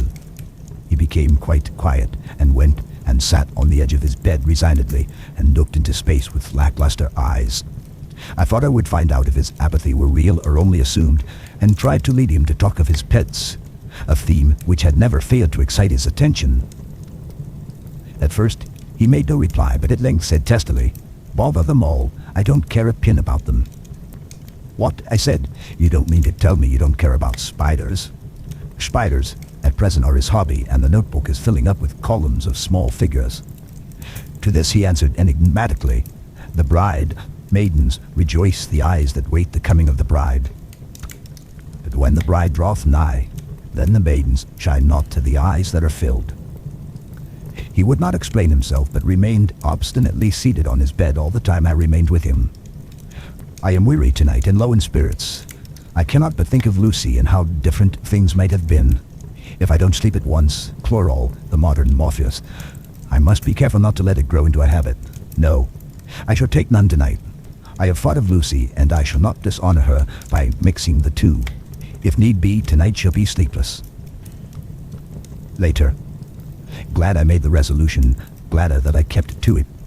I had lain tossing about and had heard the clock strike only twice when the night watchman came to me, sent up from the ward to say that Renfield had escaped. I threw on my clothes and ran down at once. My patient is too dangerous a person to be roaming about. Those ideas of his might work out dangerously with strangers. The attendant was waiting for me. He said he had seen him not 10 minutes before, seemingly asleep in his bed, when he had looked through the observation trap in the door. His attention was called by the sound of the window being wrenched out. He ran back and saw his feet disappear through the window, and had at once sent up for me. He was only in his night gear and cannot be far off. The attendant thought it would be more useful to watch where he should go than to follow him, as he might lose sight of him whilst getting out of the building by the door. He is a bulky man and couldn't get through the window. I am thin, so with his aid I got out, but feet foremost, and as we were only a few feet above the ground, landed unhurt. The attendant told me the patient had gone to the left and had taken a straight line, so I ran as quickly as I could. As I got through the belt of trees, I saw a white figure scale the high wall which separates our grounds from those of the deserted house. I ran back at once, told the watchman to get 3 or 4 men immediately, and follow me into the grounds of Carfax in case our friend might be dangerous. I got a ladder myself, and crossing the wall, dropped down on the other side. I could see Renfield's figure just disappearing behind the angle of the house, so I ran after him. On the far side of the house, I found him pressed close against the old iron-bound oak door of the chapel. He was talking, apparently to someone, but I was afraid to go near enough to hear what he was saying, lest I might frighten him and he should run off. Chasing an errant swarm of bees is nothing to following a naked lunatic when the fit of escaping is upon him. After a few minutes, however, I could see that he did not take note of anything around him, and so ventured to draw near to him, the more so as my men had now crossed the wall and were closing him in. I heard him say, "I am here to do your bidding, master. I am your slave, and you will reward me, for I shall be faithful. I have worshipped you long and afar off. Now that you are near, I await your commands, and you will not pass me by, will you, dear master, in your distribution of good things?" He is a selfish old beggar anyhow. He thinks of the loaves and fishes even when he believes his is in a real presence. His manias make a startling combination. When we closed in on him, he fought like a tiger. He is immensely strong, for he was more like a wild beast than a man. I never saw a lunatic in such a paroxysm of rage before, and I hope I shall not again. It is a mercy that we have found out his strength and his danger in good time. With strength and determination like his, he might have done wild work before he was caged. He is safe now at any rate. Jack Shepherd himself couldn't get free from the strait waistcoat that keeps him restrained, and he's chained to the wall in the padded room. His cries are at times awful, but the silences that follow are more deadly still, for he means murder in every turn and movement. Just now he spoke coherent words for the first time. "I shall be patient, master. It is coming, coming, coming." So I took the hint and came to. I was too excited to sleep, but this diary has quieted me, and I feel I shall get some sleep tonight. The end of chapter 8.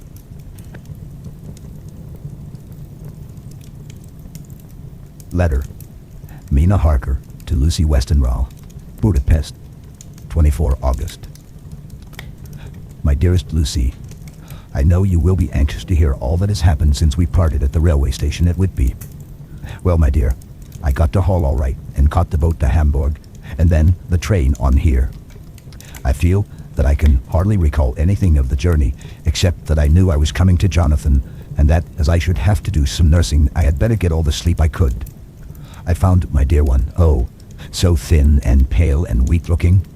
All the resolution has gone out of his dear eyes, and that quiet dignity which I told you was in his face has vanished. He is only a wreck of himself, and he does not remember anything that has happened to him for a long time past. At least he wants me to believe so, and I shall never ask. He has had some terrible shock, and I fear it might tax his poor brain if he were to try to recall it. Sister Agatha, who is a good creature and a born nurse, tells me that he wanted her to tell me what they were, but she would only cross herself and say she would never tell. That the ravings of the sick were the secrets of God, and that if a nurse through her vocation should hear them, she should respect her trust. She is a sweet, good soul, and the next day, when she saw I was troubled, she opened up the subject my poor dear raved about, added, "I can tell you this much, my dear, that it was not about anything which he has done wrong himself, and you, as his wife-to-be, have no cause to be concerned. He has not forgotten you or what he owes to you. His fear was of great and terrible things which no mortal can treat of. I do believe the dear soul thought I might be jealous, lest my poor dear should have fallen in love with any other girl. The idea of my being jealous about Jonathan, and yet, my dear, let me whisper, I felt a thrill of joy through me when I knew that no other woman was a cause for trouble. I am now sitting by his bedside, where I can see his face while he sleeps. He is waking. When he woke, he asked me for his coat, as he wanted to get something from the pocket. I asked Sister Agatha, and she brought all his things. I saw amongst them was his notebook, and was going to ask him to let me look at it, for I knew that I might find some clue to his trouble. But I suppose he must have seen my wish in my eyes, for he sent me over to the window, saying he wanted to be quite alone for a moment. Then he called me back, and he said to me very solemnly, "Wilhelmina." I knew then that he was in deadly earnest, for he has never called me by that name since he asked me to marry him. You know, dear, my ideas of the trust between husband and wife. There should be no secret, no concealment. I have had a great shock, and when I try to think of what it is, I feel my head spin round, and I do not know if it was real or the dreaming of a madman. You know I had brain fever, and that is to be mad. The secret is here, and I do not want to know it. I want to take up my life here with our marriage. For, my dear, we had decided to be married as soon as the formalities are complete. Are you willing, Wilhelmina, to share my ignorance? Here is the book. Take it and keep it. Read it if you will, but never let me know unless, indeed, some solemn duty should come upon me to go back to the bitter hours, asleep or awake, sane or mad, recorded here." He fell back exhausted, and I put the book under his pillow and kissed him. "I have asked Sister Agatha to beg the Superior to let our wedding be this afternoon, and am waiting her reply. She has come and told me that the chaplain of the English Mission Church has been sent for. We are to be married in an hour, or as soon after as Jonathan awakes. Lucy, the time has come and gone. I feel very solemn, but very, very happy." Jonathan woke a little after the hour, and all was ready, and he sat up in bed, propped up with pillows. He answered his "I will" firmly and strong. I could hardly speak. My heart was so full that even those words seemed to choke me. The dear sisters were so kind. Please God, I shall never, never forget them, nor the grave and sweet responsibilities I have taken upon me. I must tell you of my wedding present. When the chaplain and the sisters had left me alone with my husband, oh, Lucy, it is the first time I have written the words "my husband." Left me alone with my husband, I took the book from under his pillow and wrapped it up in white paper and tied it with a little bit of pale blue ribbon which was round my neck, and sealed it over the knot with sealing wax, and for my seal I used my wedding ring. Then I kissed it and showed it to my husband, and told him that I would keep it so, and then it would be an outward and visible sign for us all our lives that we trusted each other, but I would never open it unless it were for his own dear sake, or for the sake of some stern duty.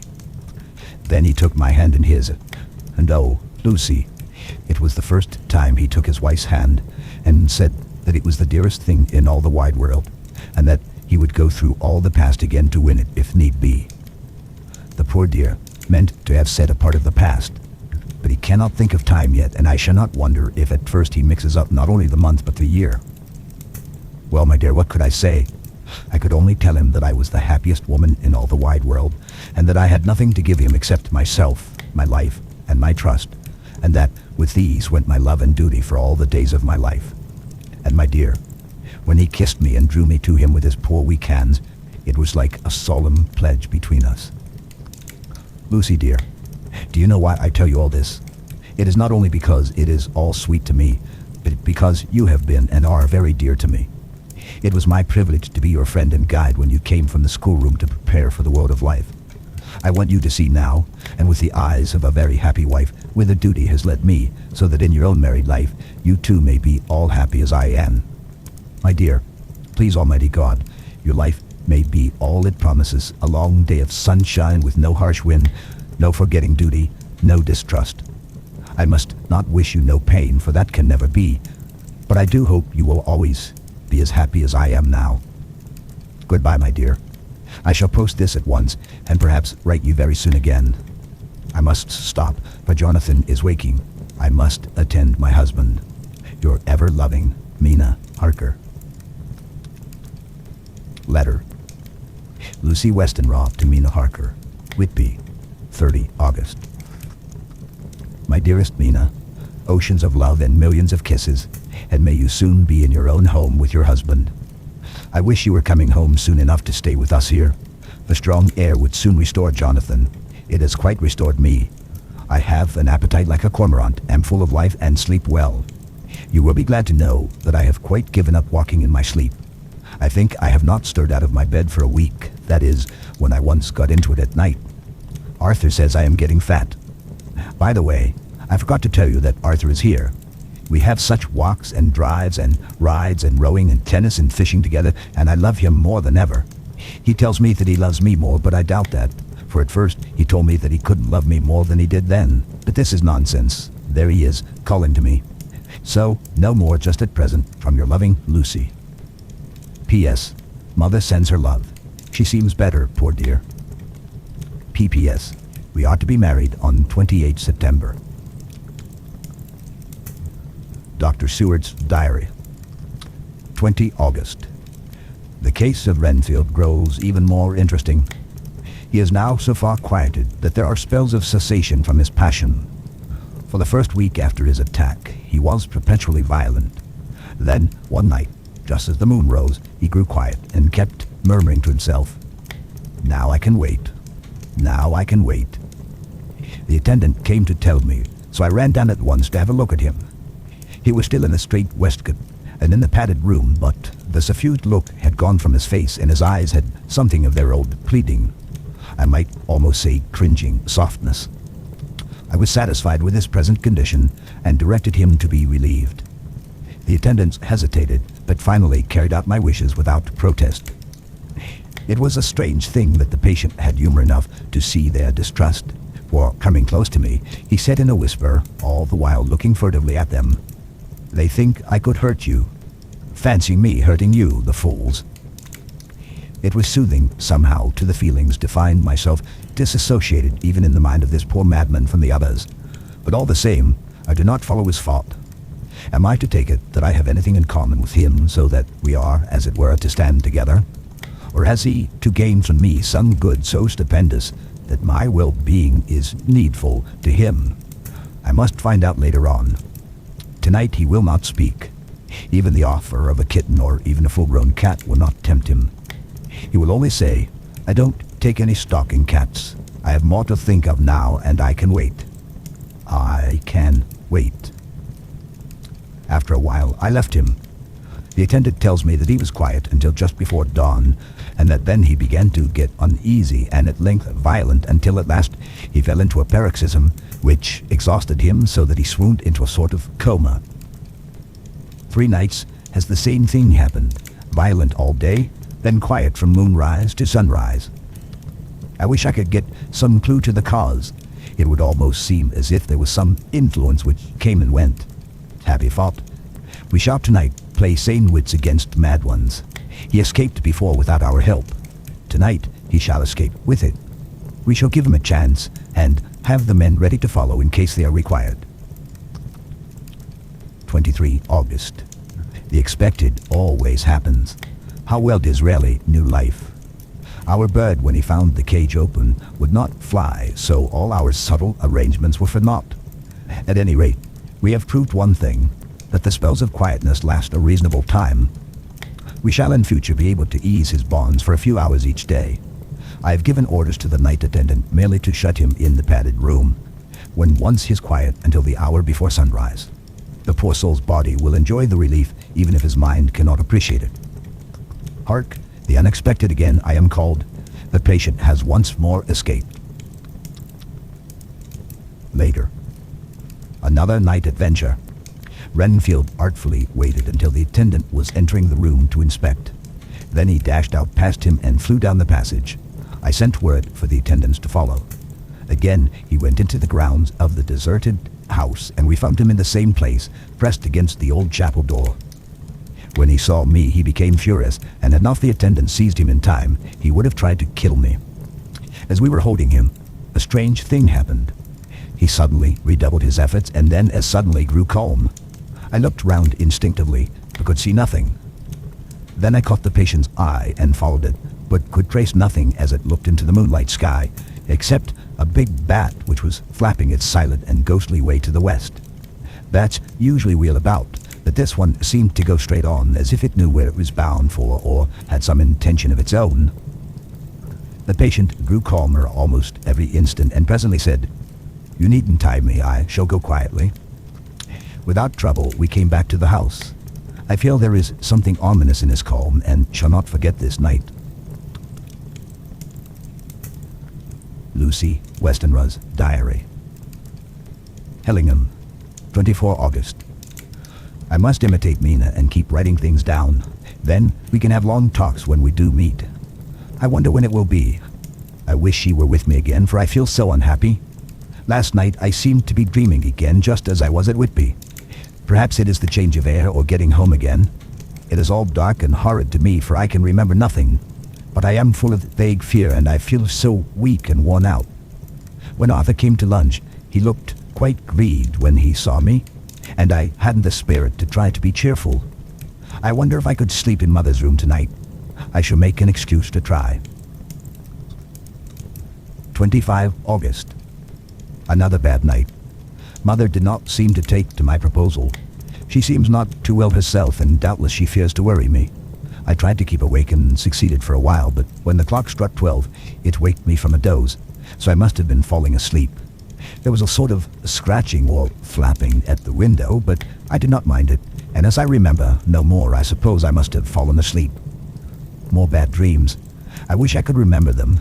This morning, I am horribly weak. My face is ghastly pale and my throat pains me.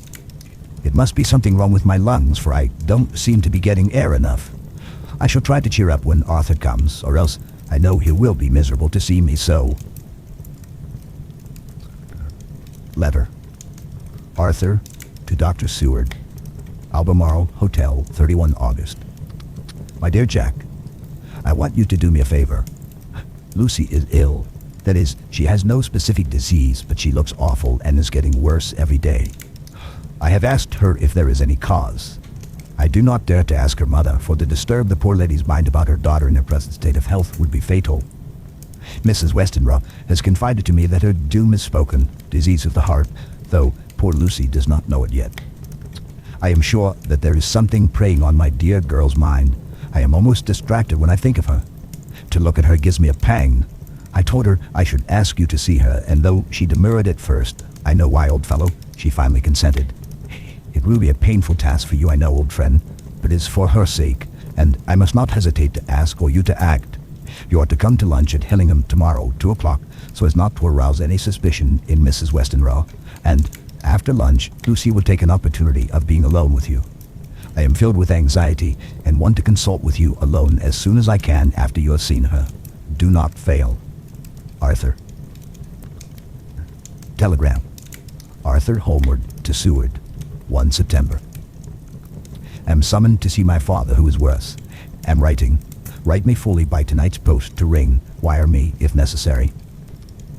Letter from Dr. Seward to Arthur Homeward, 2 September. My dear old fellow, with regard to Miss Westenra's health, I hasten to let you know at once that in my opinion there is not any functional disturbance or any malady that I know of. At the same time, I am not by any means satisfied with her appearance. She is woefully different from what she was when I saw her last. Of course, you must bear in mind that I did not have full opportunity of examination such as I should wish. Our very friendship makes a little difficulty which not even medical science or custom can bridge over. I had better tell you exactly what happened, leaving you to draw in a measure your own conclusions. I shall then say what I have done and propose doing. I found Miss Westenra in seemingly gay spirits. Her mother was present, and in a few seconds I made up my mind that she was trying all she knew to mislead her mother and prevent her from being anxious. I have no doubt she guesses if she does not know what need of caution there is. We lunched alone, and as we all exerted ourselves to be cheerful, we got, as some kind of reward for our labors, some real cheerfulness amongst us. Then Mrs. Westenra went to lie down, and Lucy was left with me. We went into her boudoir, and till we got her there, gaiety remained, for the servants were coming and going. As soon as the door was closed, however, the mask fell from her face, and she sank down into a chair with a great sigh and hid her eyes with her hand. When I saw that her high spirits had failed, I at once took advantage of her reaction to make a diagnosis. She said to me very sweetly, "I cannot tell you how I loathe talking about myself." I reminded her that a doctor's confidence was sacred, but that you were grievously anxious about her.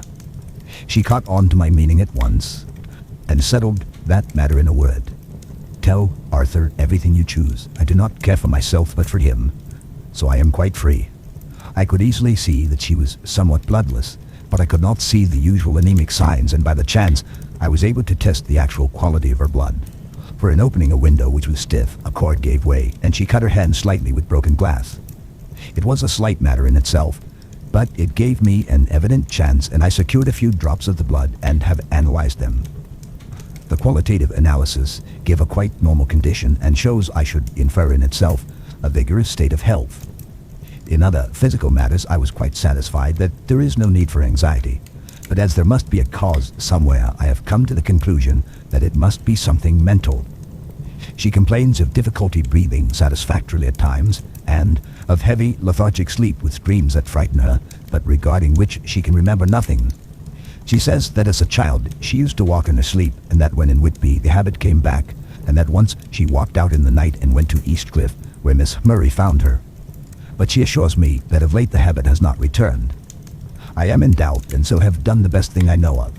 I have written to my old friend and master, Professor Van Helsing of Amsterdam, who knows as much about obscure diseases as anyone in the world. I have asked him to come over, and as you told me that all things were to be at your charge, I have mentioned to him who you are and your relations to Miss Westenra. This, my dear fellow, is in obedience to your wishes, for I am only too proud and happy to do anything I can for her. Van Helsing would, I know, do anything for me for a personal reason, so no matter on what ground he comes, we must accept his wishes. He is a seemingly arbitrary man.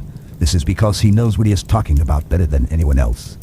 He is a philosopher and a metaphysician, and one of the most advanced scientists of his day, and he has, I believe, an absolutely open mind. This, with an iron nerve, a temper of the ice-brook, and indomitable resolution, self-command, and toleration, exalted from virtues to blessings, and the kindliest and truest heart that beats, these form his equipment for the noble work that he is doing for mankind. Work, both in theory and practice, for his views are as wide as his all-embracing sympathy. I tell you these facts that you may know why I have such confidence in him. I have asked him to come at once. I shall see Miss Westenra tomorrow again. She is to meet me at the stores, so that I may not alarm her mother by too early a repetition of my call. Yours always, John Seward. Letter. Abraham Van Helsing, MD, PhD, Doctor of Literature, etc., etc., to Dr. Seward. 2 September. My good friend, when I received your letter, I am already coming to you. By good fortune, I can leave just at once without wrong to any of those who have trusted me. Were fortune other, then it were bad for these who have trusted, for I come to my friend when he calls to me to aid those he holds dear. Tell your friend that when that time you sucked from my wound so swiftly the poison of the gangrene from that knife that our other friend, too nervous, let slip. You did more for him when he wants my aids, and you call for them all his great fortune could do. But it is pleasure added to do for him, your friend. It is to you that I come. Have near at hand, and please it so arrange that we may see the young lady not too late on tomorrow, for it is likely that I may have to return here that night. But if need be, I shall come again in 3 days and stay longer if it must. Till then, goodbye, my friend, John Van Helsing. Letter, Dr. Seward to Honorable Arthur Holmwood, 3 September. My dear Art, Van Helsing has come and gone. He came on with me to Hillingham and found that by Lucy's discretion, her mother was lunching out, so that we were alone with her. Van Helsing made a very careful examination of the patient. He is to report to me, and I shall advise you, for of course I was not present all the time. He is, I fear, much concerned, but says he must think. When I told him of our friendship and how you trust to me in the matter, he said, you must tell him all you think. Tell him what I think, if you can guess it, if you will. Nay, I am not jesting. This is no jest, but life and death, perhaps more. I asked what he meant by that, for he was very serious. This was when we had come back to town, and he was having a cup of tea before starting on his return to Amsterdam. He would not give me any further clue. He must not be angry with me, Art, because his very reticence means that all his brains are working for her good. He will speak plainly enough when the time comes, be sure. So I told him I would simply write an account of our visit, just as if I were doing a descriptive special article for the Daily Telegraph. He seemed not to notice, but remarked that the smuts of London were not quite so bad as they used to be when he was a student here. I am to get his report tomorrow, if he can possibly make it. In any case, I am to have a letter. Well, as to the visit, Lucy was more cheerful than on the day I first saw her, and certainly looked better. She had lost something of the ghastly look that so upset you, and her breathing was normal. She was very sweet to the professor, as she always is, and tried to make him feel at ease, though I could see the poor girl was making a hard struggle for it. I believe Van Helsing saw it too, for I saw the quick look under his bushy brows that I knew of old. Then he began to chat of all things, except ourselves and diseases, and with such infinite geniality that I could see poor Lucy's pretense of animation merge into reality. Then, without any seeming change, he brought the conversation gently round to his visit and suavely said, "My dear young miss, I have the so great pleasure because you are so much beloved. That is much, my dear. Even were there that which I do not see. They told me you were down in the spirit and that you were of a ghastly pale. To them I say, poof," and he snapped his fingers at me and went on. "But you and I shall show them how wrong they are. How can he, and he pointed at me with the same look and gesture as that with which he pointed me out in his class on, or rather after a particular occasion which he never fails to remind me of, know anything of a young ladies. He has his madmen to play with, and to bring them back to happiness and to those that love them. It is much to do, and oh, but there are rewards in that we can bestow such happiness. But the young ladies, he has no wife nor daughter, and the young do not tell themselves to the young, but to the old like me, who have known so many sorrows and the causes of them. So, my dear, we will send him away to smoke the cigarette in the garden, whilst you and I have a little talk all to ourselves. I took the hint and strolled about, and presently the professor came to the window and called me in. He looked grave, but said, I have made careful examination, but there is no functional cause. With you I agree that there has been much blood lost. It has been, but is not. But the conditions of her are in no way anemic. I have asked her to send me her maid, that I may ask just one or two questions, that so I may not chance to miss nothing. I know well that what she will say, and yet there is cause. There is always cause for everything. I must go back home and think. You must send me the telegram every day, and if there be cause, I shall come again. The disease, for not to be well is a disease, interests me, and the sweet young dear, she interests me too. She charmed me, and for her, if not for you or disease, I come.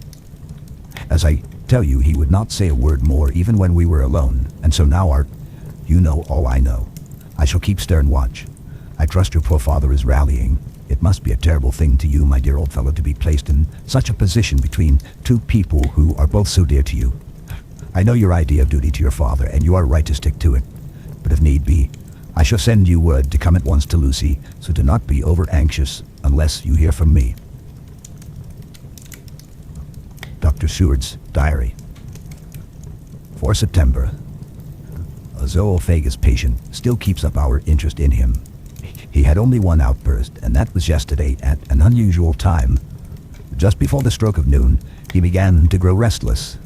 The attendant knew the symptoms, and at once summoned aid. Fortunately, the men came at a run and were just in time, for at the stroke of noon, he became so violent that it took all their strength to hold him. In about 5 minutes, however, he began to get more quiet, and finally sank into a sort of melancholy in which state he has remained up to now. The attendant tells me that his screams whilst in the paroxysm were really appalling. I found my hands full when I got in, attending to some of the other patients who were frightened by him. Indeed, I can quite understand the effect, for the sounds disturbed even me, though I was some distance away. It is now after the dinner hour of the asylum, and as yet my patient sits in a corner brooding, with a dull, sullen, woe-begone look in his face, which seems rather to indicate than to show something directly. I cannot quite understand it. Later, another change in my patient. At 5 o'clock, I looked in on him and found him seemingly as happy and contented as he used to be. He was catching flies and eating them, and was keeping note of his capture by making nail marks on the edge of the door between the ridges of padding. When he saw me, he came over and apologized for his bad conduct, and asked me in a very humble, cringing way to be led back to his own room and to have his notebook again. I thought it well to humor him, so he is back in his room with the window open. He has the sugar of his tea spread out on the windowsill and is reaping quite a harvest of flies. He is not now eating them, but putting them into a box as of old, and is already examining the corners of his room to find a spider. I tried to get him to talk about the past few days, for any clue to his thoughts would be of immense help to me, but he would not rise. For a moment or two he looked very sad, and said in a sort of far-away voice, as though saying it rather to himself than to me, "All over. All over. He has deserted me. No hope for me now unless I do it myself." Then, suddenly turning to me in a resolute way, he said, "Doctor, won't you be very good to me and let me have a little more sugar? I think it would be very good for me." "And the flies?" I said. "Yes, the flies like it too, and I like the flies, therefore I like it. And there are people who know so little as to think that madmen do not argue." I procured him a double supply and left him as happy a man as, I suppose, any in the world. I wish I could fathom his mind. Midnight. Another change in him. I had been to see Miss Westenra, whom I found much better, and had just returned and was standing at our own gate looking at the sunset, when once more I heard him yelling. As his room is on this side of the house, I could hear it better than in the morning. It was a shock to me to turn from the wonderful smoky beauty of a sunset over London, with its lurid lights and inky shadows, and all the marvelous tints that come on foul clouds, even as on foul water, and to realize all the grim sternness of my own cold stone building, with its wealth of breathing misery, and my own desolate heart to endure it all. I reached him just as the sun was going down, and from his window saw the red disk sink. As it sank, he became less and less frenzied, and just as it dipped, he slid from the hands that held him, an inert mass on the floor. It is wonderful, however, that intellectual recuperative power lunatics have, for within a few minutes he stood up quite calmly and looked around him. I signaled to the attendants not to hold him, for I was anxious to see what he would do. He went straight over to the window and brushed out the crumbs of sugar. Then he took his fly box and emptied it outside, and threw away the box. Then he shut the window, and crossing over sat down on his bed. All this surprised me, so I asked him, "Are you going to keep flies any more?" "No," said he, "I am sick of all that rubbish." He certainly is a wonderfully interesting study. I wish I could get some glimpse of his mind, or of the cause of his sudden passion. Stop. There may be a clue after all if we can find why today his paroxysm came on at high noon and at sunset. Can it be that there is a malign influence of the sun at periods which affect certain natures, as at times the moon does others? We shall see. Telegram. Seward, London, to Van Helsing, Amsterdam. 4 September. Patient still better today. Telegram. Seward, London to Van Helsing, Amsterdam. 5 September. Patient greatly improved, good appetite, sleeps naturally, good spirits, color coming back. Telegram. Seward, London to Van Helsing, Amsterdam. 6 September. Terrible change for the worse. Come at once. Do not lose an hour. I hold over telegram to Homewood till have seen you. The end of chapter 9.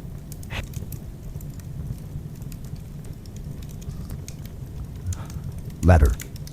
Dr. Seward to Honorable Arthur Homewood. 6 September. My dear Art, my news today is not so good.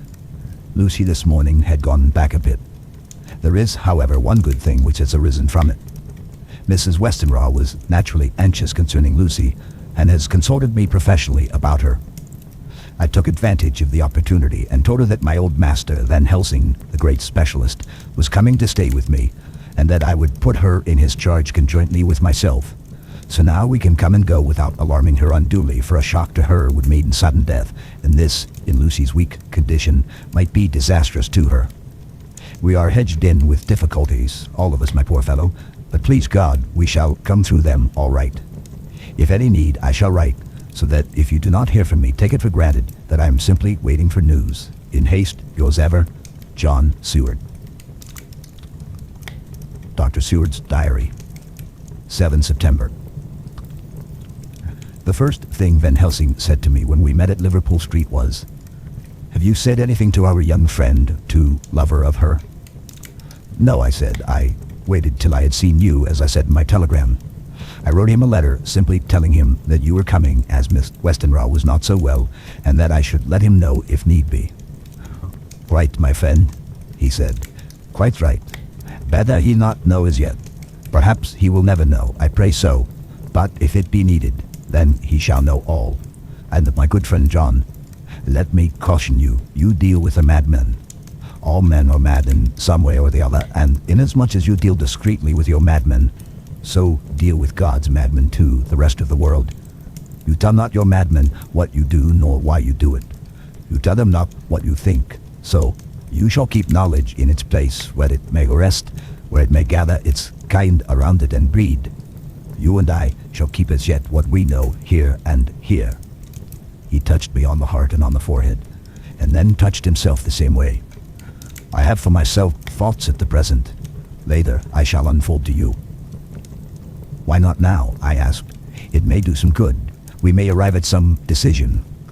He looked at me and said, "My friend John, when the corn is grown, even before it has ripened, while the milk of its mother earth is in him, and the sunshine has not yet begun to paint him with his gold, The husbandman, he pull the ear and rub him between his rough hands and blow away the green chaff and say to you, look, he's good corn. He will make a good crop when the time comes.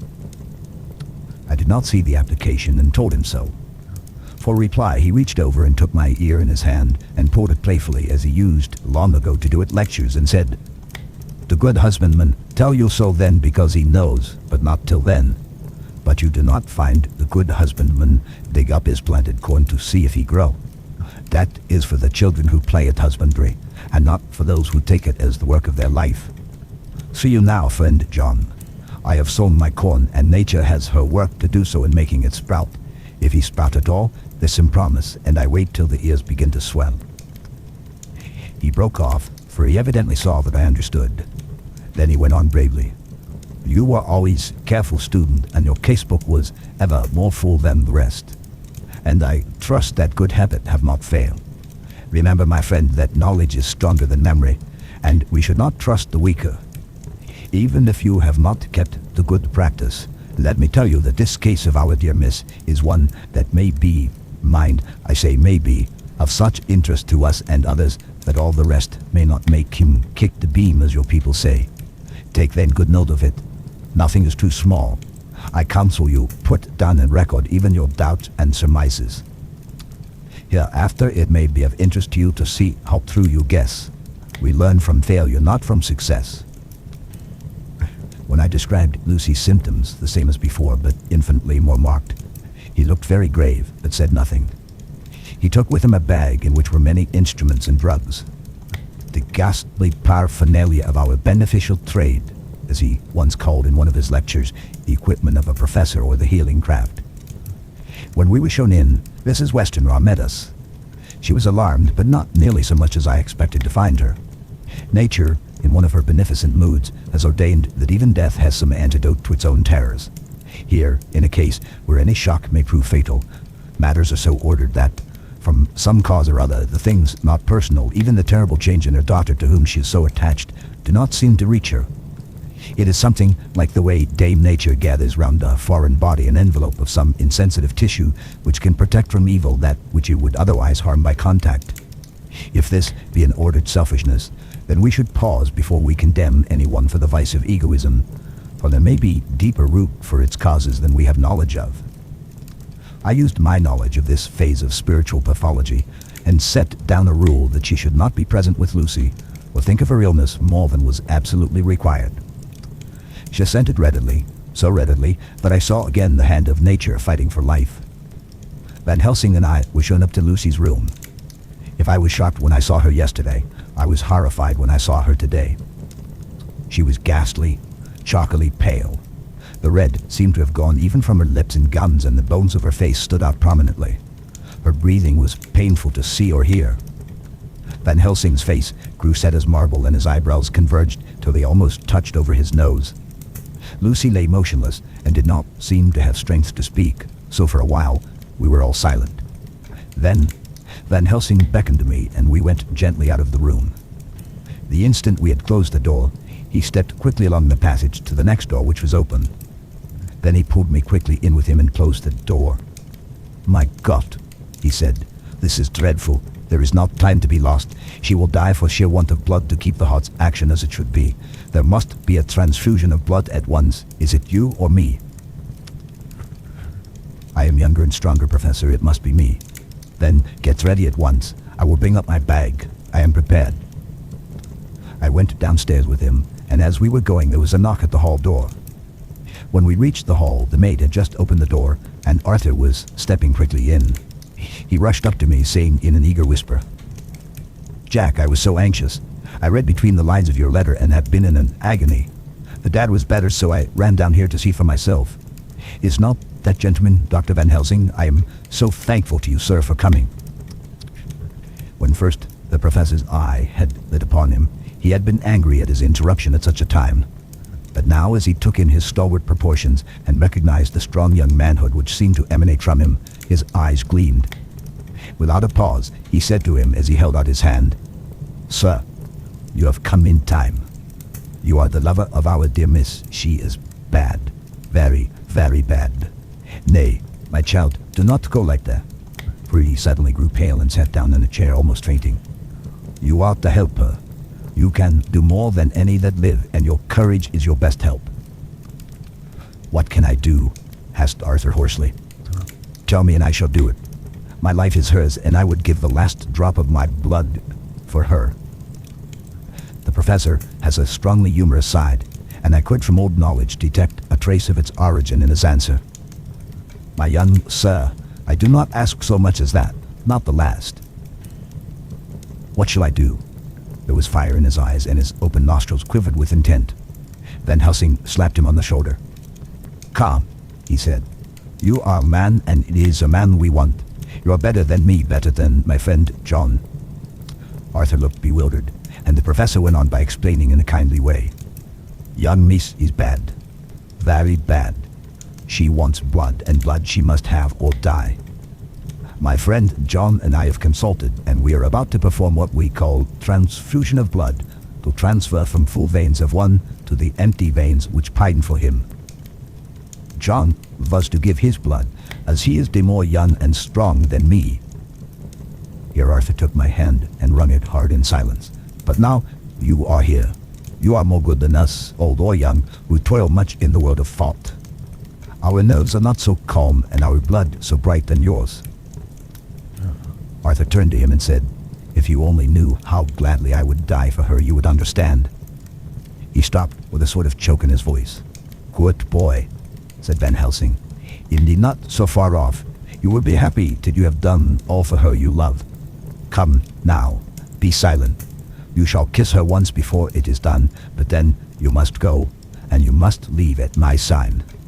Say no word to madam. You know how it is with her. There must be no shock. Any knowledge of this would be one. Come." We all went up to Lucy's room. Arthur, by direction, remained outside. Lucy turned her head and looked at us, but said nothing. She was not asleep, but she was simply too weak to make the effort. Her eyes spoke to us, that was all. Van Helsing took some things from his bag and laid them on the little table out of sight. Then he mixed a narcotic, and coming over to the bed, said cheerily, "Now, little miss, here is your medicine. Drink it off like a good child. See, I lift you so that to swallow is easy. Yes." She had made the effort with success. It astonished me how long the drug took to act. This, in fact, marked the extent of her weakness. The time seemed endless until sleep began to flicker in her eyelids. At last, however, the narcotic began to manifest its potency, and she fell into a deep sleep. When the professor was satisfied, he called Arthur into the room and bade him strip off his coat. Then he added, "You might take that one little kiss whilst I bring over the table." Friend John helped to me. So neither of us looked whilst he bent over her. Van Helsing, turning to me, said, "He is so young and strong, and of blood so pure that we need not defibrillate it." Then with swiftness, but with absolute method, Van Helsing performed the operation. As the transfusion went on, something like life seemed to come back to poor Lucy's cheeks, and through Arthur's growing pallor the joy of his face seemed absolutely to shine. After a bit, I began to grow anxious, for the loss of blood was telling on Arthur, strong man as he was. It gave me an idea of what a terrible strain Lucy's system must have undergone, that what weakened Arthur only partially restored her. But the professor's face was set, and he stood, watch in hand, and with his eyes fixed now on the patient and now on Arthur. I could hear my own heart beat. Presently he said in a soft voice, "Do not stir an instant. It is enough. You attend him, I will look to her." When all was over, I could see how much Arthur was weakened. I dressed the wound and took his arm to bring him away, when Van Helsing spoke without turning round. The man seems to have eyes in the back of his head. "The brave lover, I think, deserve another kiss, which he shall have presently." And as he had now finished his operation, he adjusted the pillow to the patient's head.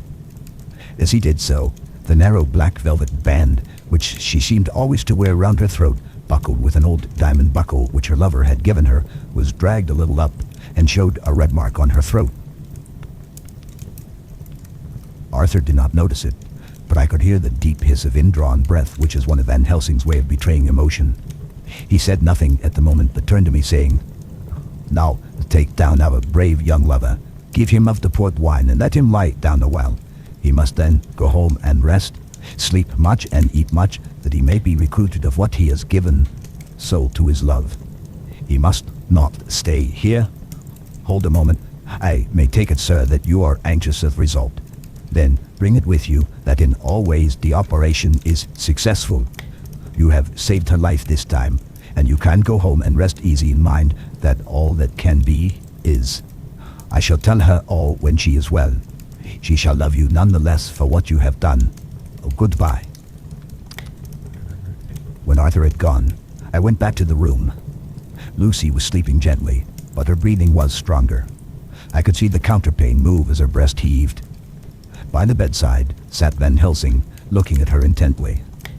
The velvet band again covered the red mark. I asked the professor in a whisper, "What do you make of that mark on her throat?" "What do you make of it?" "I have not examined it yet," I answered, and then and there proceeded to loose the band. Just over the external jugular vein there were 2 punctures, not large, but not wholesome looking. There was no sign of disease, but the edges were white and worn looking, as if by some trituration. It at once occurred to me that this wound, or whatever it was, might be the means of that manifest loss of blood. But I abandoned the idea as soon as it formed, for such a thing could not be. The whole bed would have been drenched to a scarlet with the blood which the girl must have lost to leave such a pallor as she had before the transfusion. "Well," said Van Helsing. "Well," said I can make nothing of it." The professor stood up. "I must go back to Amsterdam tonight," he said. "There are books and things there which I want. You must remain here all night, and you must not let your sight pass from her." "Shall I have a nurse?" I asked. "We are the best nurses, you and I. You keep watch all night.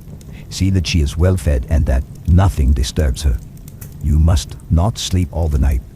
Later on, we can sleep, you and I. I shall be back as soon as possible, and then we may begin." "May begin," I said. "What on earth do you mean?" "We shall see," he answered as he hurried out.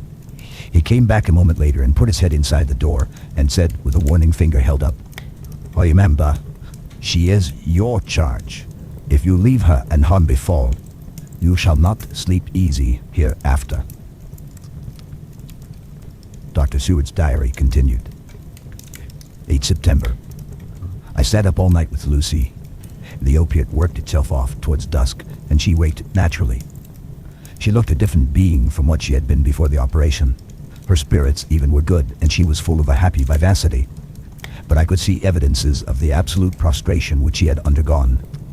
When I told Mrs. Westenra that Dr. Van Helsing had directed that I should sit up with her, she almost pooh-poohed the idea, pointing out her daughter's renewed strength and excellent spirits.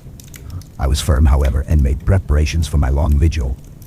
When her maid had prepared her for the night, I came in, having in the meantime had supper, and took a seat by the bedside. She did not in any way make objection, but looked at me gratefully whenever I caught her eye. After a long spell, she seemed sinking off to sleep, but with an effort seemed to pull herself together and shook it off. It was apparent that she did not want to sleep, so I tackled the subject at once. "You do not want to sleep?" "No. I am afraid." "Afraid to go to sleep? Why so? It is the boon we all crave for." "Ah, not if you were like me. If sleep was to you a presage of horror." "A presage of horror? What on earth do you mean?" "I don't know.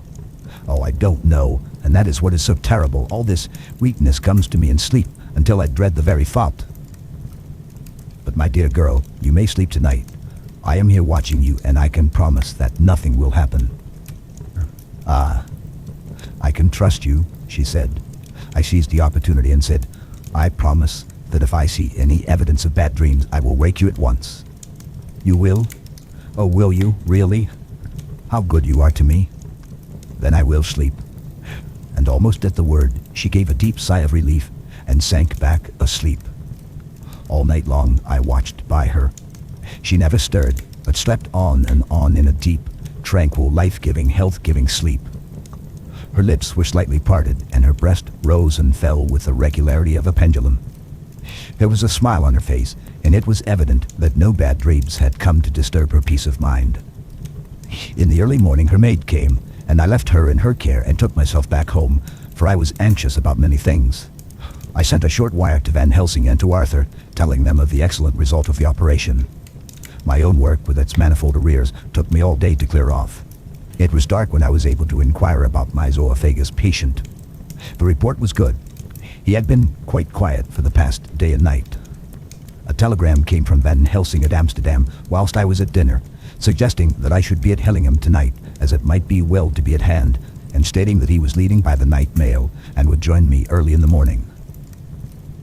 9 September. I was pretty tired and worn out when I got to Hellingham. For 2 nights I had hardly had a wink of sleep, and my brain was beginning to feel that numbness which marks cerebral exhaustion. Lucy was up and in cheerful spirits. When she shook hands with me, she looked sharply in my face and said, "No sitting up tonight for you. You are worn out." I am quite well again. Indeed, I am, and if there is to be any sitting up, it is I who will sit up with you. I would not argue the point, but went and had my supper. Lucy came with me, and, enlivened by her charming presence, I made an excellent meal and had a couple of glasses of the more than excellent port. Then Lucy took me upstairs and showed me a room next to her own, where a cozy fire was burning. "Now," she said, "you must stay here. I shall leave this door open, and my door too. You can lie on the sofa, for I know that nothing would induce any of you doctors to go to bed whilst there is a patient above the horizon. If I want anything, I shall call out, and you can come to me at once." I could not but acquiesce, for I was dog-tired and could not have sat up had I tried. So, on her renewing her promise to call me if she should want anything, I lay on the sofa and forgot all about everything. Lucy Westenra's diary. 9 September. I feel so happy tonight. I have been so miserably weak that to be able to think and move about is like feeling sunshine after a long spell of east wind out of a steel sky. Somehow, Arthur feels very, very close to me. I seem to feel his presence warm about me. I suppose it is that sickness and weakness are selfish things and turn our inner eyes in sympathy on ourselves, whilst health and strength give love rein, and in thought and feeling he can wander where he wills. I know where my thoughts are. If only Arthur knew. My dear, your ears must tingle as you sleep as mine do waking. Oh, the blissful rest of last night. How I slept with that dear good Dr. Seward watching me. And tonight I shall not fear to sleep, since he is close at hand and within call. Thank everybody for being so good to me. Thank God. Good night, Arthur. Dr. Seward's diary. 10 September. I was conscious of the professor's hand on my head and started awake all in a second. That is one of the things that we learn in an asylum, at any rate. "And how is our patient?" "Well, when I left her, or rather, when she left me," I answered. "Come, let us see," he said, and together we went into the room. The blind was down, and I went over to raise it gently, whilst Van Helsing stepped with his soft, cat-like tread over to the bed. As I raised the blind and the morning sunlight flooded the room, I heard the professor's low hiss of inspiration, and knowing its rarity, a deadly fear shot through my heart. As I passed over, he moved back, and his exclamation of horror, "Gott in Himmel," needed no enforcement from his agonized face. He raised his hand and pointed to the bed, and his iron face was drawn and ashen white. I felt my knees begin to tremble. There, on the bed, seemingly in a swoon, lay poor Lucy, more horribly white and wan-looking than ever. Even the lips were white, and the gums seemed to have shrunken back from the teeth, as we sometimes see in a corpse after a prolonged illness.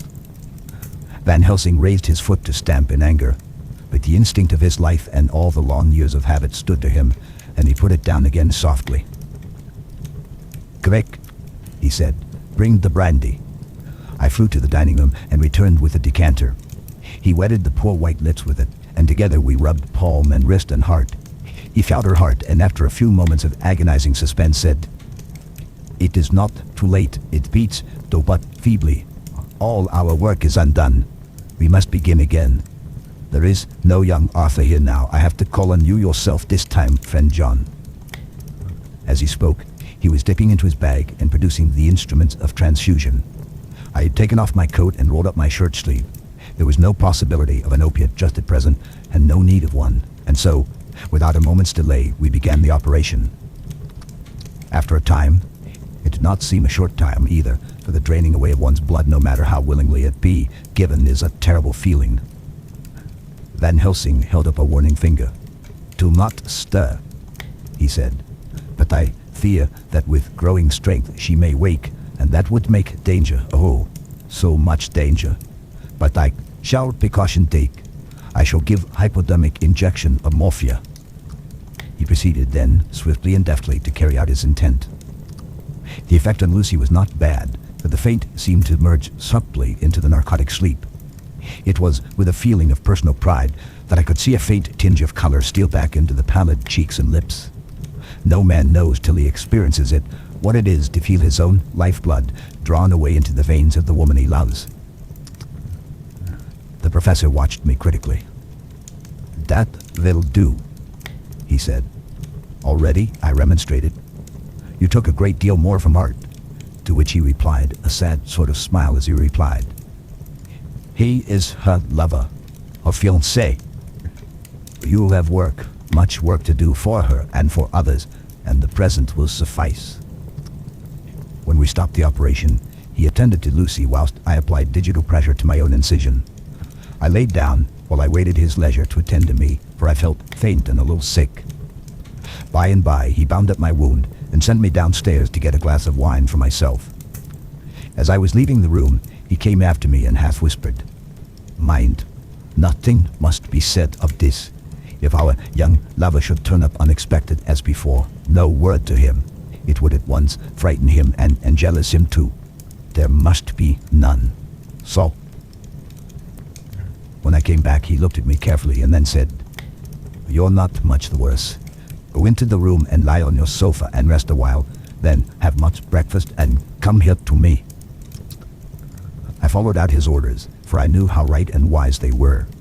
I had done my part, and now my next duty was to keep up my strength. I felt very weak, and in the weakness lost something of the amazement at what had occurred. I fell asleep on the sofa, however, wondering over and over again how Lucy had made such a retrograde movement, and how she could have been drained of so much blood with no sign anywhere to show for it. I think I must have continued my wonder in my dreams, for, sleeping and waking, my thoughts always came back to the little punctures in her throat and the ragged, exhausted appearance of their edges, tiny though they were. Lucy slept well into the day, and when she woke, she was fairly well and strong, though not nearly so much so as the day before. When Van Helsing had seen her, he went out for a walk, leaving me in charge with strict injunctions that I was not to leave her for a moment. I could hear his voice in the hall asking the way to the nearest telegraph office. Lucy chatted with me freely and seemed quite unconscious that anything had happened. I tried to keep her amused and interested. When her mother came up to see her, she did not seem to notice any change whatever, but said to me gratefully, "We owe you so much, Dr. Seward, for all you have done, but you really must now take care not to overwork yourself. You're looking pale yourself. You want a wife to nurse and look after you a bit, that you do." As she spoke, Lucy turned crimson, though it was only momentarily, for her poor wasted veins could not stand for long an unwanted drain to her head. The reaction came in excessive pallor as she turned imploring eyes on me. I smiled and nodded, and laid my finger on my lips. With a sigh, she sank back amid her pillows. Van Helsing returned in a couple of hours, and presently said to me, "Now, you go home and eat much and drink enough. Make yourself strong. I stay here tonight, and I shall sit up with little miss myself. You and I must watch the case, and we must have none other to know. I have grave reasons. No, do not ask me. Think what you will. Do not fear to think even the most not improbable. Good night." In the hall, two of the maids came to me and asked if they or either of them might not sit up with Miss Lucy. They implored me to let them, and when I said it was Dr. Van Helsing's wish that either he or I should sit up, they asked me quite piteously to intercede with the foreign gentleman. I was touched by their kindness. Perhaps it is because I am weak at present, and perhaps because it was on Lucy's account that their devotion was manifested. For over and over again have I seen similar instances of women's kindness. I got back here in time for a late dinner, went my rounds, all well, and set this down whilst waiting for sleep. It is coming. 11 September. This afternoon I went over to Hillingham, found Van Helsing in excellent spirits and Lucy much better. Shortly after I had arrived, a big parcel from abroad came for the professor. He opened it with much impressment, assumed of course, and showed a great bundle of white flowers. "These are for you, Miss Lucy," he said. "For me, oh Dr. Van Helsing?" "Yes, my dear, but not for you to play with. These are medicines." Here Lucy made a wry face. "Nay, but they are not to take in a decoction or in nauseous form, so you need not snub that so charming nose, or I shall point out to my friend Arthur what woes he may have to endure in seeing so much beauty that he so loves so much distort. Aha, my pretty miss, that bring the so nice nose all straight again. This is medicinal, but you do not know how. I put him in your window, I make pretty wreath, and hang him round your neck so you sleep well. Oh, yes, they, like lotus flower, make your trouble forgotten. It smells so like the waters of Lethe, and of that fountain of youth that the conquistadores sought for in the Floridas, and find him all too late." Whilst he was speaking, Lucy had been examining the flowers and smelling them.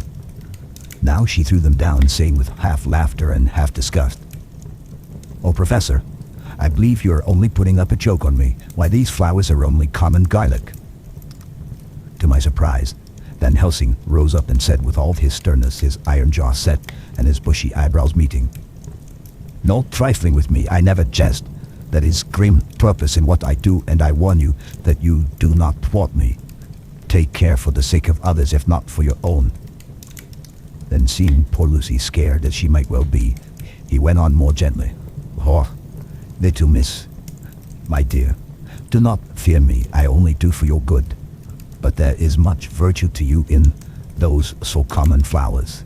See, I place them myself in your room. I make myself the wreath that you ought to wear, but hush, no telling to others that make so inquisitive questions.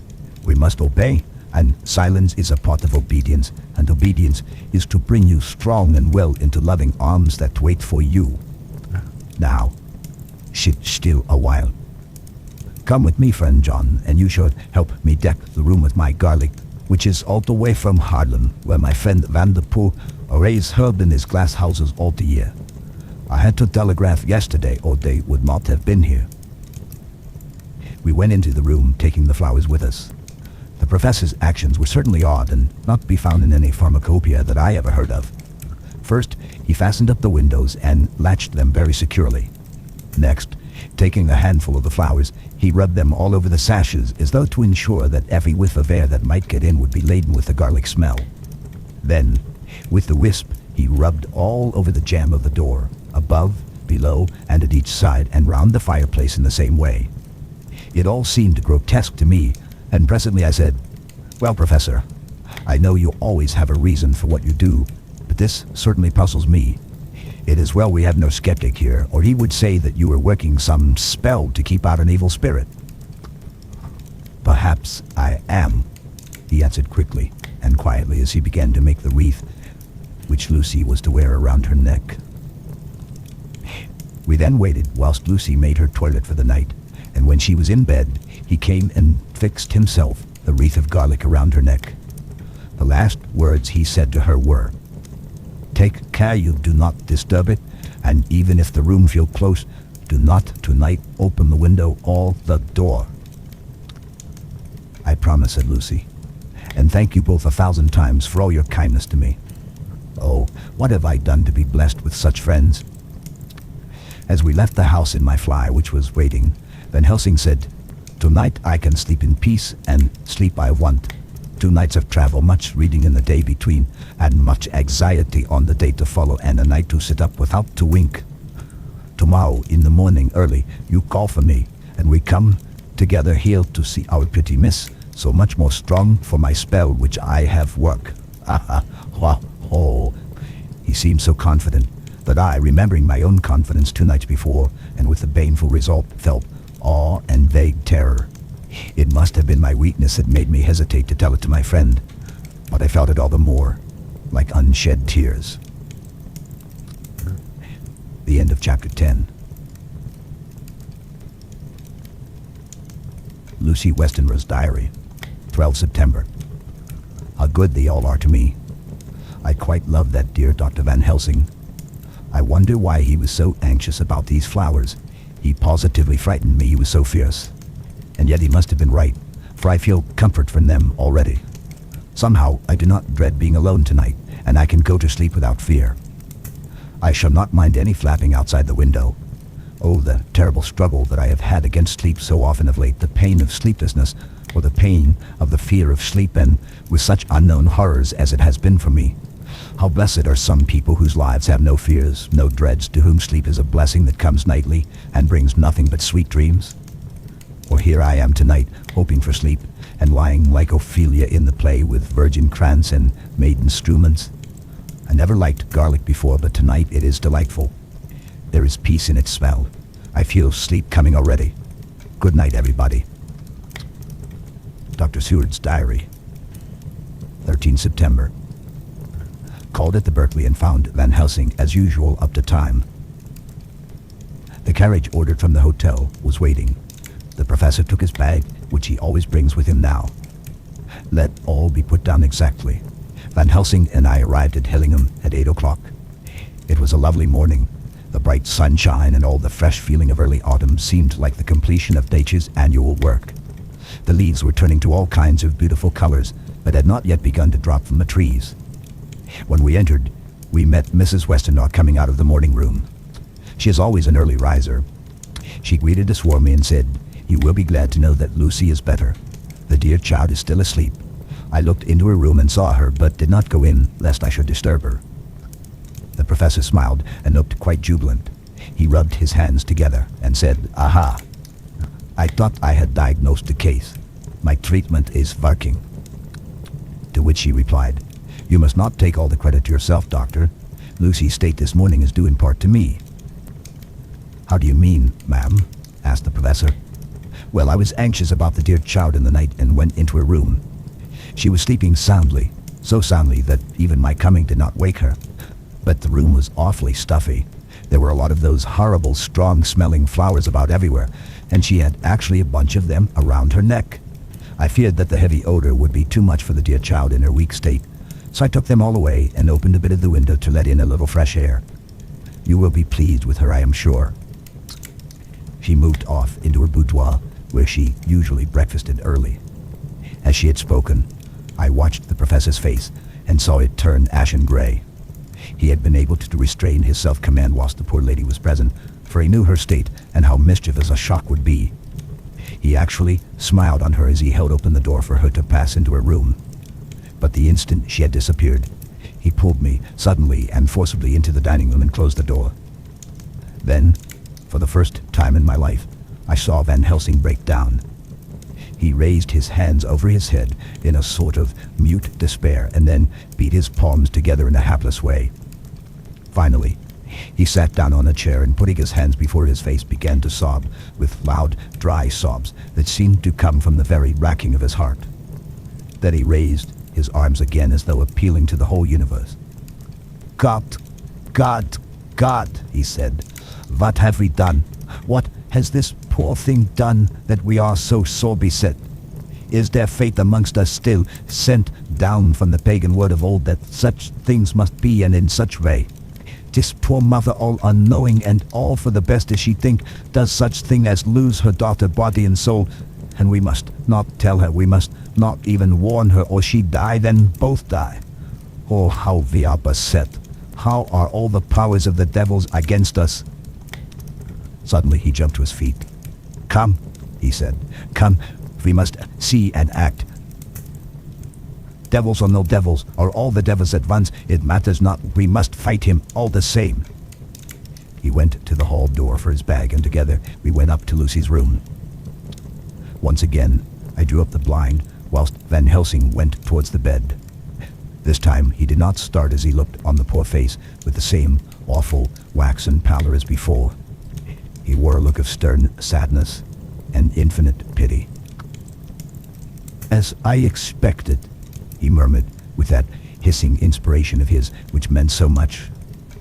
Without a word he went and locked the door, and then began to set out on the little table the instruments for yet another operation of transfusion of blood. I had long ago recognized the necessity, and began to take off my coat, but he stopped me with a warning hand. "No," he said. "Today you must operate. I shall provide. You are weakened already." As he spoke, he took off his coat and rolled up his shirt sleeve. Again the operation. Again the narcotic. Again some return of color to the ashy cheeks and the regular breathing of healthy sleep. This time I watched whilst Van Helsing recruited himself and rested. Presently he took an opportunity of telling Mrs. Westenra that she must not remove anything from Lucy's room without consulting him, that the flowers were of medicinal value, and that the breathing of their odor was a part of the system of cure. Then he took over the care of the case himself, saying that he would watch this night and the next, and would send me word when to come. After another hour, Lucy waked from her sleep, fresh and bright, and seemingly not much the worse for her terrible ordeal. What does it all mean? I am beginning to wonder if my long habit of life amongst the insane is beginning to tell upon my own brain. Lucy Westenra's diary. 17 September. 4 days and nights of peace. I am getting so strong again that I hardly know myself. It is as if I had passed through some long nightmare and had just awakened to see the beautiful sunshine and feel the fresh air of the morning round me. I have a dim half-remembrance of long, anxious times of waiting and fearing, darkness in which there was not even the pain of hope to make present distress more poignant. And then long spells of oblivion and the rising back to life as a diver coming up through a great press of water. Since, however, Dr. Van Helsing has been with me, all this bad dreaming seems to have passed away.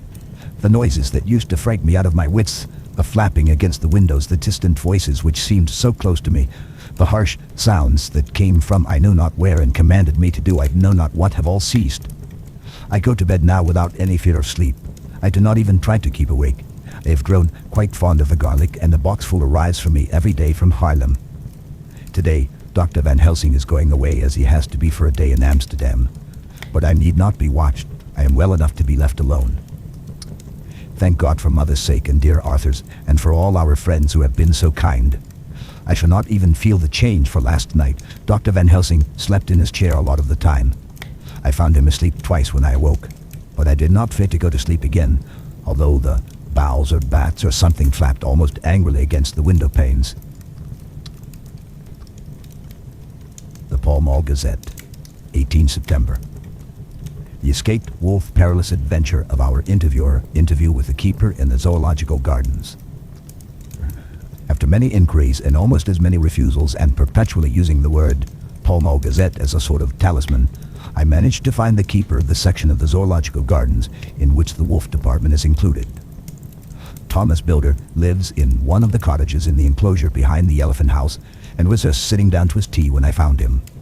Thomas and his wife are hospitable folk, elderly and without children, and if the specimen I enjoyed of their hospitality be of the average kind, their lives must be pretty comfortable. The keeper would not enter on what he called business until the supper was over, and we were all satisfied. Then, when the table was cleared and he had lit his pipe, he said, "Now, sir, you can go on and ask me what you want. You'll excuse me refusing to talk of professional subjects afore meals.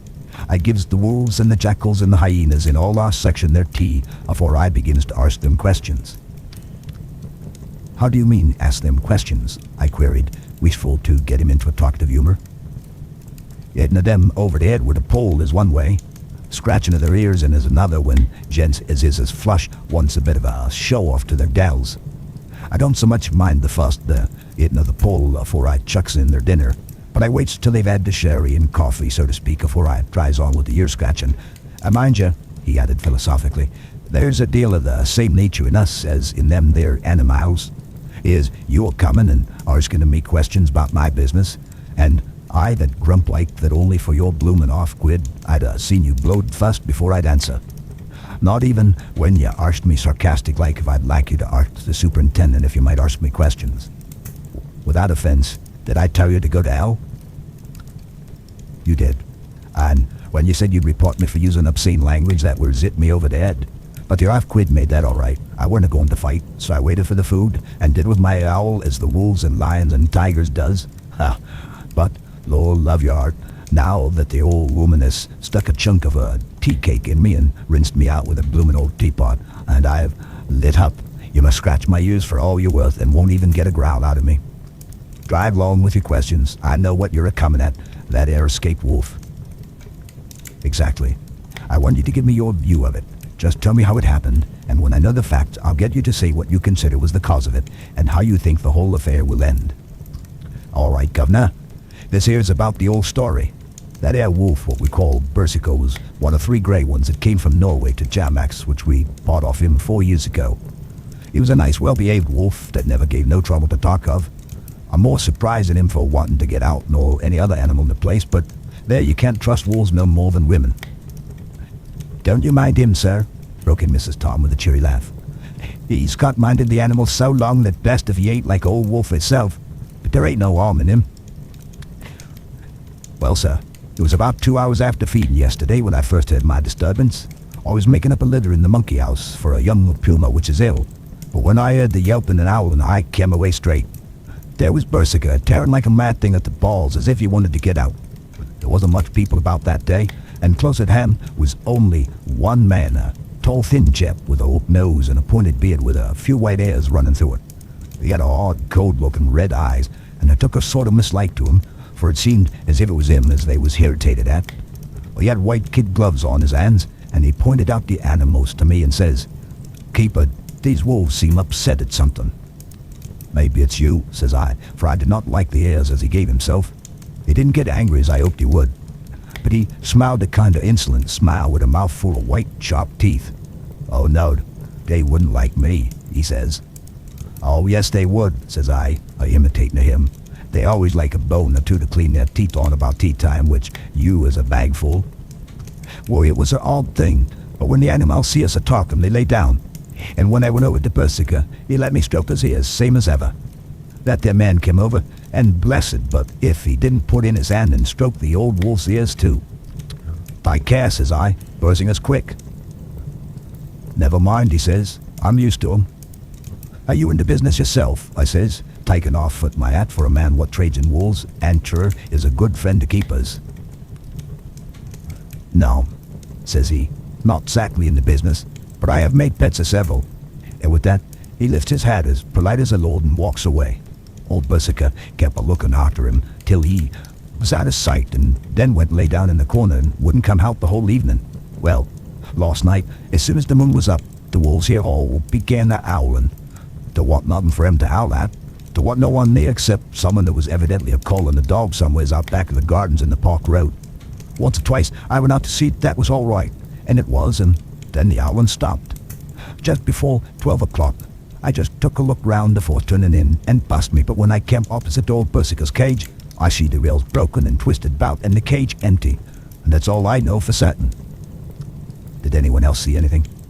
One of our gardeners was a-coming home about that time from Harmony when he see a big grey dog coming out through the garden edges.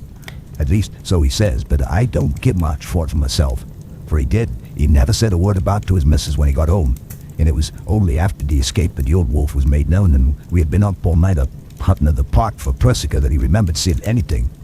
My own belief was that the harmony had got into his head. Now, Mr. Builder, can you account in any way for the escape of the wolf?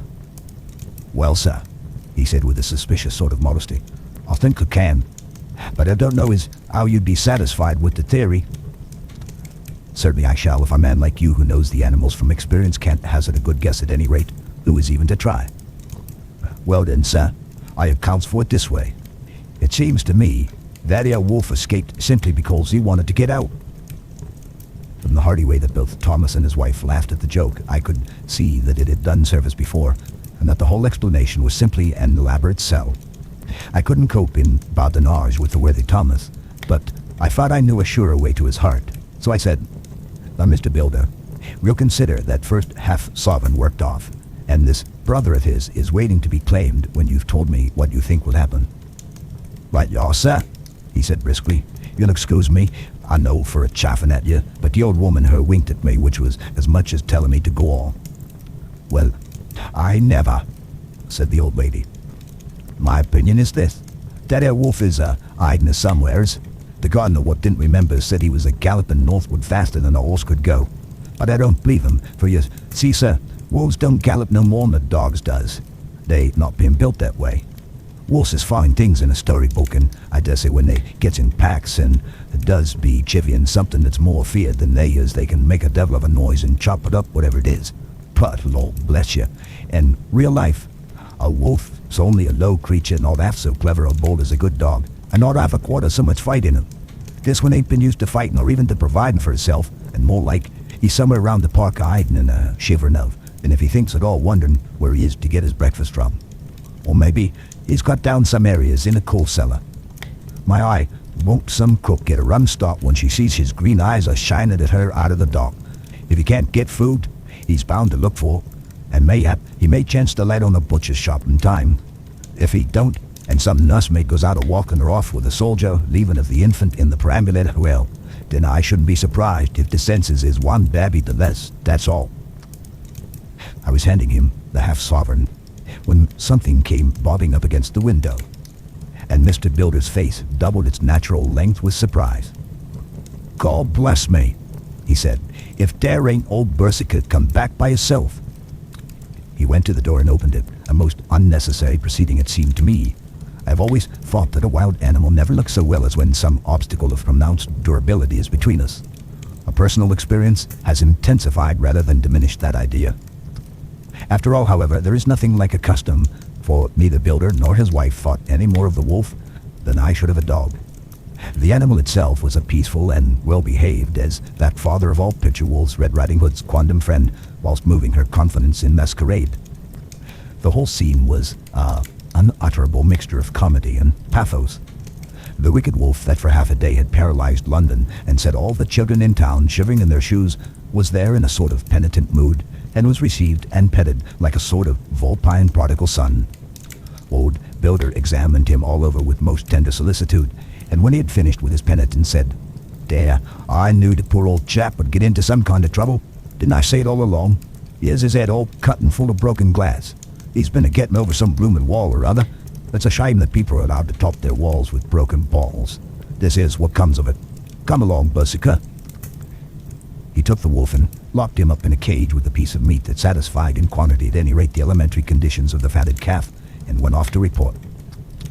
I came off too to report the only exclusive information that is given today regarding the strange escapade at the zoo.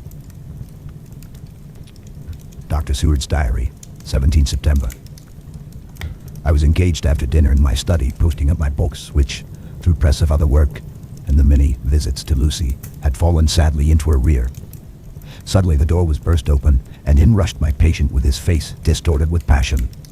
I was thunderstruck, for such a thing as a patient getting out of his own accord into the superintendent's study is almost unknown.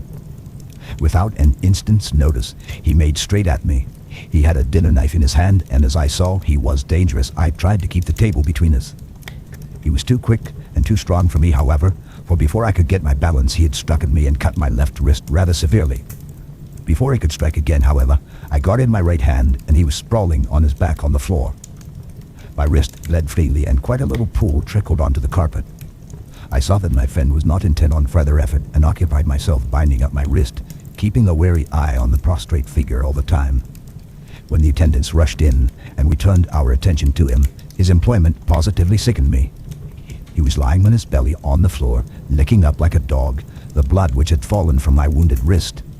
He was easily secured, and to my surprise went with the attendants quite placidly, simply repeating over and over again, "The blood is the life. The blood is the life."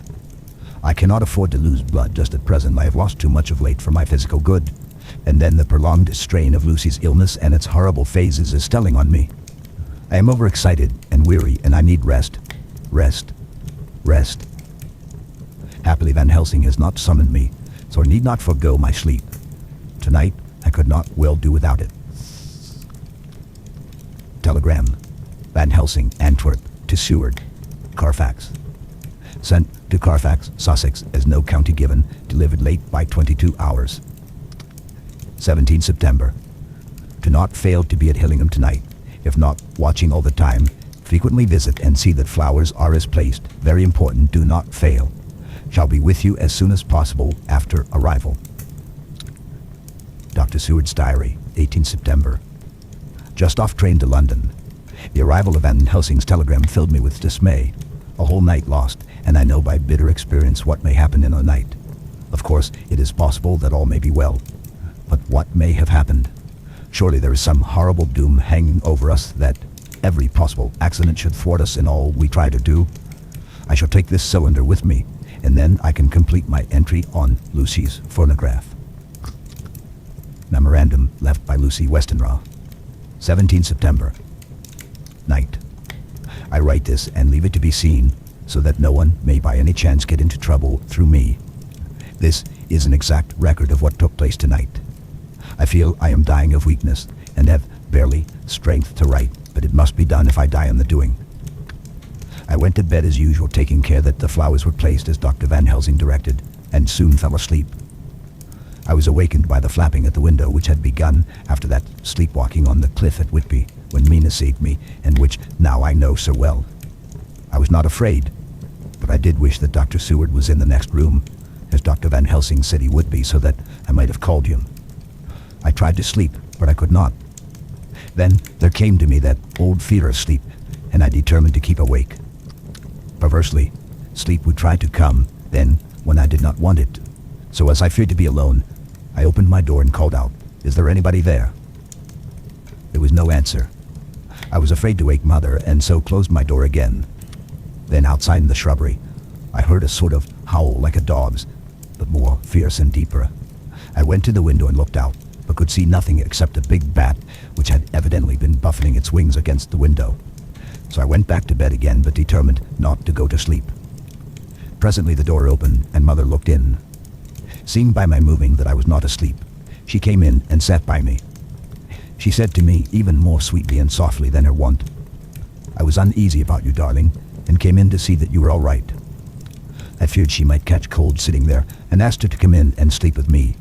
So she came into bed and lay down beside me. She did not take off her dressing gown, for she said she would only stay a while and then go back to her own bed. As she lay there in my arms and I in hers, the flapping and buffeting came to the window again. She was startled and a little frightened and cried out, "What is that?" I tried to pacify her, and at last succeeded, and she lay quiet. But I could hear her poor heart still beating terribly. After a while there was the howl again out in the shrubbery, and shortly after there was a crash at the window, and a lot of broken glass was hurled on the floor. The window blind blew back with the wind that rushed in, and in the aperture of the broken panes there was the head of a great gaunt grey wolf. Mother cried out in a fright, and struggled up into a sitting posture and clutched wildly at anything that would help her.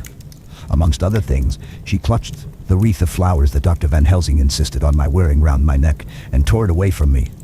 For a second or two she sat up, pointing at the wolf, and there was a strange and horrible gurgling in her throat. Then she fell over as if struck with lightning, and her head hit my forehead and made me dizzy for a moment or two. The room and all round seemed to spin round. I kept my eyes fixed on the window, but the wolf drew his head back, and a whole myriad of little specks seemed to come blowing in through the broken window, and wheeling and circling round like a pillar of dust that travelers describe when there is a simoon in the desert. I tried to stir, but there was some spell upon me, and dear Mother's poor body, which seemed to grow cold already, for her dead heart had ceased to beat, weighed me down, and I remembered no more for a while. The time did not seem long, but very, very awful, till I recovered consciousness again. Somewhere near, a passing bell was tolling. The dogs all round the neighborhood were howling, and in our shrubbery, seemingly just outside, a nightingale was singing. I was dazed and stupid with pain and terror and weakness, but the sound of the nightingale seemed like the voice of my dead mother come back to comfort me. The sounds seemed to have awakened the maids too, for I could hear their bare feet pattering outside my door. I called to them, and they came in, and when they saw what had happened and what it was that lay over me on the bed, they screamed out. The wind rushed in through the broken window, and the door slammed to. They lifted off the body of my dear mother and laid her covered up with a sheet on the bed after I had got up. They were all so frightened and nervous that I directed them to go to the dining room and each have a glass of wine. The door flew open for an instant and closed again. The maids shrieked and then went in a body to the dining room, and I laid what flowers I had on my dear mother's breast. When they were there, I remembered what Dr. Van Helsing had told me, but I didn't like to remove them, and besides, I would have some of the servants to sit up with me now. I was surprised that the maids did not come back. I called them but got no answer, so I went to the dining room to look for them. My heart sank when I saw what had happened. They all four lay helpless on the floor, breathing heavily. The decanter of sherry was on the table half full, but there was a queer, acrid smell about. I was suspicious and examined the decanter. It smelled of laudanum, and looking on the sideboard, I found that the bottle which Mother's doctor uses for her, did use, was empty. What am I to do? What am I to do? I am back in the room with Mother. I cannot leave her, and I am alone save for the sleeping servants, whom someone has drugged. Alone with the dead. I dare not go out, for I can hear the low howl of the wolf through the broken window. The air seems full of specks, floating and circling in the draft from the window, and the lights burn blue and dim. What am I to do? God shield me from harm this night. I shall hide this paper in my breast, where they shall find it when they come to lay me out. My dear mother gone, it is time that I go too. Goodbye, dear Arthur. If I should not survive this night, God keep you, dear, and God help me. The end of chapter 11. Dr. Seward's Diary. 18 September. I drove at once to Hillingham and arrived early. Keeping my cab at the gate, I went up the avenue alone. I knocked gently and rang as quietly as possible, for I feared to disturb Lucy or her mother, and hoped to only bring a servant to the door. After a while, finding no response, I knocked and rang again. Still no answer. I cursed the laziness of the servants that they should lie abed at such an hour, for it was now 10 o'clock, and so rang and knocked again, but more impatiently. But still, without response. Hitherto I had blamed only the servants, but now a terrible fear began to assail me. Was this desolation but another link in the chain of doom which seemed drawing tight around us? Was it indeed a house of death to which I had come too late? I know that minutes, even seconds of delay might mean hours of danger to Lucy if she had had again one of those frightful relapses, and I went round the house to try if I could find by chance an entry anywhere. I could find no means of ingress. Every window and door was fastened and locked, and I returned baffled to the porch. As I did so, I heard the rapid pit-pat of a swiftly driven horse's feet. They stopped at the gate, and a few seconds later I met Van Helsing running up the avenue. When he saw me, he gasped out, "Then it was you, and just arrived. How is she? Are we too late? Did you not get my telegram?" I answered as quickly and coherently as I could that I had only got his telegram early in the morning, and had not omitted in coming here, and that I could not make anyone in the house hear me. He paused and raised his hat as he said solemnly, "Then I fear we are too late. God's will be done." With his usual recuperative energy, he went on, "Come. If there be no way open to get in, we must make one. Time is all in all to us now." We went round to the back of the house, where there was a kitchen window. The professor took a small surgical saw from his case, and handing it to me, pointed to the iron bars which guarded the window. I attacked them at once, and had very soon cut through 3 of them. Then, with a long, thin knife, we pushed back the fastening of the sashes and opened the window. I helped the professor in and followed him. There was no one in the kitchen or in the servants' rooms, which were close at hand. We tried all the rooms as we went along, and in the dining room, dimly lit by rays of light through the shutters, found 4 servant women lying on the floor. There was no need to think them dead, for their stertorous breathing and the acrid smell of laudanum in the room left no doubt as to their condition. Van Helsing and I looked at each other, and as we moved away he said, "We can attend to them later." Then we ascended to Lucy's room. For an instant or two we paused at the door to listen, but there was no sound that we could hear. With white faces and trembling hands, we opened the door gently and entered the room. How shall I describe what we saw? On the bed lay 2 women, Lucy and her mother. The latter lay farthest in, and she was covered with a white sheet, the edge of which had been blown back by the draught through the broken window, showing the drawn white face with a look of terror fixed upon it. By her side lay Lucy, with face white and still more drawn. The flowers which had been round her neck we found upon her mother's bosom, and her throat was bare, showing the 2 little wounds which we had noticed before, but looking horribly white and mangled. Without a word, the professor bent over the bed, his head almost touching poor Lucy's breast. Then he gave a quick turn of his head, as of one who listens, and leaping to his feet, he cried out to me, "It is not yet too late. Quick, quick, bring the brandy." I flew downstairs and returned with it, taking care to smell and taste it, lest it too were drugged like the decanter of sherry which I found on the table. The maids were still breathing, but more restlessly, and I fancied that the narcotic was wearing off. I did not stay to make sure, but returned to Van Helsing. He rubbed the brandy, as on another occasion, on her lips and gums, and on her wrists and the palms of her hands. He said to me, "I can do this, all that can be at the present. You go wake those maids, flick them in the face with a wet towel and flick them hard. Make them get heat and fire and a warm bath. This poor soul is nearly as cold as that beside her. She will need to be heated before we can do anything more." I went at once and found little difficulty in waking 3 of the women. The 4th was only a young girl, and the drug had evidently affected her more strongly, so I lifted her on the sofa and let her sleep. The others were dazed at first, but as remembrance came back to them, they cried and sobbed in a hysterical manner. I was stern with them, however, and would not let them talk. I told them that one life is bad enough to lose, and if they delayed, they would sacrifice Miss Lucy. So sobbing and crying, they went about their way, half-clad as they were, and prepared fire and water. Fortunately, the kitchen and boiler fires were still alive, and there was no lack of hot water. We got a bath, and carried Lucy out as she was and placed her in it. Whilst we were busy chafing her limbs, there was a knock at the hall door. One of the maids ran off, hurried on some more clothes, and opened it. Then she returned and whispered to us that there was a gentleman who had come with a message for Mr. Holmwood. I bade her simply tell him that he must wait, for we could see no one now. She went away with the message, and engrossed with our work, I clean forgot all about him. I never saw in all my experience the professor work in such deadly earnest. I knew, as he knew, that it was a stand-up fight with death, and in a pause told him so. He answered me in a way that I did not understand, but with the sternest look that his face could wear. If that were all, I would stop here where we are now and let her fade away into peace, for I see no light in life over her horizon. He went on with his work, with, if possible, renewed and more frenzied vigor. Presently, we both began to be conscious that the heat was beginning to be of some effect. Lucy's heart beat a trifle more audibly to the stethoscope, and her lungs had a perceptible movement. Van Helsing's face almost beamed, and as we lifted her from the bath and rolled her in a hot sheet to dry her, he said to me, "The first gain is ours. Check to the king." We took Lucy into another room, which had by now been prepared, and laid her in bed and forced a few drops of brandy down her throat. I noticed that Van Helsing tied a soft silk handkerchief round her throat. She was still unconscious, and was quite as bad as, if not worse than, we had ever seen her. Van Helsing called in one of the women and told her to stay with her and not to take her eyes off her till we returned, and then beckoned me out of the room.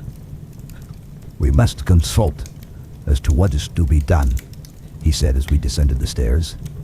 In the hall he opened the dining room door, and we passed in, he closing the door carefully behind him.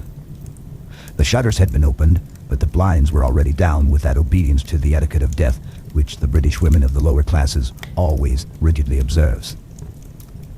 The room was therefore dimly dark. It was, however, light enough for our purposes. Van Helsing's sternness was somewhat relieved by a look of perplexity. He was evidently torturing his mind about something, so I waited for an instant, and he spoke. "What are we to do now? Where are we to turn for help? We must have another transfusion of blood, and that soon, or that poor girl's life won't be worth an hour's purchase. You are exhausted already. I am exhausted too. I fear to trust those women, even if they would have courage to submit. What are we to do for someone who will open his veins for her?" "What's the matter with me, anyhow?" The voice came from the sofa across the room, and its tones brought relief and joy to my heart, for they were those of Quincy Morris. Van Helsing started angrily at the first sound, but his face softened and a glad look came into his eyes as I cried out, "Quincy Morris!" and rushed towards him with outstretched hands. "What brought you here?" I cried as our hands met. "I guess art is the cause." He handed me a telegram. "Have not heard from Seward for 3 days and am terribly anxious. Cannot leave. Father still in same condition. Send me word how Lucy is. Do not delay. Holmwood." "I think I came just in the nick of time. You know, you have only to tell me what to do." Van Helsing strode forward and took his hand, looking him straight in the eyes as he said, "A brave man's blood is the best thing on this earth when a woman is in trouble. You're a man and no mistake. Well, the devil may work against us for all he's worth, but God sends us men when we want them." Once again, we went through that ghastly operation. I have not the heart to go through with the details. Lucy had got a terrible shock and it told on her more than before, for though plenty of blood went into her veins, her body did not respond to the treatment as well as on the other occasions. Her struggle back into life was something frightful to see and hear. However, the action of both heart and lungs improved, and Van Helsing made a subcutaneous injection of morphia as before, and with good effect. Her fate became a profound slumber. The professor watched whilst I went downstairs with Quincy Morris and sent one of the maids to pay off one of the cabmen who were waiting. I left Quincy lying down after having a glass of wine and told the cook to get ready a good breakfast. Then a thought struck me and I went back to the room where Lucy now was. When I came softly in, I found Van Helsing with a sheet or two of notepaper in his hand. He had evidently read it and was thinking it over as he sat with his hand to his brow. There was a look of grim satisfaction in his face, as of one who has had a doubt solved.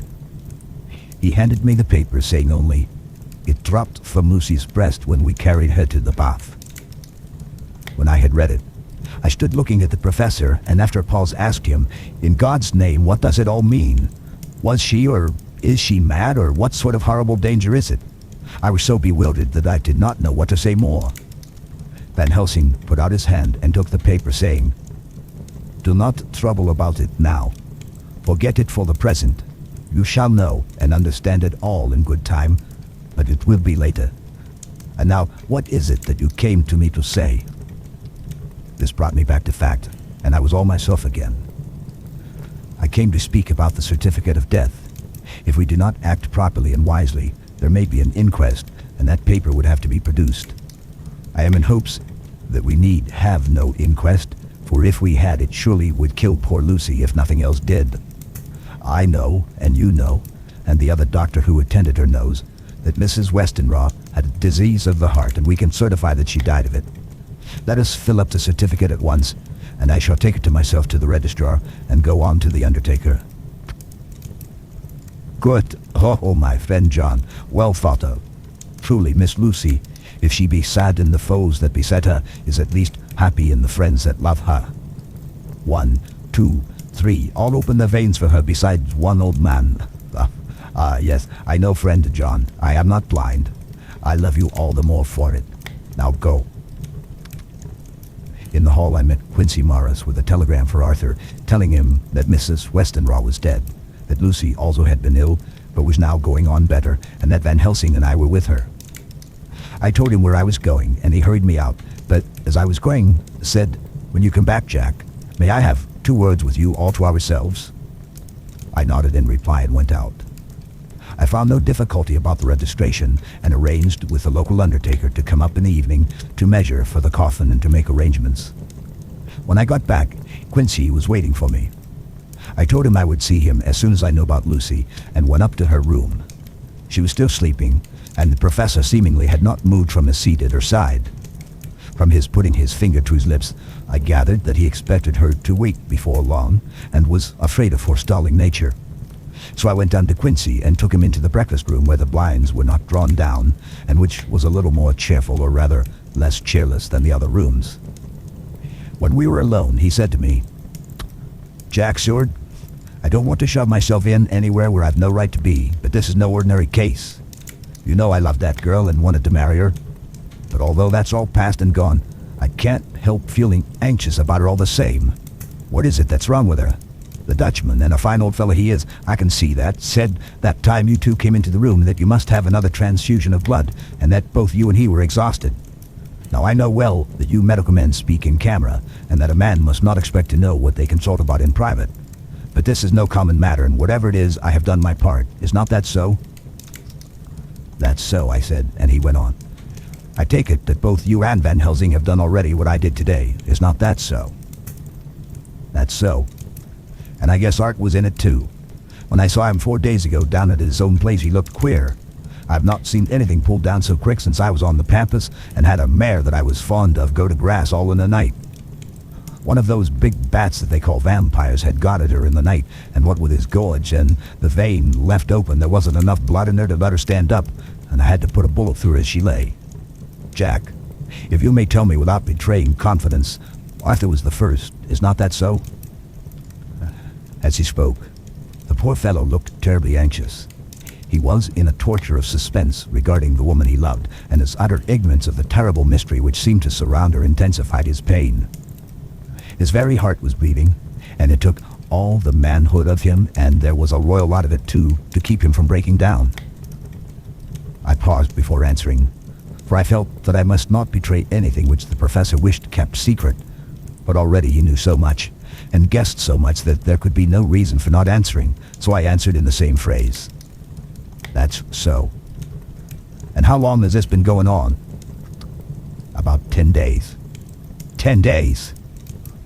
Then I guess Jack's sure that poor pretty creature that we all love has had to put into her veins within that time the blood of 4 strong men. And alive, her whole body wouldn't hold it. Then coming close to me, he spoke in a fierce half-whisper. What took it out? I shook my head. That, I said, is the crux. Van Helsing is simply frantic about it, and I am at my wit's end. I can't even hazard a guess. There's been a series of little circumstances which have thrown out all our calculations as to Lucy being properly watched, but these shall not occur again. Here we stay until all be well or ill. Quincy held out his hand. Count me in, he said. You and the Dutchman will tell me what to do, and I'll do it. When she woke late in the afternoon, Lucy's first movement was to feel in her breast, and to my surprise, produced the paper which Van Helsing had given me to read. The careful professor had replaced it where it had come from, lest on waking she should be alarmed. Her eyes then lit on Van Helsing and on me too, and gladdened. Then she looked round the room, and seeing where she was, shuddered. She gave a loud cry, and put her poor thin hands before her pale face. We both understood what was meant, that she had realized to the full her mother's death. So we tried what we could to comfort her. Doubtless, sympathy eased her somewhat, but she was very low in thought and spirit, and wept silently and weakly for a long time.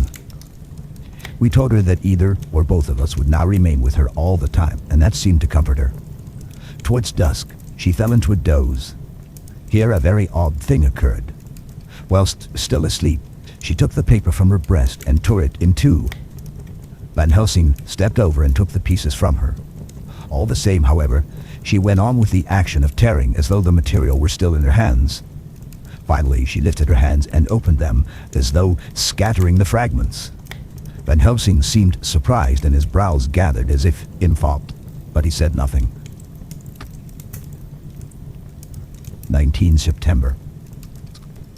All last night she slept fitfully, being always afraid to sleep, and something weaker when she woke from it. The professor and I took in turns watch, and we never left her for a moment unattended. Quincy Morris said nothing about his intention, but I knew that all night long he patrolled round and round the house. When the day came, its searching light showed the ravages in poor Lucy's strength. She was hardly able to turn her head, and the little nourishment which she could take seemed to do her no good. At times she slept, and both Van Helsing and I noticed the difference in her between sleeping and waking. Whilst asleep she looked stronger, although more haggard, and her breathing was softer. Her open mouth showed the pale gums drawn back from the teeth, which looked positively longer and sharper than usual. When she woke, the softness of her eyes evidently changed the expression, for she looked her own self, although a dying one. In the afternoon, she asked for Arthur, and we telegraphed for him. Quincy went off to meet him at the station.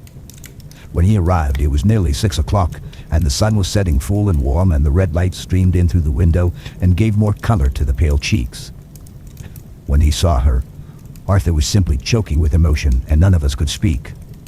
In the hours that had passed, the fits of sleep, or the comatose condition that passed for it, had grown more frequent, so that the pauses, when conversation was possible, were shortened. Arthur's presence, however, seemed to act as a stimulant. She rallied a little and spoke to him more brightly than she had done since we arrived. He too pulled himself together and spoke as cheerily as he could, so that the best was made of everything. It is now nearly 1 o'clock, and he and Van Helsing are sitting with her. I am to relieve them in a quarter of an hour, and I am entering this on Lucy's phonograph.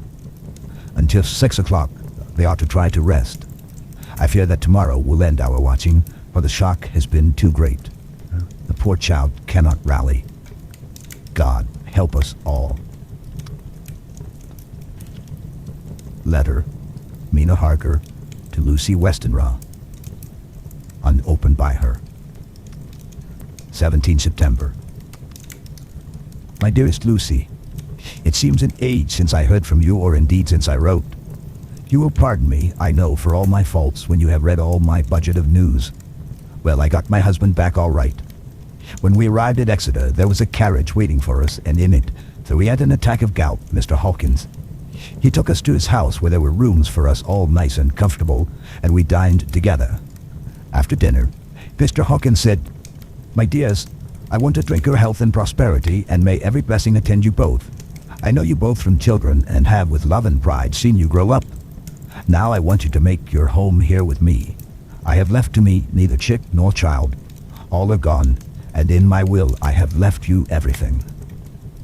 I cried, Lucy, dear, as Jonathan and the old man clasped hands. Our evening was a very, very happy one. So here we are, installed in this beautiful old house, and from both my bedroom and the drawing room I can see the great elms of the cathedral close, with their great black stems standing out against the old yellow stone of the cathedral, and I can hear the rooks overhead cawing and chattering and gossiping all day, after the manner of rooks and humans. I am busy, I need not tell you, arranging things and housekeeping. Jonathan and Mr. Hawkins are busy all day, for now that Jonathan is a partner, Mr. Hawkins wants to tell him all about the clients. How is your dear mother getting on? I wish I could run up to town for a day or two to see you, dear, but I dare not go yet with so much on my shoulders, and Jonathan wants looking after still. He is beginning to put some flesh on his bones again, but he was terribly weakened by the long illness. Even now, he sometimes starts out of his sleep in a sudden way and awakes all trembling until I can coax him back to his usual placidity. However, thank God, these occasions grow less frequent as the days go on, and they will in time pass away altogether, I trust. And now I have told you my news, let me ask yours. When are you to be married? And where and who is to perform the ceremony? And what are you to wear? And is it to be a public or private wedding? Tell me all about it, dear. Tell me all about everything, for there is nothing which interests you which will not be dear to me. Jonathan asks me to send his respectful duty, but I do not think that is good enough from the junior partner of the important firm, Hawkins and Harker. And so, as you love me and he loves me, and I love you with all the moods and tenses of the verb, I send you simply his love instead. Goodbye, my dearest Lucy, and blessings on you. Yours, Mina Harker. Report from Patrick Hennessy, MD, MRCSLK, QCPI, etc., to John Seward, MD. 20 September.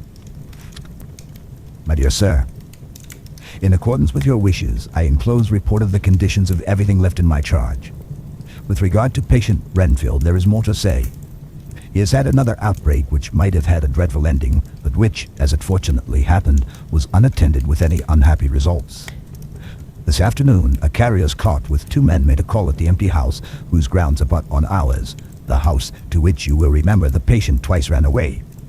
The men stopped at our gate to ask the porter their way, as they were strangers. I was myself looking out of the study window, having a smoke after dinner, and saw one of them come up to the house. As he passed the window of Renfield's room, the patient began to rate him from within and called him all the foul names he could lay his tongue to. The man, who seemed a decent fellow enough, contented himself by telling him to shut up for a foul-mouthed beggar, whereupon our man accused him of robbing him and wanting to murder him, and said that he would hinder him if he were to swing for it. I opened the window and signed to the man not to notice, so he contented himself after looking the place over and making up his mind as to what kind of place he had got to buy, saying, "Lord bless you, sir, I wouldn't mind what was said to me in a bloomin' madhouse. I pity ye and the governor for having to live in the house with a wild beast like that." Then he asked his way civilly enough, and I told him where the gate of the empty house was. He went away, followed by threats and curses and revilings from our man. I went down to see if I could make out any cause for his anger, since he is usually such a well-behaved man, and except his violent fits, nothing of the kind had ever occurred. I found him, to my astonishment, quite composed and most genial in his manner. I tried to get him to talk of the incident, but he blandly asked me questions as to what I meant, and led me to believe that he was completely oblivious of the affair. It was, I am sorry to say, however, only another instance of his cunning, for within half an hour I heard of him again. This time He had broken out through the window of his room and was running down the avenue. I called to the attendants to follow me and ran after him, for I feared he was intent on some mischief. My fear was justified when I saw the same cart which had passed before coming down the road, having on it some great wooden boxes. The men were wiping their foreheads and were flushed in the face as if with violent exercise. Before I could get up to him, the patient rushed at them and, pulling one of them off the cart, began to knock his head against the ground. If I had not seized him just at the moment, I believe he would have killed the man there and then. The other fellow jumped down and struck him over the head with the butt end of his heavy whip. It was a horrible blow, but he did not seem to mind it, but seized him also and struggled with the three of us, pulling us to and fro as if we were kittens. You know I am no lightweight, and the others were both burly men. At first, he was silent in his fighting, but as we began to master him, and the attendants were putting a straight waistcoat on him, he began to shout, "I'll frustrate them. They shan't rob me. They shan't murder me by inches. I'll fight for my lord and master," and all sorts of similar incoherent ravings. It was with very considerable difficulty that they caught him back to the house and put him in the padded room. One of the attendants, Hardy, had a finger broken. However, I set it all right, and he is going on well. The two carriers were at first loud in their threats of actions for damages, and promised to rain all the penalties of the law on us. Their threats were, however, mingled with some sort of indirect apology for the defeat of the two of them by a feeble madman. They said that if it had not been for the way their strength had been spent in carrying and raising the heavy boxes to the cart, they would have made short work of him. They gave as another reason for their defeat the extraordinary state of drought to which they had been reduced by the dusty nature of their occupation and the reprehensible distance from the scene of their labors of any place of public entertainment. I quite understood their drift, and after a stiff glass of strong grog, or rather more of the same, and with each a sovereign in hand, they made light of the attack, and swore that they would encounter a worse madman any day for the pleasure of meeting so bloom and good a bloke as your correspondent. I took their names and their addresses in case they might be needed. They are as follows: Jack Smollett of Dudding's Rents, King George's Road, Great Walworth, and Thomas Snelling, Peter Farley's Row, Guide Court, Bethnal Green. They are both in the employment of Harrison Sons Moving and Shipment Company, Orange Masters Yard, Soho. I shall report to you any matter of interest occurring here, and shall wire you at once if there is anything of importance. Believe me, dear sir, yours faithfully, Patrick Hennessy. Letter. Mina Harker to Lucy Westenraw. Unopened by her. 18 September. My dearest Lucy, such a sad blow has befallen us. Mr. Hawkins has died very suddenly. Some may not think it so sad for us, but we had both come to so love him that it really seems as though we had lost a father. I never knew either father or mother, so that the dear old man's death is a real blow to me. Jonathan is greatly distressed. It is not only that he feels sorrow, deep sorrow for the dear good man who has befriended him all his life, and now, at the end, has treated him like his own son and left him a fortune which to people of our modest bringing up is wealth beyond the dream of avarice. But Jonathan feels it on another account. He says the amount of responsibility which it puts upon him makes him nervous. He begins to doubt himself. I try to cheer him up, and my belief in him helps him to have a belief in himself. But it is here that the grave shock that he experienced tells upon him the most. Oh, it is too hard that a sweet, simple, noble, strong nature such as his, a nature which enabled him by our dear good friend's aid to rise from clerk to master in a few years, should be so injured that the very essence of its strength is gone. Forgive me, dear, if I worry you with my troubles in the midst of your own happiness. But Lucy, dear, I must tell someone, for the strain of keeping up a brave and cheerful appearance to Jonathan tries me, and I have no one here that I can confide in. I dread coming up to London, as we must do that day after tomorrow, for poor Mr. Hawkins left in his will that he was to be buried in the grave with his father. As there are no relations at all, Jonathan will have to be chief mourner. I shall try to run over to see you, dearest, if only for a few minutes. Forgive me for troubling you. With all blessings, your loving, Mina Harker. Dr. Seward's Diary. 20 September. Only resolution and habit can let me make an entry tonight. I am too miserable, too low-spirited, too sick of the world and all in it, including life itself, that I would not care if I heard this moment the flapping of the wings of the angel of death. and he has been flapping those grim wings to some purpose of late. Lucy's mother, and Arthur's father, and now, let me get on with my work. I duly relieved Van Helsing in his watch over Lucy. We wanted Arthur to go to rest also, but he refused at first. It was only when I told him that we should want him to help us during the day, and that we must not all break down for want of rest, lest Lucy should suffer, that he agreed to go. Van Helsing was very kind to him. "Come, my child," he said. "Come with me. You are sick and weak, and have had much sorrow and much mental pain, as well as that tax on your strength that we know of. You must not be alone, for to be alone is to be full of fears and alarms. Come to the drawing room, where there is a big fire and there are 2 sofas. You shall lie on one and I on the other, and our sympathy will be to comfort each other, even though we do not speak and even if we sleep." Arthur went off with him, casting back a longing look on Lucy's face, which lay in her pillow almost whiter than the lawn.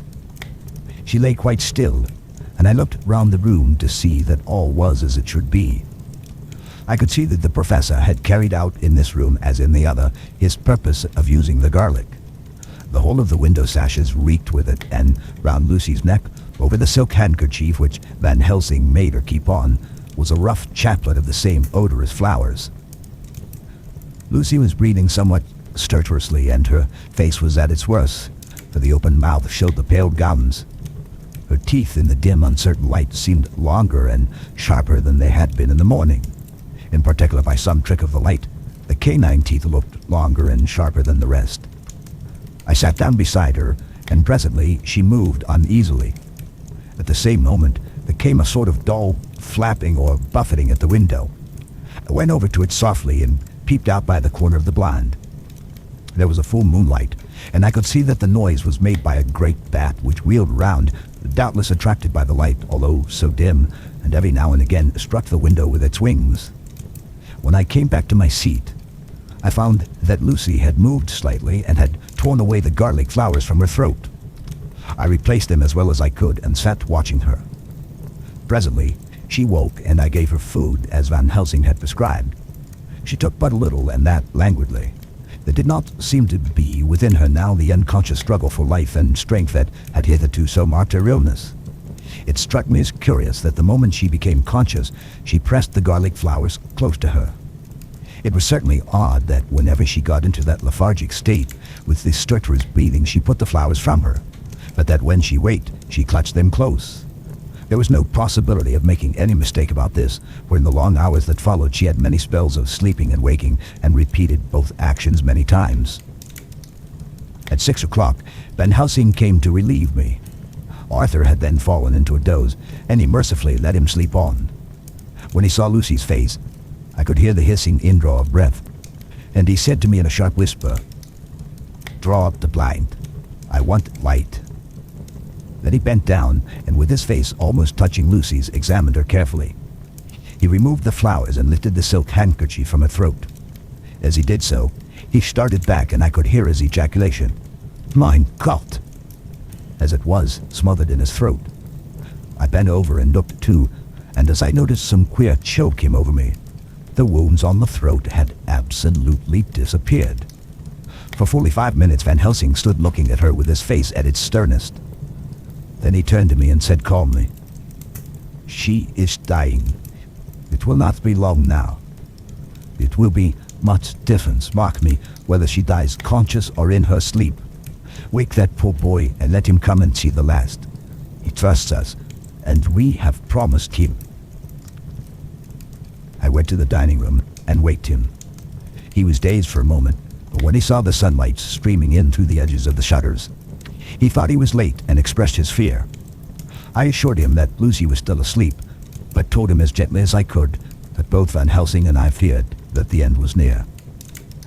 He covered his face with his hands and slid down on his knees by the sofa, where he remained perhaps a minute with his head buried, praying, while his shoulders shook with grief.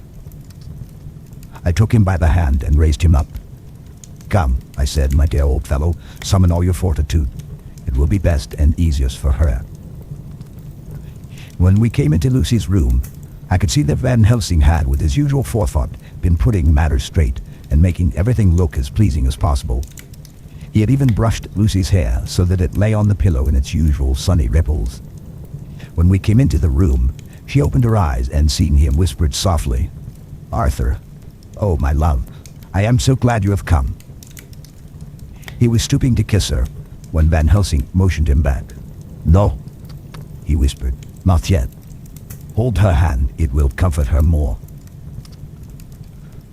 So Arthur took her hand and knelt beside her, and she looked her best with all the soft lines matching the angelic beauty of her eyes. Then gradually, her eyes closed and she began to sleep. For a little bit her breast heaved softly, and her breath came and went like a tired child's. And then, insensibly, there came the strange change which I had noticed in the night.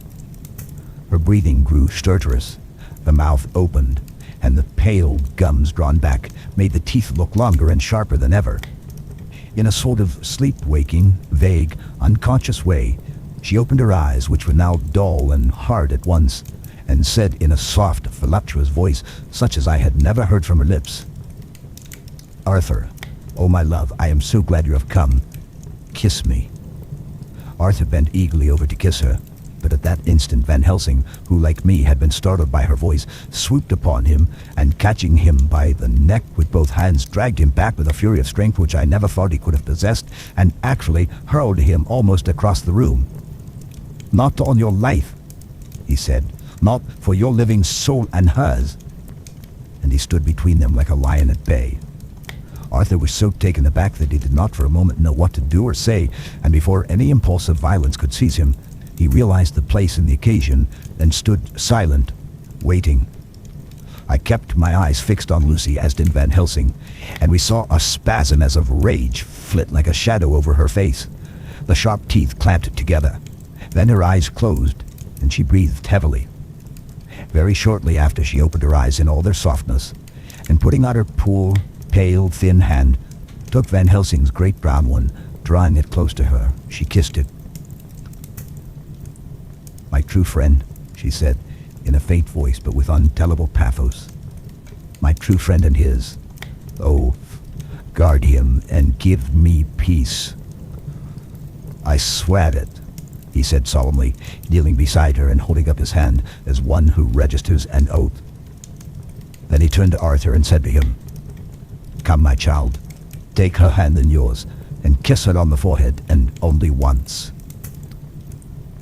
Their eyes met instead of their lips, and so they parted.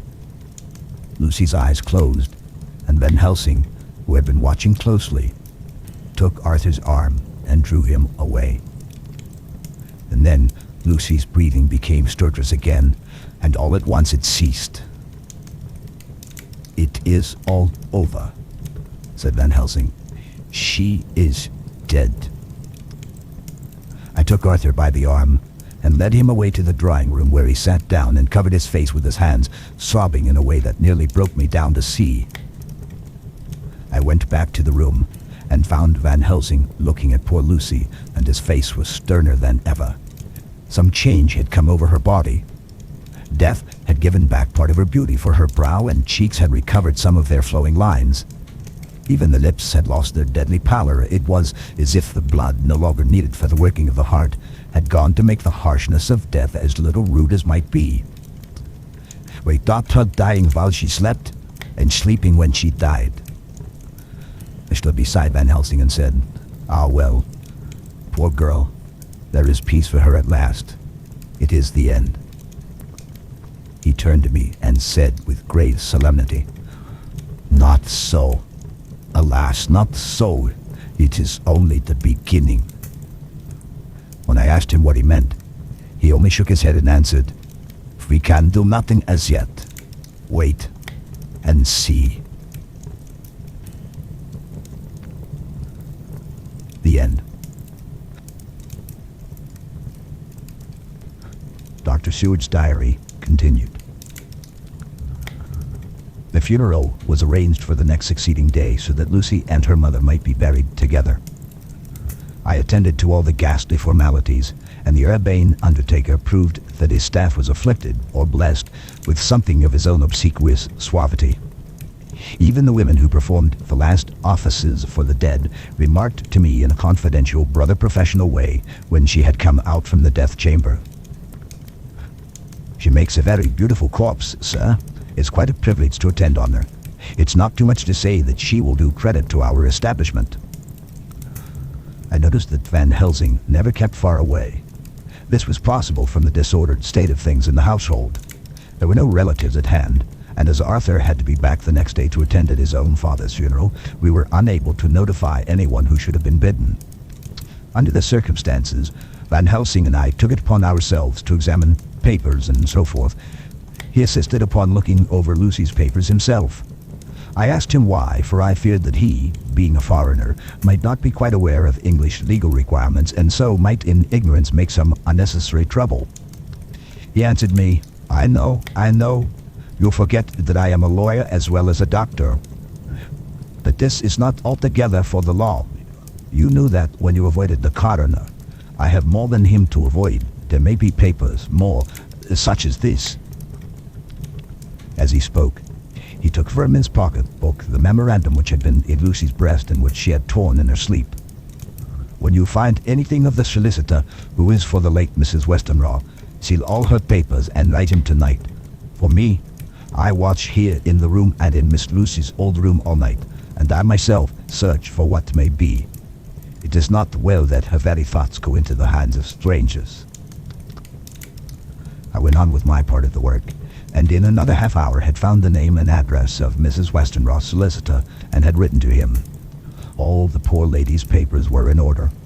Explicit directions regarding the place of burial were given. I had hardly sealed the letter when, to my surprise, Van Helsing walked into the room saying, "Can I help you, friend John? I am free, and if I may, my service is to you."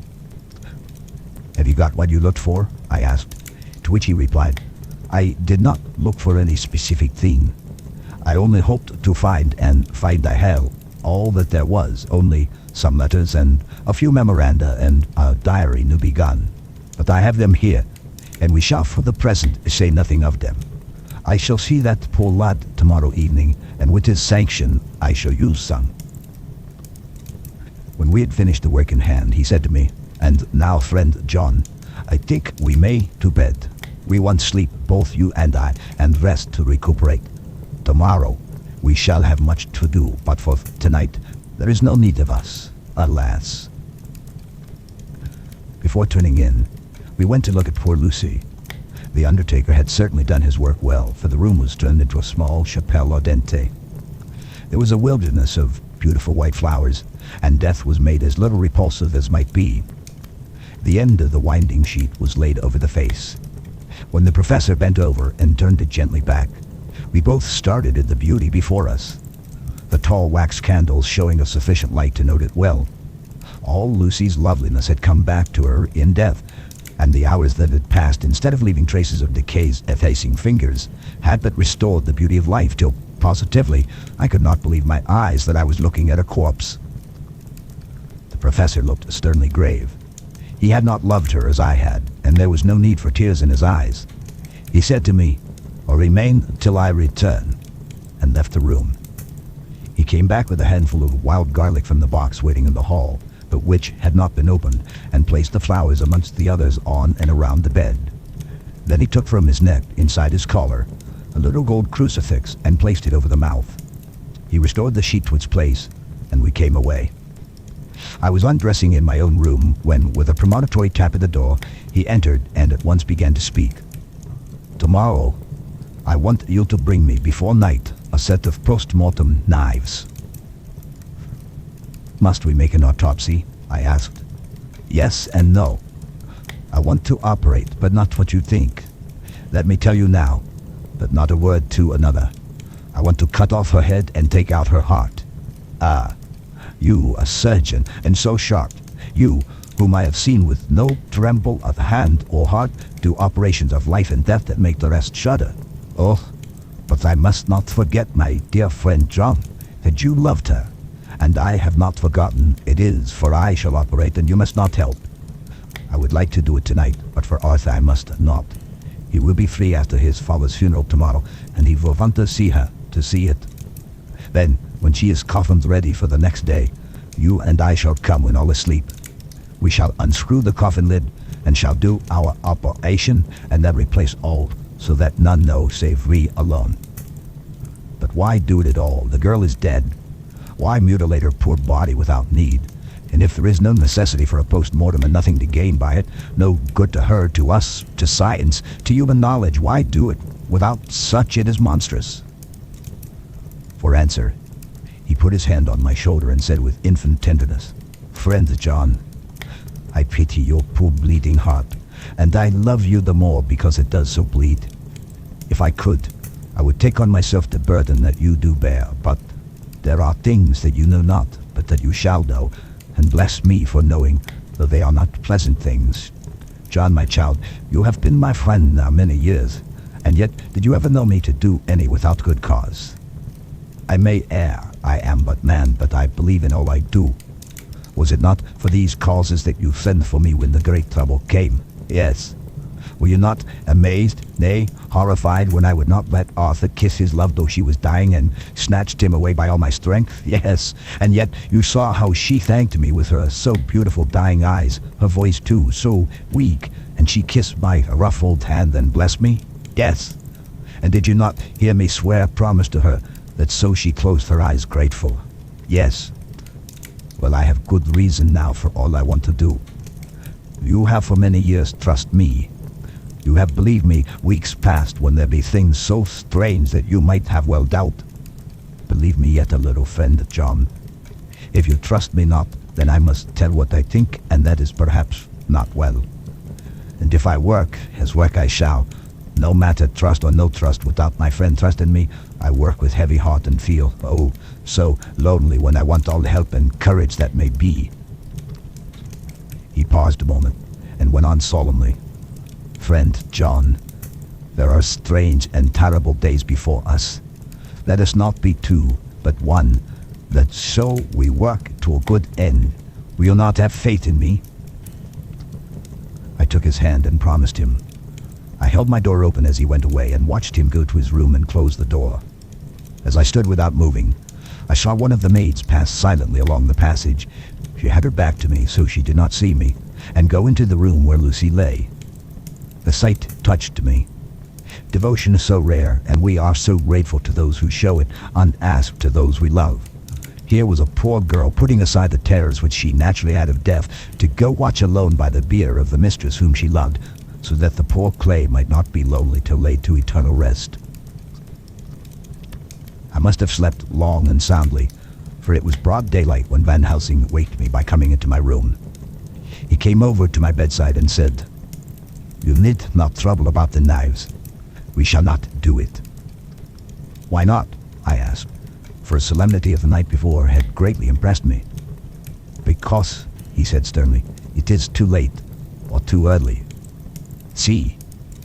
Here he held up the little golden crucifix. "This was stolen in the night." "How stolen?" I asked in wonder, "since you have it now." "Because I get it back from the worthless wretch who stole it, from the woman who robbed the dead and the living. Her punishment will surely come, but not through me. She knew not altogether what she did, and thus unknowing she only stole. Now we must wait." He went away on the word, leaving me with a new mystery to think of, a new puzzle to grapple with. The forenoon was a dreary time, but at noon the solicitor came, Mr. Marquand, of Holman Sons, Marquand and Litterdale.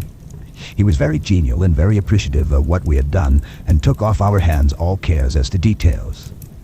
During lunch, he told us that Mrs. Westenra had for some time expected sudden death from her heart, and had put her affairs in absolute order. He informed us that, with the exception of a certain entailed property of Lucy's father, which now, in default of direct issue, went back to a distant branch of the family, the whole estate, real and personal, was left absolutely to Arthur Holmwood. When he had told us so much, he went on. Frankly, we did our best to prevent such a testamentary disposition, and pointed out certain contingencies that might leave her daughter either penniless or not so free as she should be to act regarding a matrimonial alliance. Indeed, we pressed the matter so far that we almost came into collision, for she asked us if we were or were not prepared to carry out her wishes. Of course, we then had no alternative but to accept. We were right in principle, and 99 times out of 100, we should have proved, by the logic of events, the accuracy of our judgment. Frankly, however, I must admit that in this case, any other form of disposition would have rendered impossible the carrying out of her wishes. For by her predeceasing her daughter, the latter would have come into possession of the property, and even had she only survived her mother by 5 minutes, the property would, in case there were no will, and a will was a practical impossibility in such a case, have been treated at her decease as under intestacy, in which case Lord Godalming, though so dear a friend, would have had no claim in the world, and the inheritors, being remote, would not be likely to abandon their just rights for sentimental reasons regarding an entire stranger. I assure you, my dear sirs, I am rejoiced at the result, perfectly rejoiced. He was a good fellow, but his rejoicing at the one little part in which he was officially interested of so great a tragedy was an object lesson in the limitations of sympathetic understanding. He did not remain long, but said he would look in later in the day and see Lord Godalming. His coming, however, had been a certain comfort to us, since it assured us that we should not have to dread hostile criticism as to any of our acts. Arthur was expected at 5 o'clock, so a little before that time we visited the death chamber. It was so in very truth, for now both mother and daughter lay in it. The undertaker, true to his craft, had made the best display he could of his goods, and there was a mortuary air about the place that lowered our spirits at once. Van Helsing ordered the former arrangement to be adhered to, explaining that, as Lord Godalming was coming very soon, it would be less harrowing to his feelings to see all that was left of his fiancée quite alone. The undertaker seemed shocked at his own stupidity, and exerted himself to restore things to the condition in which we left them the night before, so that, when Arthur came, such shocks to his feelings as we could avoid were saved. Poor fellow, he looked desperately sad and broken. Even his stalwart manhood seemed to have shrunk somewhat under the strain of his much-tried emotions. He had, I knew, been very genuinely and devotedly attached to his father, and to lose him, and at such a time, was a bitter blow to him. With me he was warm as ever, and to Van Helsing he was sweetly courteous, but I could not help seeing that there was some constraint within him. The professor noticed it too, and motioned me to bring him upstairs.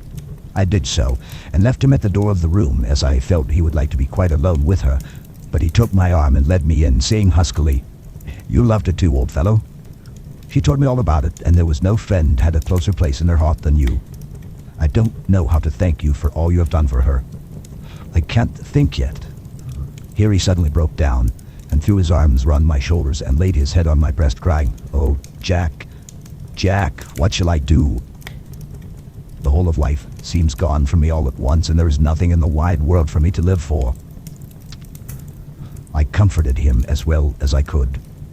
In such cases, men do not need much expression. A grip of the hand, the tightening of an arm over the shoulder, a sob in unison, are expressions of sympathy dear to a man's heart. I stood still and silent till his sobs died away, and then I said softly to him, "Come and look at her." Together, we moved over to the bed, and I lifted the lawn from her face. God, how beautiful she was! Every hour seemed to be enhancing her loveliness. It frightened and amazed me somewhat. And as for Arthur, he felt a trembling, and finally was shaken with doubt as to with an ague. At last, after a long pause, he said to me in a faint whisper, "Jack, is she really dead?" I assured him sadly that it was so, and went on to suggest, for I felt that such a horrible doubt should not have life for a moment longer than I could help, that it often happened that after death faces become softened and even resolved into their youthful beauty, that this was especially so when death had been preceded by an acute or prolonged suffering. I seemed to quite do away with any doubt, and after kneeling beside the couch for a while and looking at her lovingly and long, he turned aside. I told him that that must be goodbye, as the coffin had to be prepared, so he went back and took a dead hand in his and kissed it, and bent over and kissed her forehead. He came away, fondly looking back over his shoulder at her as he came. I left him in the drawing room, and told Van Helsing that he had said goodbye, so the latter went to the kitchen to tell the undertaker's men to proceed with the preparations and to screw up the coffin. When he came out of the room again, I told him of Arthur's question, and he replied, "I am not surprised. Just now I doubted for a moment myself." We all dined together, and I could see that poor Art was trying to make the best of things. Van Helsing had been silent all dinner time, but when we had lit our cigars, he said, "Lord," but Arthur interrupted him. No, not that, for God's sake. Not yet, at any rate. Forgive me, sir. I did not mean to speak offensively. It is only because my loss is so recently. The professor answered very sweetly. I only used that name because I was in doubt. I must not call you Mr., and I have grown to love you, yes, my dear boy, to love you as Arthur. Arthur held out his hand and took the old man's warmly. Call me what you will, he said. I hope I may always have the title of a friend, and let me say that I am at a loss for words to thank you for your goodness to my poor dear. He paused a moment and went on. I know that she understood your goodness even better than I do, and if I was rude, or in any way wanting at the time you acted so, you remember. The professor nodded. You must forgive me. He answered with a grave kindness. I know it was hard for you to quite trust me then, for to trust such violence needs to understand that I take it that you do not, that you cannot trust me now, for you do not yet understand. And there may be more times when I shall want you to trust when you cannot and may not and must not yet understand. But the time will come when your trust shall be whole and complete in me, and when you shall understand as though the sunlight shone himself through. Then you shall bless me from first to last for your own sake, and for the sake of others, and for her dear sake, to whom I swore to protect. And indeed, sir, said Arthur warmly, I shall and always trust you. I know and believe you have a very noble heart, and you are Jack's friend, and you were hers. You shall do what you like. The professor cleared his throat a couple of times as though about to speak, and finally said, May I ask you something now? Certainly. You know that Mrs. Westenra left you all her property? No. Poor dear, I never thought of it. And as it is all yours, you have a right to deal with it as you will. I want you to give me permission to read all Miss Lucy's papers and letters. Believe me, it is no idle curiosity. I have a motive of which, to be sure, she would have approved. I have them all here. I took them before we knew that all was yours, so that no strange hand might touch them, no strange eyes look through words into her soul. I shall keep them if I may. Even you may not see them yet, but I shall keep them safe. No word shall be lost, and in the good time, I shall give them back to you. It is a hard thing that I ask, but you will do it, will you not, for Lucy's sake? Arthur spoke out heartily, like his old self. Dr. Van Helsing, you may do what you will. I feel that in saying this, I am doing what my dear one would have approved. I shall not trouble you with questions till the time comes. The old professor stood up as he said solemnly, And you are right. There will be pain for all of us, but it will not be all day, nor will this pain be the last. We, and you too, you most of all, dear boy, would have to pass through the bitter water before we reach the sweet. But we must be brave of heart and unselfish, and do our duty, and all will be well. I slept on a sofa in Arthur's room that night. Van Helsing did not go to bed at all. He went to and fro as if patrolling the house, and was never out of sight of the room where Lucy lay in her coffin, strewn with the wild garlic flowers which sent through the door the odor of lily and rose, a heavy, overpowering smell into the night. Mina Harker's Journal, 22 September. In the train to Exeter. Jonathan sleeping. It seems only yesterday that the last entry was made, and yet how much between then and Whitby and all the world before me. Jonathan away and no news of him, and now married to Jonathan. Jonathan a solicitor, a partner, rich, master of his business, Mr. Hawkins dead and buried, and Jonathan with another attack that may harm him. Some day he may ask me about it. Down it all goes. I am rusty in my shorthand. See what unexpected prosperity does for us, so it may be as well to freshen it up again with an exercise anyhow. The service was very simple and very solemn. There were only ourselves and the servants there, one or two old friends of his from Exeter, his London agent, and a gentleman representing Sir John Paxton, the president of the Incorporated Law Society. Jonathan and I stood hand in hand, and we felt that our best and dearest friend was gone from us. We came back to town quietly, taking a bus to Hyde Park Corner. Jonathan thought it would interest me to go into the Row for a while, so we sat down. But there were very few people there, and it was sad-looking and desolate to see so many empty chairs. It made us think of the empty chair at home, so we got up and walked down Piccadilly. Jonathan was holding me by the arm the way he used to in the old days before I went to school. I felt it very improper, for you can't go on for some years teaching etiquette and decorum to other girls without the pedantry of it biting yourself a bit. But it was Jonathan, and he was my husband, and we didn't know anybody who saw us, and we didn't care if they did, so on we walked. I was looking at a very beautiful girl in a big cartwheel hat, sitting in a Victoria outside Giuliano's, when I felt that Jonathan clutch my arm so tight that he hurt me, and he said under his breath, "My God." I am always anxious about Jonathan, for I fear that some nervous fit may upset him again. So I turned to him quickly and asked him what it was that disturbed him. He was very pale, and his eyes seemed bulging out as, half in terror and half in amazement, he gazed at a tall, thin man with a beaky nose and black mustache and pointed beard, who was also observing the pretty girl. He was looking at her so hard that he did not see either of us, so I had a good view of him. His face was not a good face. It was hard and cruel and sensual, and big white teeth that looked all the whiter because his lips were so red were pointed like an animal's. Jonathan kept staring at him till I was afraid he would notice. I feared he might take it ill, he looked so fierce and nasty. I asked Jonathan why he was disturbed, and he answered, evidently thinking that I knew as much about it as he did. "Do you see who it is?" "No, dear," I said. "I don't know him. Who is it?" His answer seemed to shock and thrill me, for it was said as if he did not know that it was me, Mina, to whom he was speaking. "It is the man himself." The poor dear was evidently terrified at something, very greatly terrified. I do believe that if he had not had me to lean on and to support him, he would have sunk down. He kept staring. A man came out of the shop with a small parcel and gave it to the lady, who then drove off. The dark man kept his eyes fixed on her, and when the carriage moved up Piccadilly, he followed in the same direction and hailed a hansom. Jonathan kept looking after him and said, as if to himself, "I believe it is the Count, but he has grown young. My God, if this be so. Oh, my God, if only I knew, if only I knew." He was distressing himself so much that I feared to keep his mind on the subject by asking him any questions, so I remained silent. I drew away quietly, and he, holding my arm, came easily.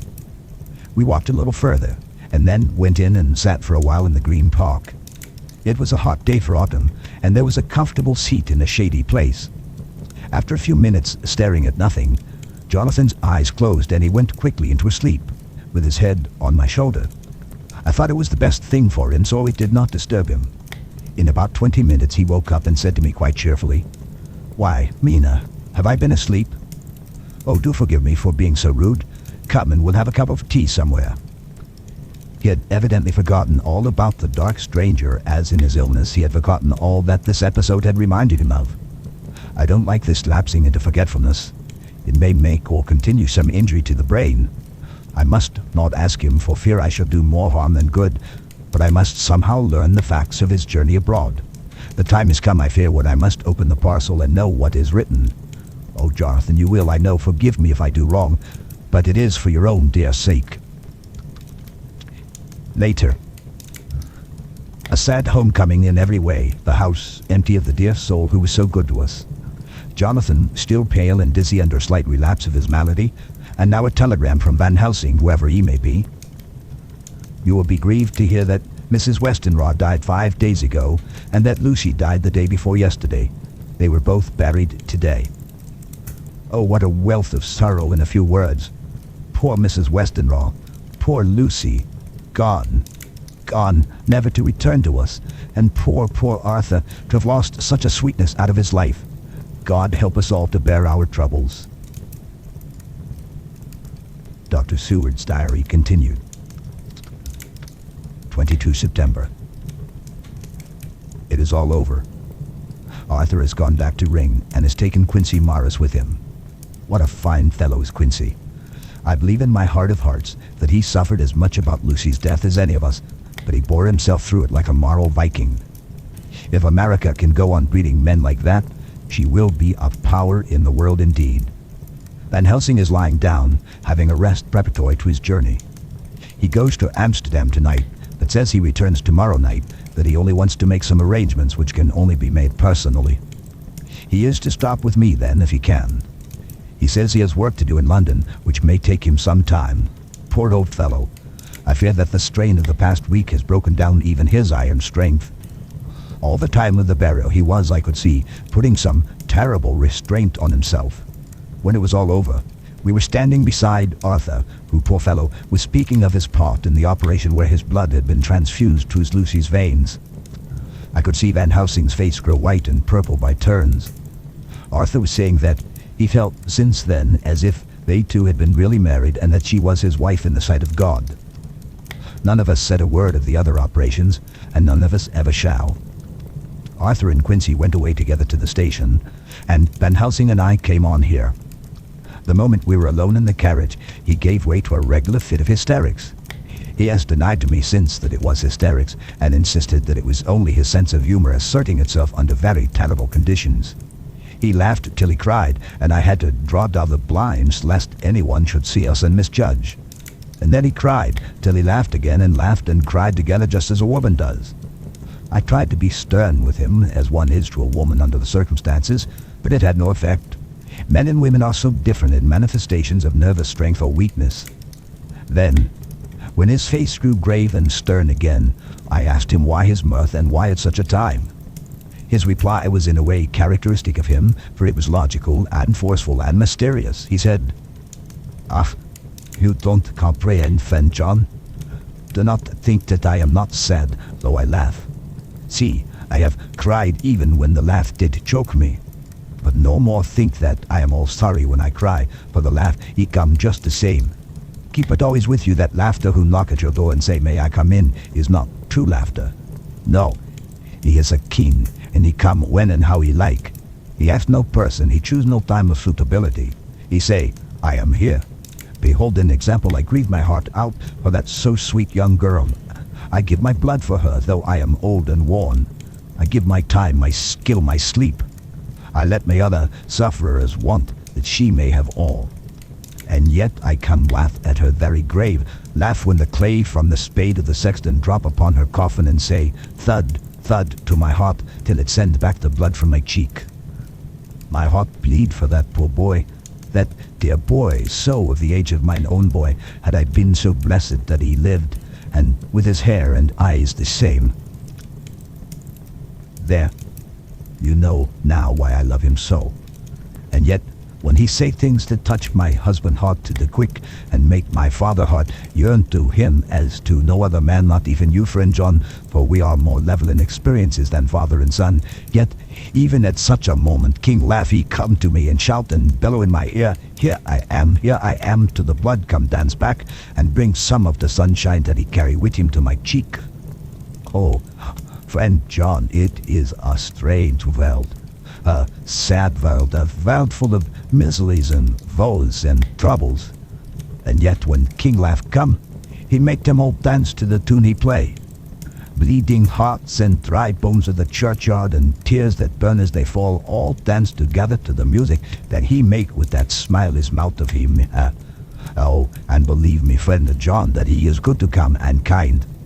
Ah, we men and women are like ropes drawn tight with strain that pull us different ways.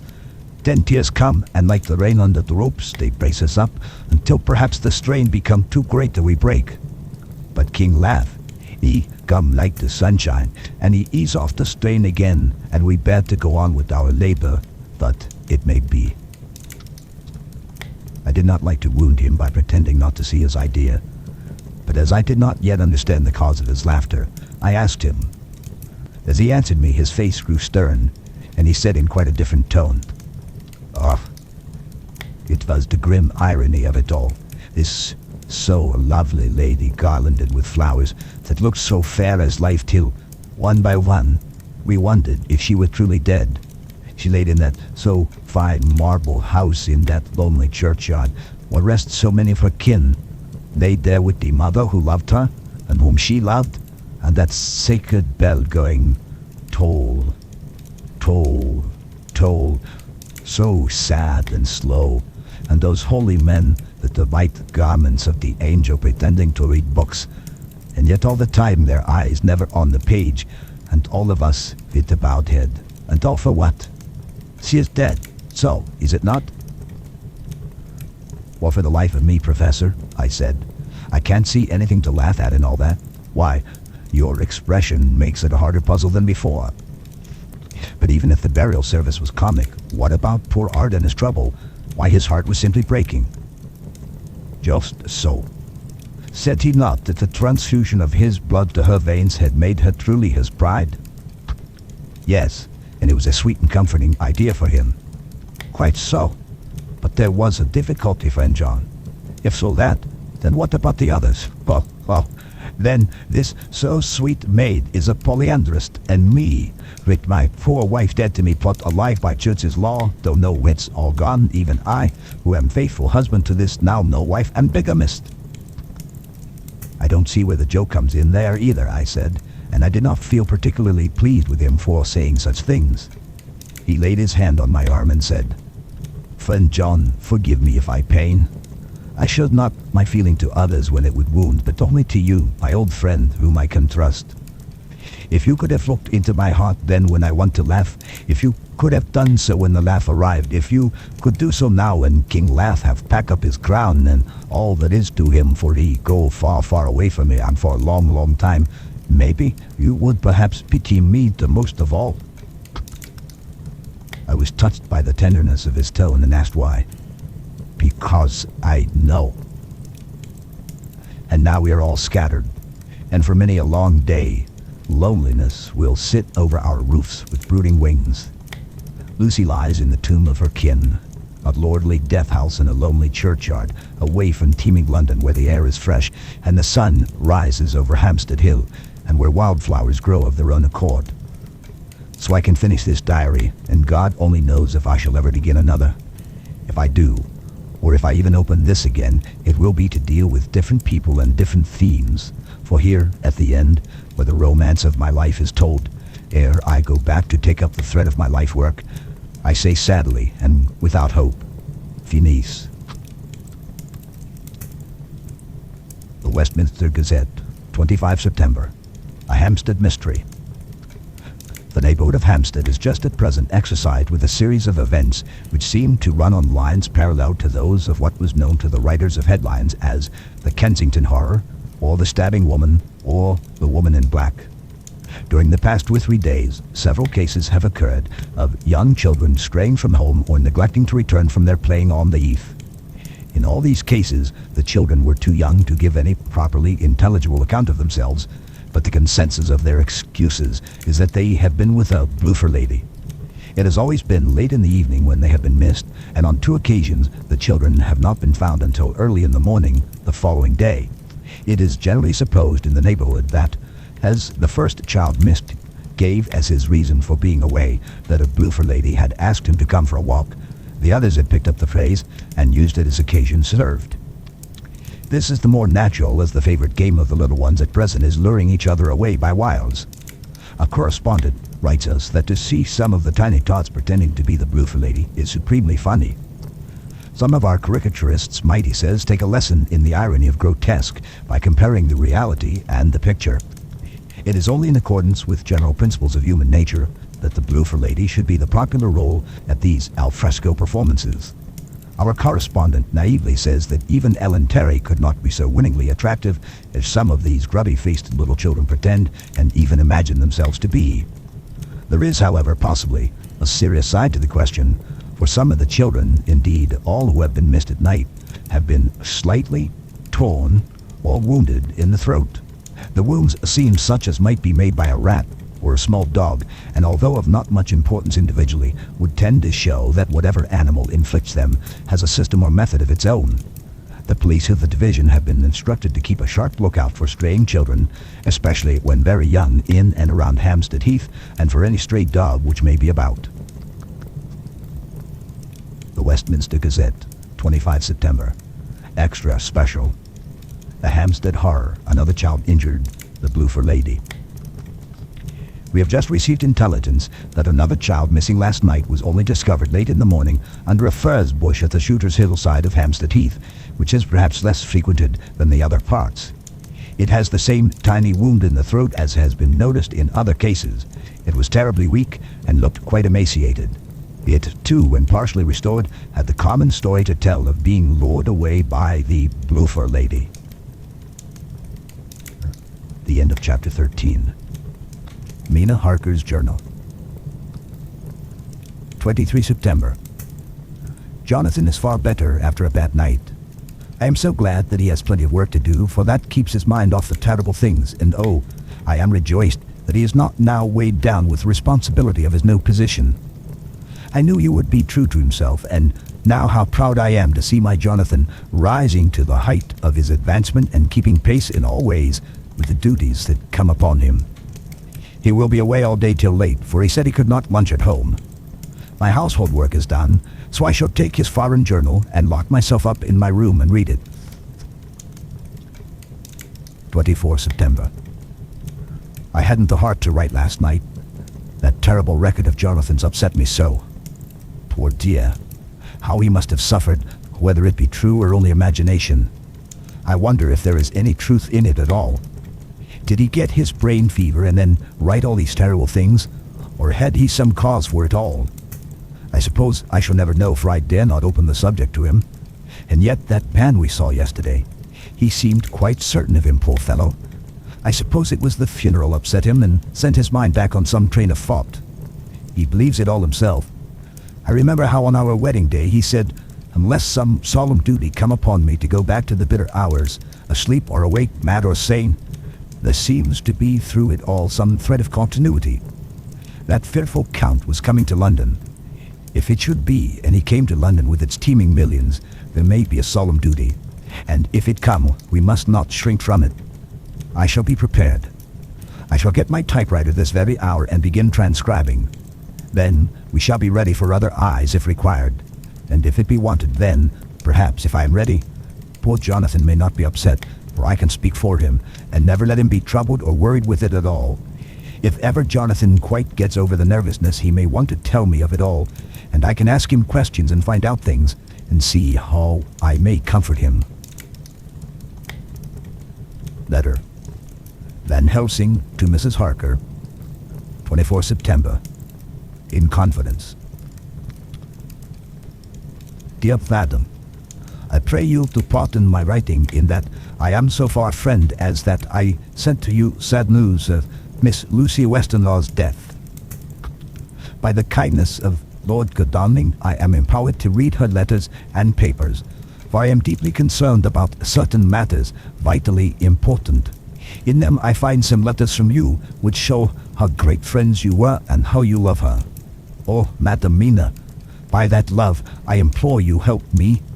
It is for others' good that I ask to redress great wrong, and to lift much and terrible troubles that may be more great than you can know. May it be that I see you. You can trust me. I am friend of Dr. John Seward and of Lord Godalming. That was author of Miss Lucy. I must keep it private for the present from all. I should come to Exeter to see you at once if you tell me I am privileged to come, and where and when. I implore your pardon, madam. I have read your letters to poor Lucy and know how good you are and how your husband suffer. So I pray you, if it may be, enlighten him not, lest it may harm. Again, your pardon and forgive me. Van Helsing. Telegram. Mrs. Harker to Van Helsing. 25 September. Come today by 10:15 train if you can catch it. Can see you any time you call. Wilhelmina Harker. Mina Harker's journal. 25 September. I cannot help feeling terribly excited as the time draws near for the visit of Dr. Van Helsing, for somehow I expect that it will throw some light upon Jonathan's sad experience, and as he attended poor dear Lucy in her last illness, he can tell me all about her. That is the reason of his coming. It is concerning Lucy and her sleepwalking, and not about Jonathan.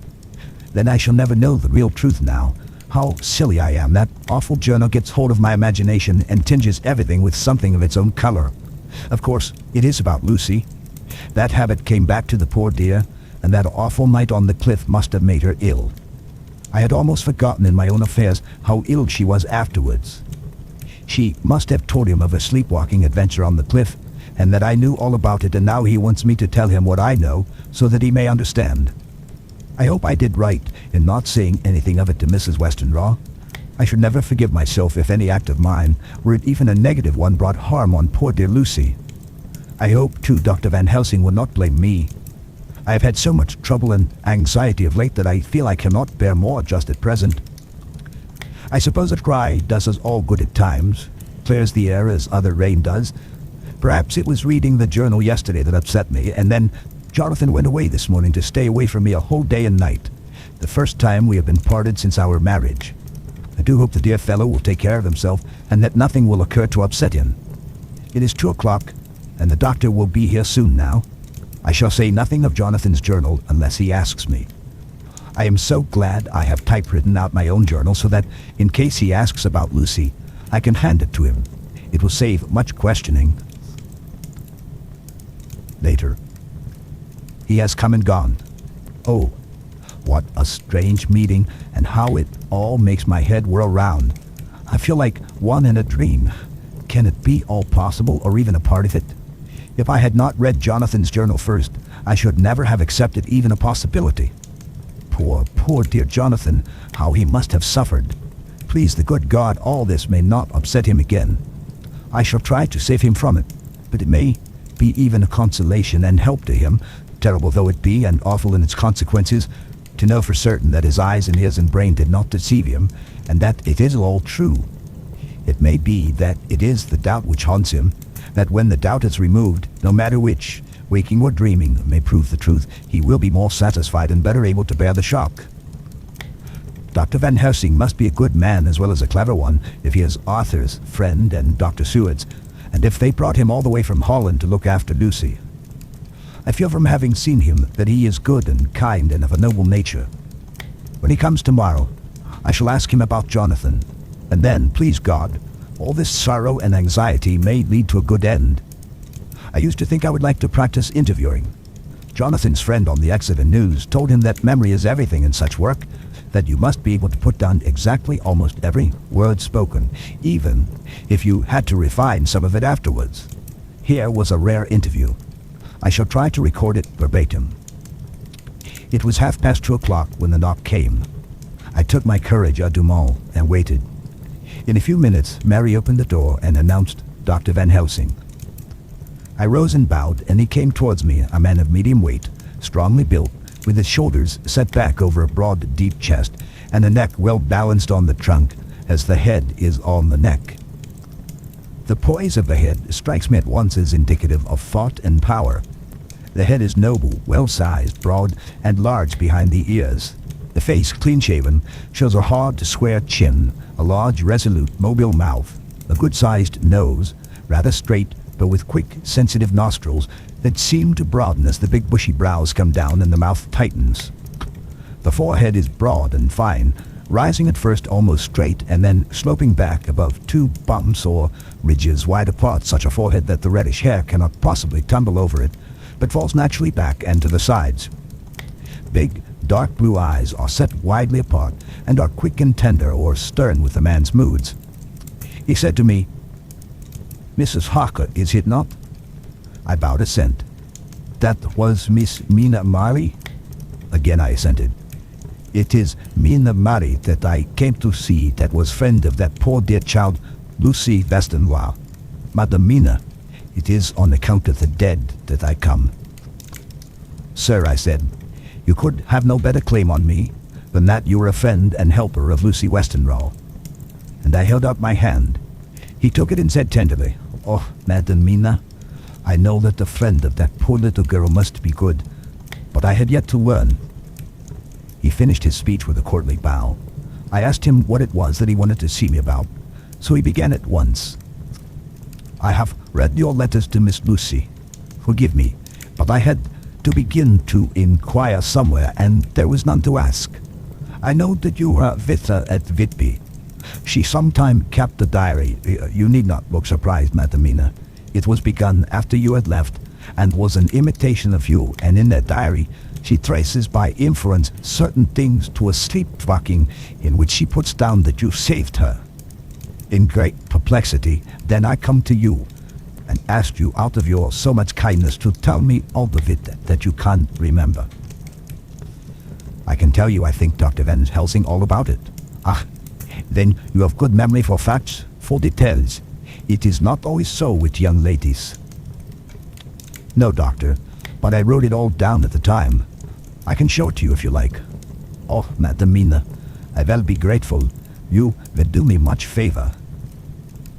I could not resist the temptation of mystifying him a bit. I suppose it is some taste of the original apple that remains still in our mouths, so I handed him the shorthand diary. He took it with a grateful bow and said, "May I read it?" "If you wish," I answered as demurely as I could. He opened it, and for an instant his face fell. Then he stood up and bowed. "Oh, you so clever woman," he said. "I know long that Mr. Jonathan was a man of much thankfulness, but see, his wife have all the good things. Will you not so much honor me and so help me as to read it for me? Alas, I know not the shorthand." By this time my little joke was over, and I was almost ashamed, so I took the typewritten copy from my work basket and handed it to him. "Forgive me," I said. "I could not help it, but I had been thinking that it was of dear Lucy that you wished to ask, and so that you might not have to wait, not on my account, but because I know your time must be precious, I have written it out on the typewriter for you." He took it and his eyes glistened. "You are so good," he said, "and may I read it now? I may want to ask you some things when I have read." "By all means," I said. "Read it over whilst I order lunch, and then you can ask me questions whilst we eat." He bowed and settled himself in a chair with his back to the light, and became so absorbed in the papers whilst I went to see after lunch, chiefly in order that he might not be disturbed. When I came back, I found him walking hurriedly up and down the room, his face all ablaze with excitement. He rushed up to me and took me by both hands. "Oh, Madam Mina," he said, "how can I say what I owe you? This paper is as sunshine. It opens the gate to me. I am dazed, I am dazzled with so much light, and yet clouds roll in behind the light every time. But that you cannot comprehend. Oh, but I am grateful to you, you so clever woman. Madam," he said this very solemnly, "if ever Abraham Van Helsing can do anything for you or yours, I trust you will let me know. It will be pleasure and delight if I may serve you as a friend, but all I have ever learned, all I can ever do shall be for you and those you love. There are darknesses in life and there are lights. You are one of the lights. You will have a happy life and a good life, and your husband will be blessed in you. But doctor, you praise me too much, and you do not know me." "Not know you, I, who am old and who have studied all my life men and women, I who have made my specialty the brain and all that belongs to him and all that follow from him, and I have read your diary that you have so goodly written for me, and which breathes out truth in every line. I, who have read your so sweet letter to poor Lucy of your marriage and your trust, not know you? Oh, Madam Mina, good women tell all their lives, and by day and by hour and by minute, such things that angels can read, and we men who wish to know have in us something of angels' eyes. Your husband is noble nature, and you are noble too, for you trust, and trust cannot be where there is mean nature. And your husband, tell me of him, is he quite well? Is all that fever gone, and is he strong and hearty?" I saw here an opening to ask him about Jonathan, so I said, "He was almost recovered, but he has been greatly upset by Mr. Hawkins' death." He interrupted. "Oh, yes, I know, I have read your last 2 letters. I went on. "I suppose this upset him, for when we were in town on Thursday last, he had a sort of shock. A shock, and after brain fever so soon? That is not good. What kind of shock was it?" "He thought he saw someone who recalled something terrible, something which led to his brain fever." And here the whole thing seemed to overwhelm me in a rush. The pity for Jonathan, the horror which he experienced, the whole fearful mystery of his diary, and the fear that has been brooding over me ever since all came in a tumult. I suppose I was hysterical, for I threw myself on my knees and held up my hands to him and implored him to make my husband well again. He took my hands and raised me up and made me sit on the sofa and sat by me.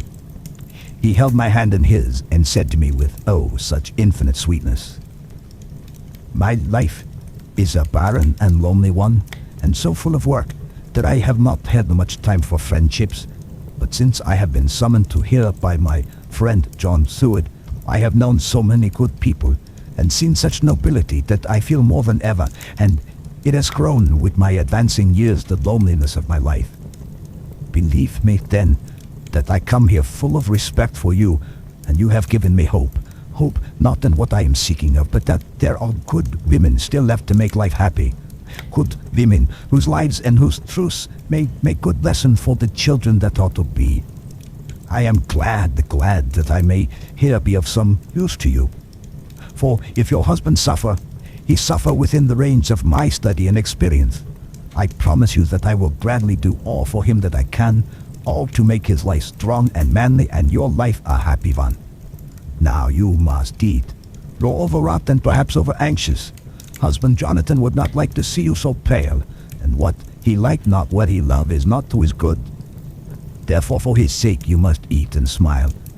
You have told me about Lucy, and so now we shall not speak of it, lest it distress. I shall stay in Exeter tonight, for I want to think much over what you have told me, and when I have thought, I will ask you questions, if I may.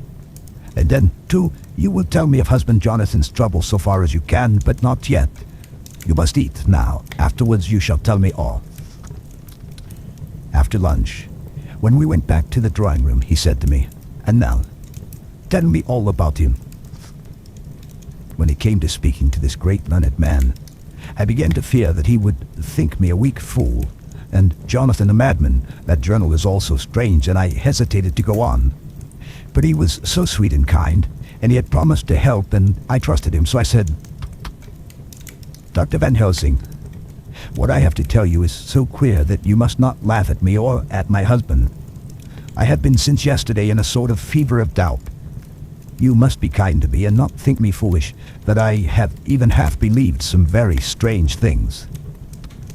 He reassured me by his manner as well as his words when he said, "Oh, my dear, if you only knew how strange is the matter regarding which I am here, it is you who would laugh.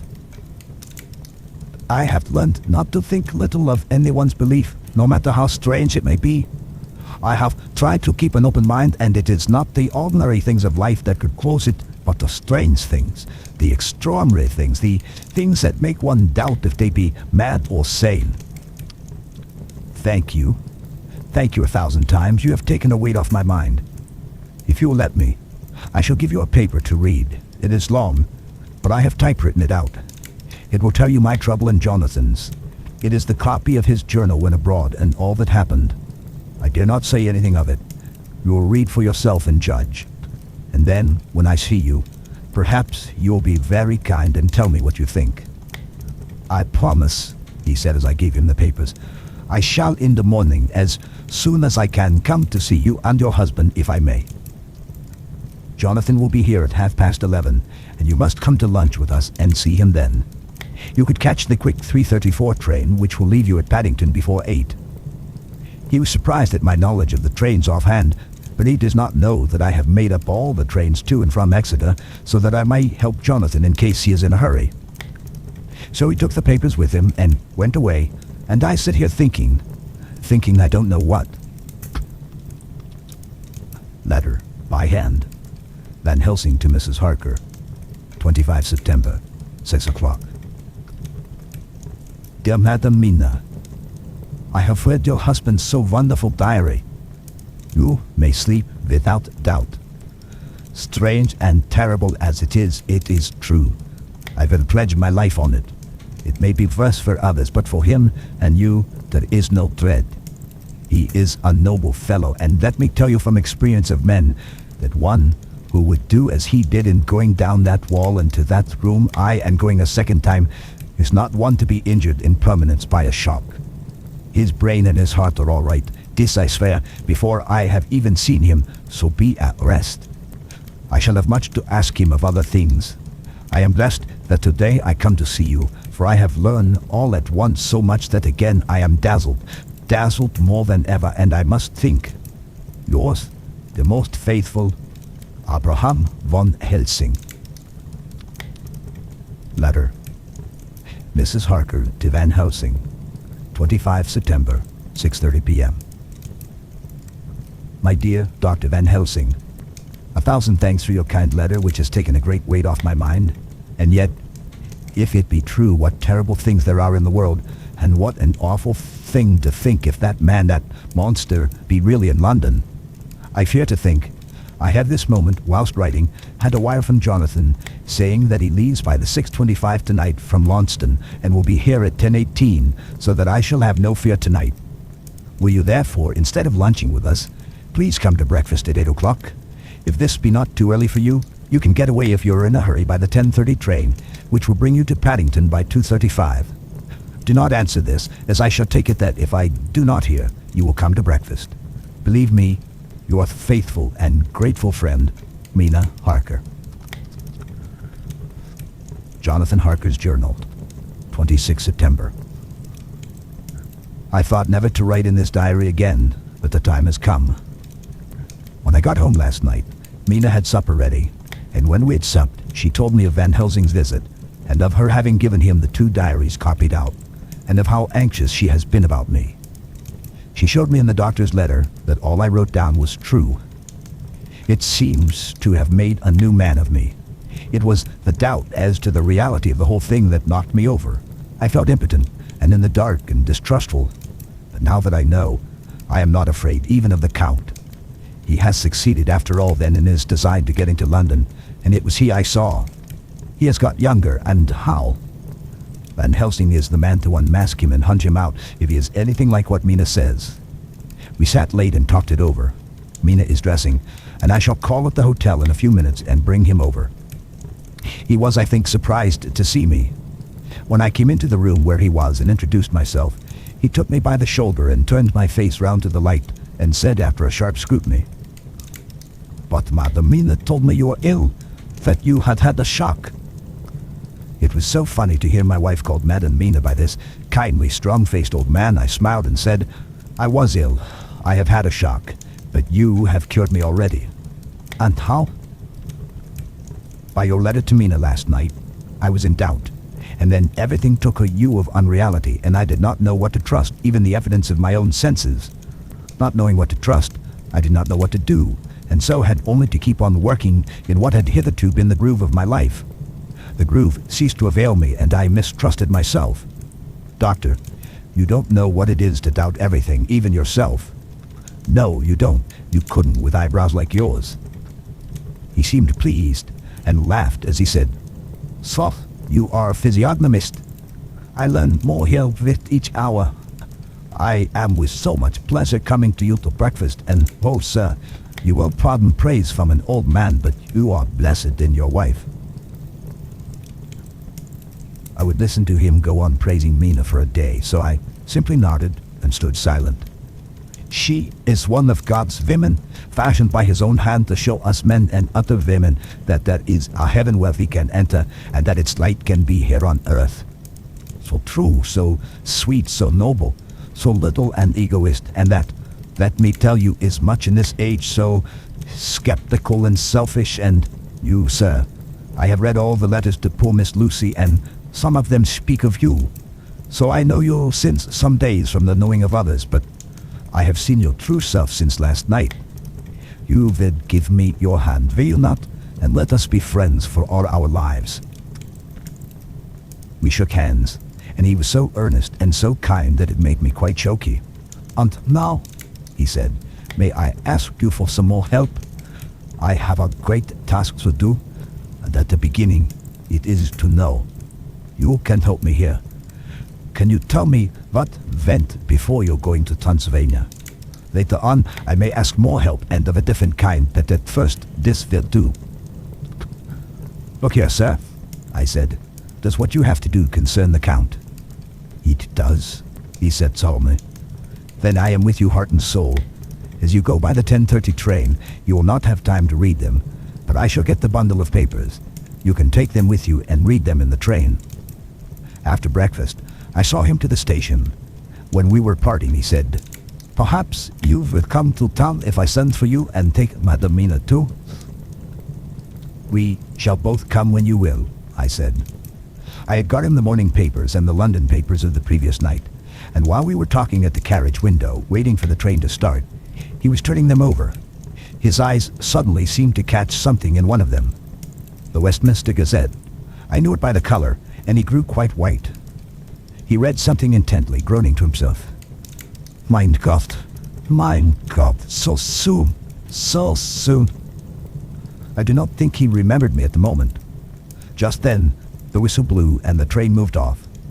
This recalled him to himself, and he leaned out of the window and waved his hand, calling out, "Love to Madam Mina, I shall write so soon as ever I can." Dr. Seward's Diary. 26 September. Truly there is no such thing as finality. Not a week since I said finis, and yet here I am, starting fresh again, or rather going on with the record. Until this afternoon, I had no cause to think of what is done. Renfield had become to all intents as sane as he ever was. He was already well ahead with his fly business, and he had just started in the spider line also, so he had not been of any trouble to me. I had a letter from Arthur written on Sunday, and from it I gather that he is bearing up wonderfully well. Quincy Morris is with him, and that is much of a help, for he himself is a bubbling well of good spirits. Quincy wrote me a line too, and from him I hear that Arthur is beginning to recover something of his old buoyancy, so as to them all my mind is at rest. As for myself, I was settling down to my work with the enthusiasm which I used to have for it, so that I might fairly have said that the wound which poor Lucy left on me was becoming cicatrized. Everything is, however, now reopened, and what is to be the end God only knows. I have an idea that Van Helsing thinks he knows too, but he will only let out enough at a time to whet curiosity. He went to Exeter yesterday and stayed there all night. Today he came back, almost bounded into the room at about 5:30 and thrust last night's Westminster Gazette into my hand. "What do you think of that?" he asked as he stood back and folded his arms. I looked over the paper, for I really did not know what he meant, but he took it from me and pointed out a paragraph about children being decoyed away at Hampstead. It did not convey much to me until I reached a passage where it described small puncture wounds on their throats. An idea struck me and I looked up. "Well," he said, "it is like poor Lucy's. And what do you make of it?" "Simply that there is some cause in common. Whatever it was that injured her has injured them." I did not quite understand his answer. "That is true indirectly, but not directly." "How do you mean, Professor?" I asked. I was a little inclined to take his seriousness lightly, for, after all, 4 days of rest and freedom from burning, harrowing anxiety does help to restore one's spirits. But when I saw his face, it sobered me. Never, even in the midst of our despair about poor Lucy, had he looked more stern. "Tell me," I said. "I can hazard no opinion. I do not know what to think, and I have no data on which to found that conjecture." "Do you mean to tell me, friend John, that you have no suspicion as to what poor Lucy died of, not after all the hints given not only by events but by me?" "Of nervous prostration following a great loss or waste of blood." "And how was the blood lost or wasted?" I shook my head. He stepped over and sat down beside me and went on. "You are a clever man, friend John. You reason well, and your wit is bold, but you are too prejudiced. You do not let your eyes see nor your ears hear, and that which is outside your daily life is not of account to you. Do you not think that there are things which you cannot understand and yet which are? That some people see things that others cannot? But there are things, old and new, which must not be contemplated by men's eyes because they know or think they know some things which other men have told them. Ah, it is the fault of our science that it wants to explain all, and if it explain not, then it says there is nothing to explain. But yet we see around us every day the growth of new beliefs which think themselves new, and which are yet but the old, which pretend to be young like the fine ladies at the opera. I suppose now you do not believe in corporeal transference, no? Nor in materialization, no, nor in astral bodies, No, nor in the reading of thought. No, nor in hypnotism. Yes, I said. Dracula has proved that pretty well. He smiled as he went on. Then you are satisfied as to it, yes. And of course then you understand how it acts and can follow the mind of the great Dracula, alas, that he is no more, into the very soul of the patient that he influences? No. Then, friend John, am I to take it that you simply accept fact and are satisfied to let from premise to conclusion be a blank? No. Then tell me, for I am student of brain, how you accept hypnotism and reject the thought reading. Let me tell you, my friend, that there are things done today in electrical science which would have been deemed unholy by the very man who discovered electricity, who would themselves not so long before been burned as wizards. There are always mysteries in life.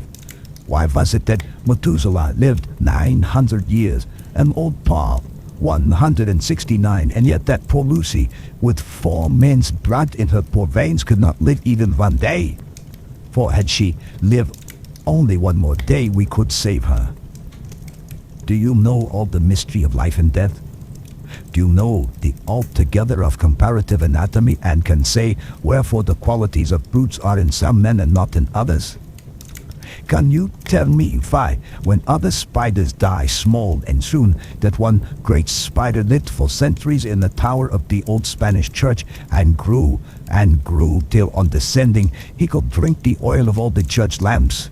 Can you tell me why in the pampas, aye, and elsewhere, there are bats that come out at night and open the veins of cattle and horses and suck dry their veins? How in some islands of the western seas there are bats which hang on trees all day, and those who have seen describe as like giant nuts or pods, and that when sailors sleep on deck because that is hot, flit down on them, and then in the morning are found the dead men white as even Miss Lucy was. Good God, Professor, I said, starting up. Do you mean to tell me that Lucy was bitten by such a bat, and that such a thing is here in London in the 19th century? He waved his hand for silence and went on. Can you tell me why the tortoise lives more long than generations of men? Why the elephant goes on and on till he have seen dynasties, and why parrot never die only of bite of cat, of dog, or other complaint? Can you tell me why men believe in all ages and places that there are men and women who cannot die? We all know, because science has vouched for the fact that there have been toads shut up in rocks for thousands of years, shut in one so small hole that only hold him since the youth of world. Can you tell me how the Indian fakir can make himself to die and have been buried, and his grave sealed and corn sowed on it, and the corn reaped and be cut down and sown and reaped and cut again, and then men come and take away the unbroken seal, and that there lie the Indian fakir not dead, but that rise up and walk amongst them as before? Here I interrupted him. I was getting bewildered. He so crowded on my mind his list of nature's eccentricities and possible impossibilities that my imagination was getting fired. I had a dim idea that he was teaching me some lesson, as long ago he used to do in his study at Amsterdam. But he used them to tell me the thing so that I could have the object of thought in mind all the time. But now I was without his help, yet I wanted to follow him, so I said, Professor, let me be your pet student again. Tell me the thesis, so that I may apply your knowledge as you go on. At present I am going in my mind from point to point as a madman, and not a sane one follows an idea. I feel like a novice lumbering through a bog in the midst, jumping from one tussock to another in the mere blind effort to move on without knowing where I am going. That is good image, he said. That I shall tell you. My thesis is this. I want you to believe. To believe what? To believe in things that you cannot. Let me illustrate. I heard once of an American who so defined faith, that faculty which enables us to believe things which we know to be untrue. For one, I followed that man. He meant that we shall have an open mind and not let a little bit of truth check the rush of the big truth, like a small rock does a railway truck. We get the small truth first, good. We keep him, we value him, but all the same, we must not let him think himself all truth in universe. Then you want me not to let some previous conviction inure the receptivity of my mind with regard to some strange matter? Do I read your lesson aright? Ah, you are my favorite pupil still. It is worth to teach you. Now that you are willing to understand, you have taken the first step to understand. You think then that those so small holes in the children's throats were made by the same that made the holes in Miss Lucy? I suppose so. He stood up solemnly and said, Then you are wrong. Oh, would it were so. But alas, no, it is worse. Far, far worse. In God's name, Professor Van Helsing, what do you mean? I cried. He threw himself with a despairing gesture into a chair and placed his elbows on the table, covering his face with his hands as he spoke. They were made by Miss Lucy. The end of chapter 14.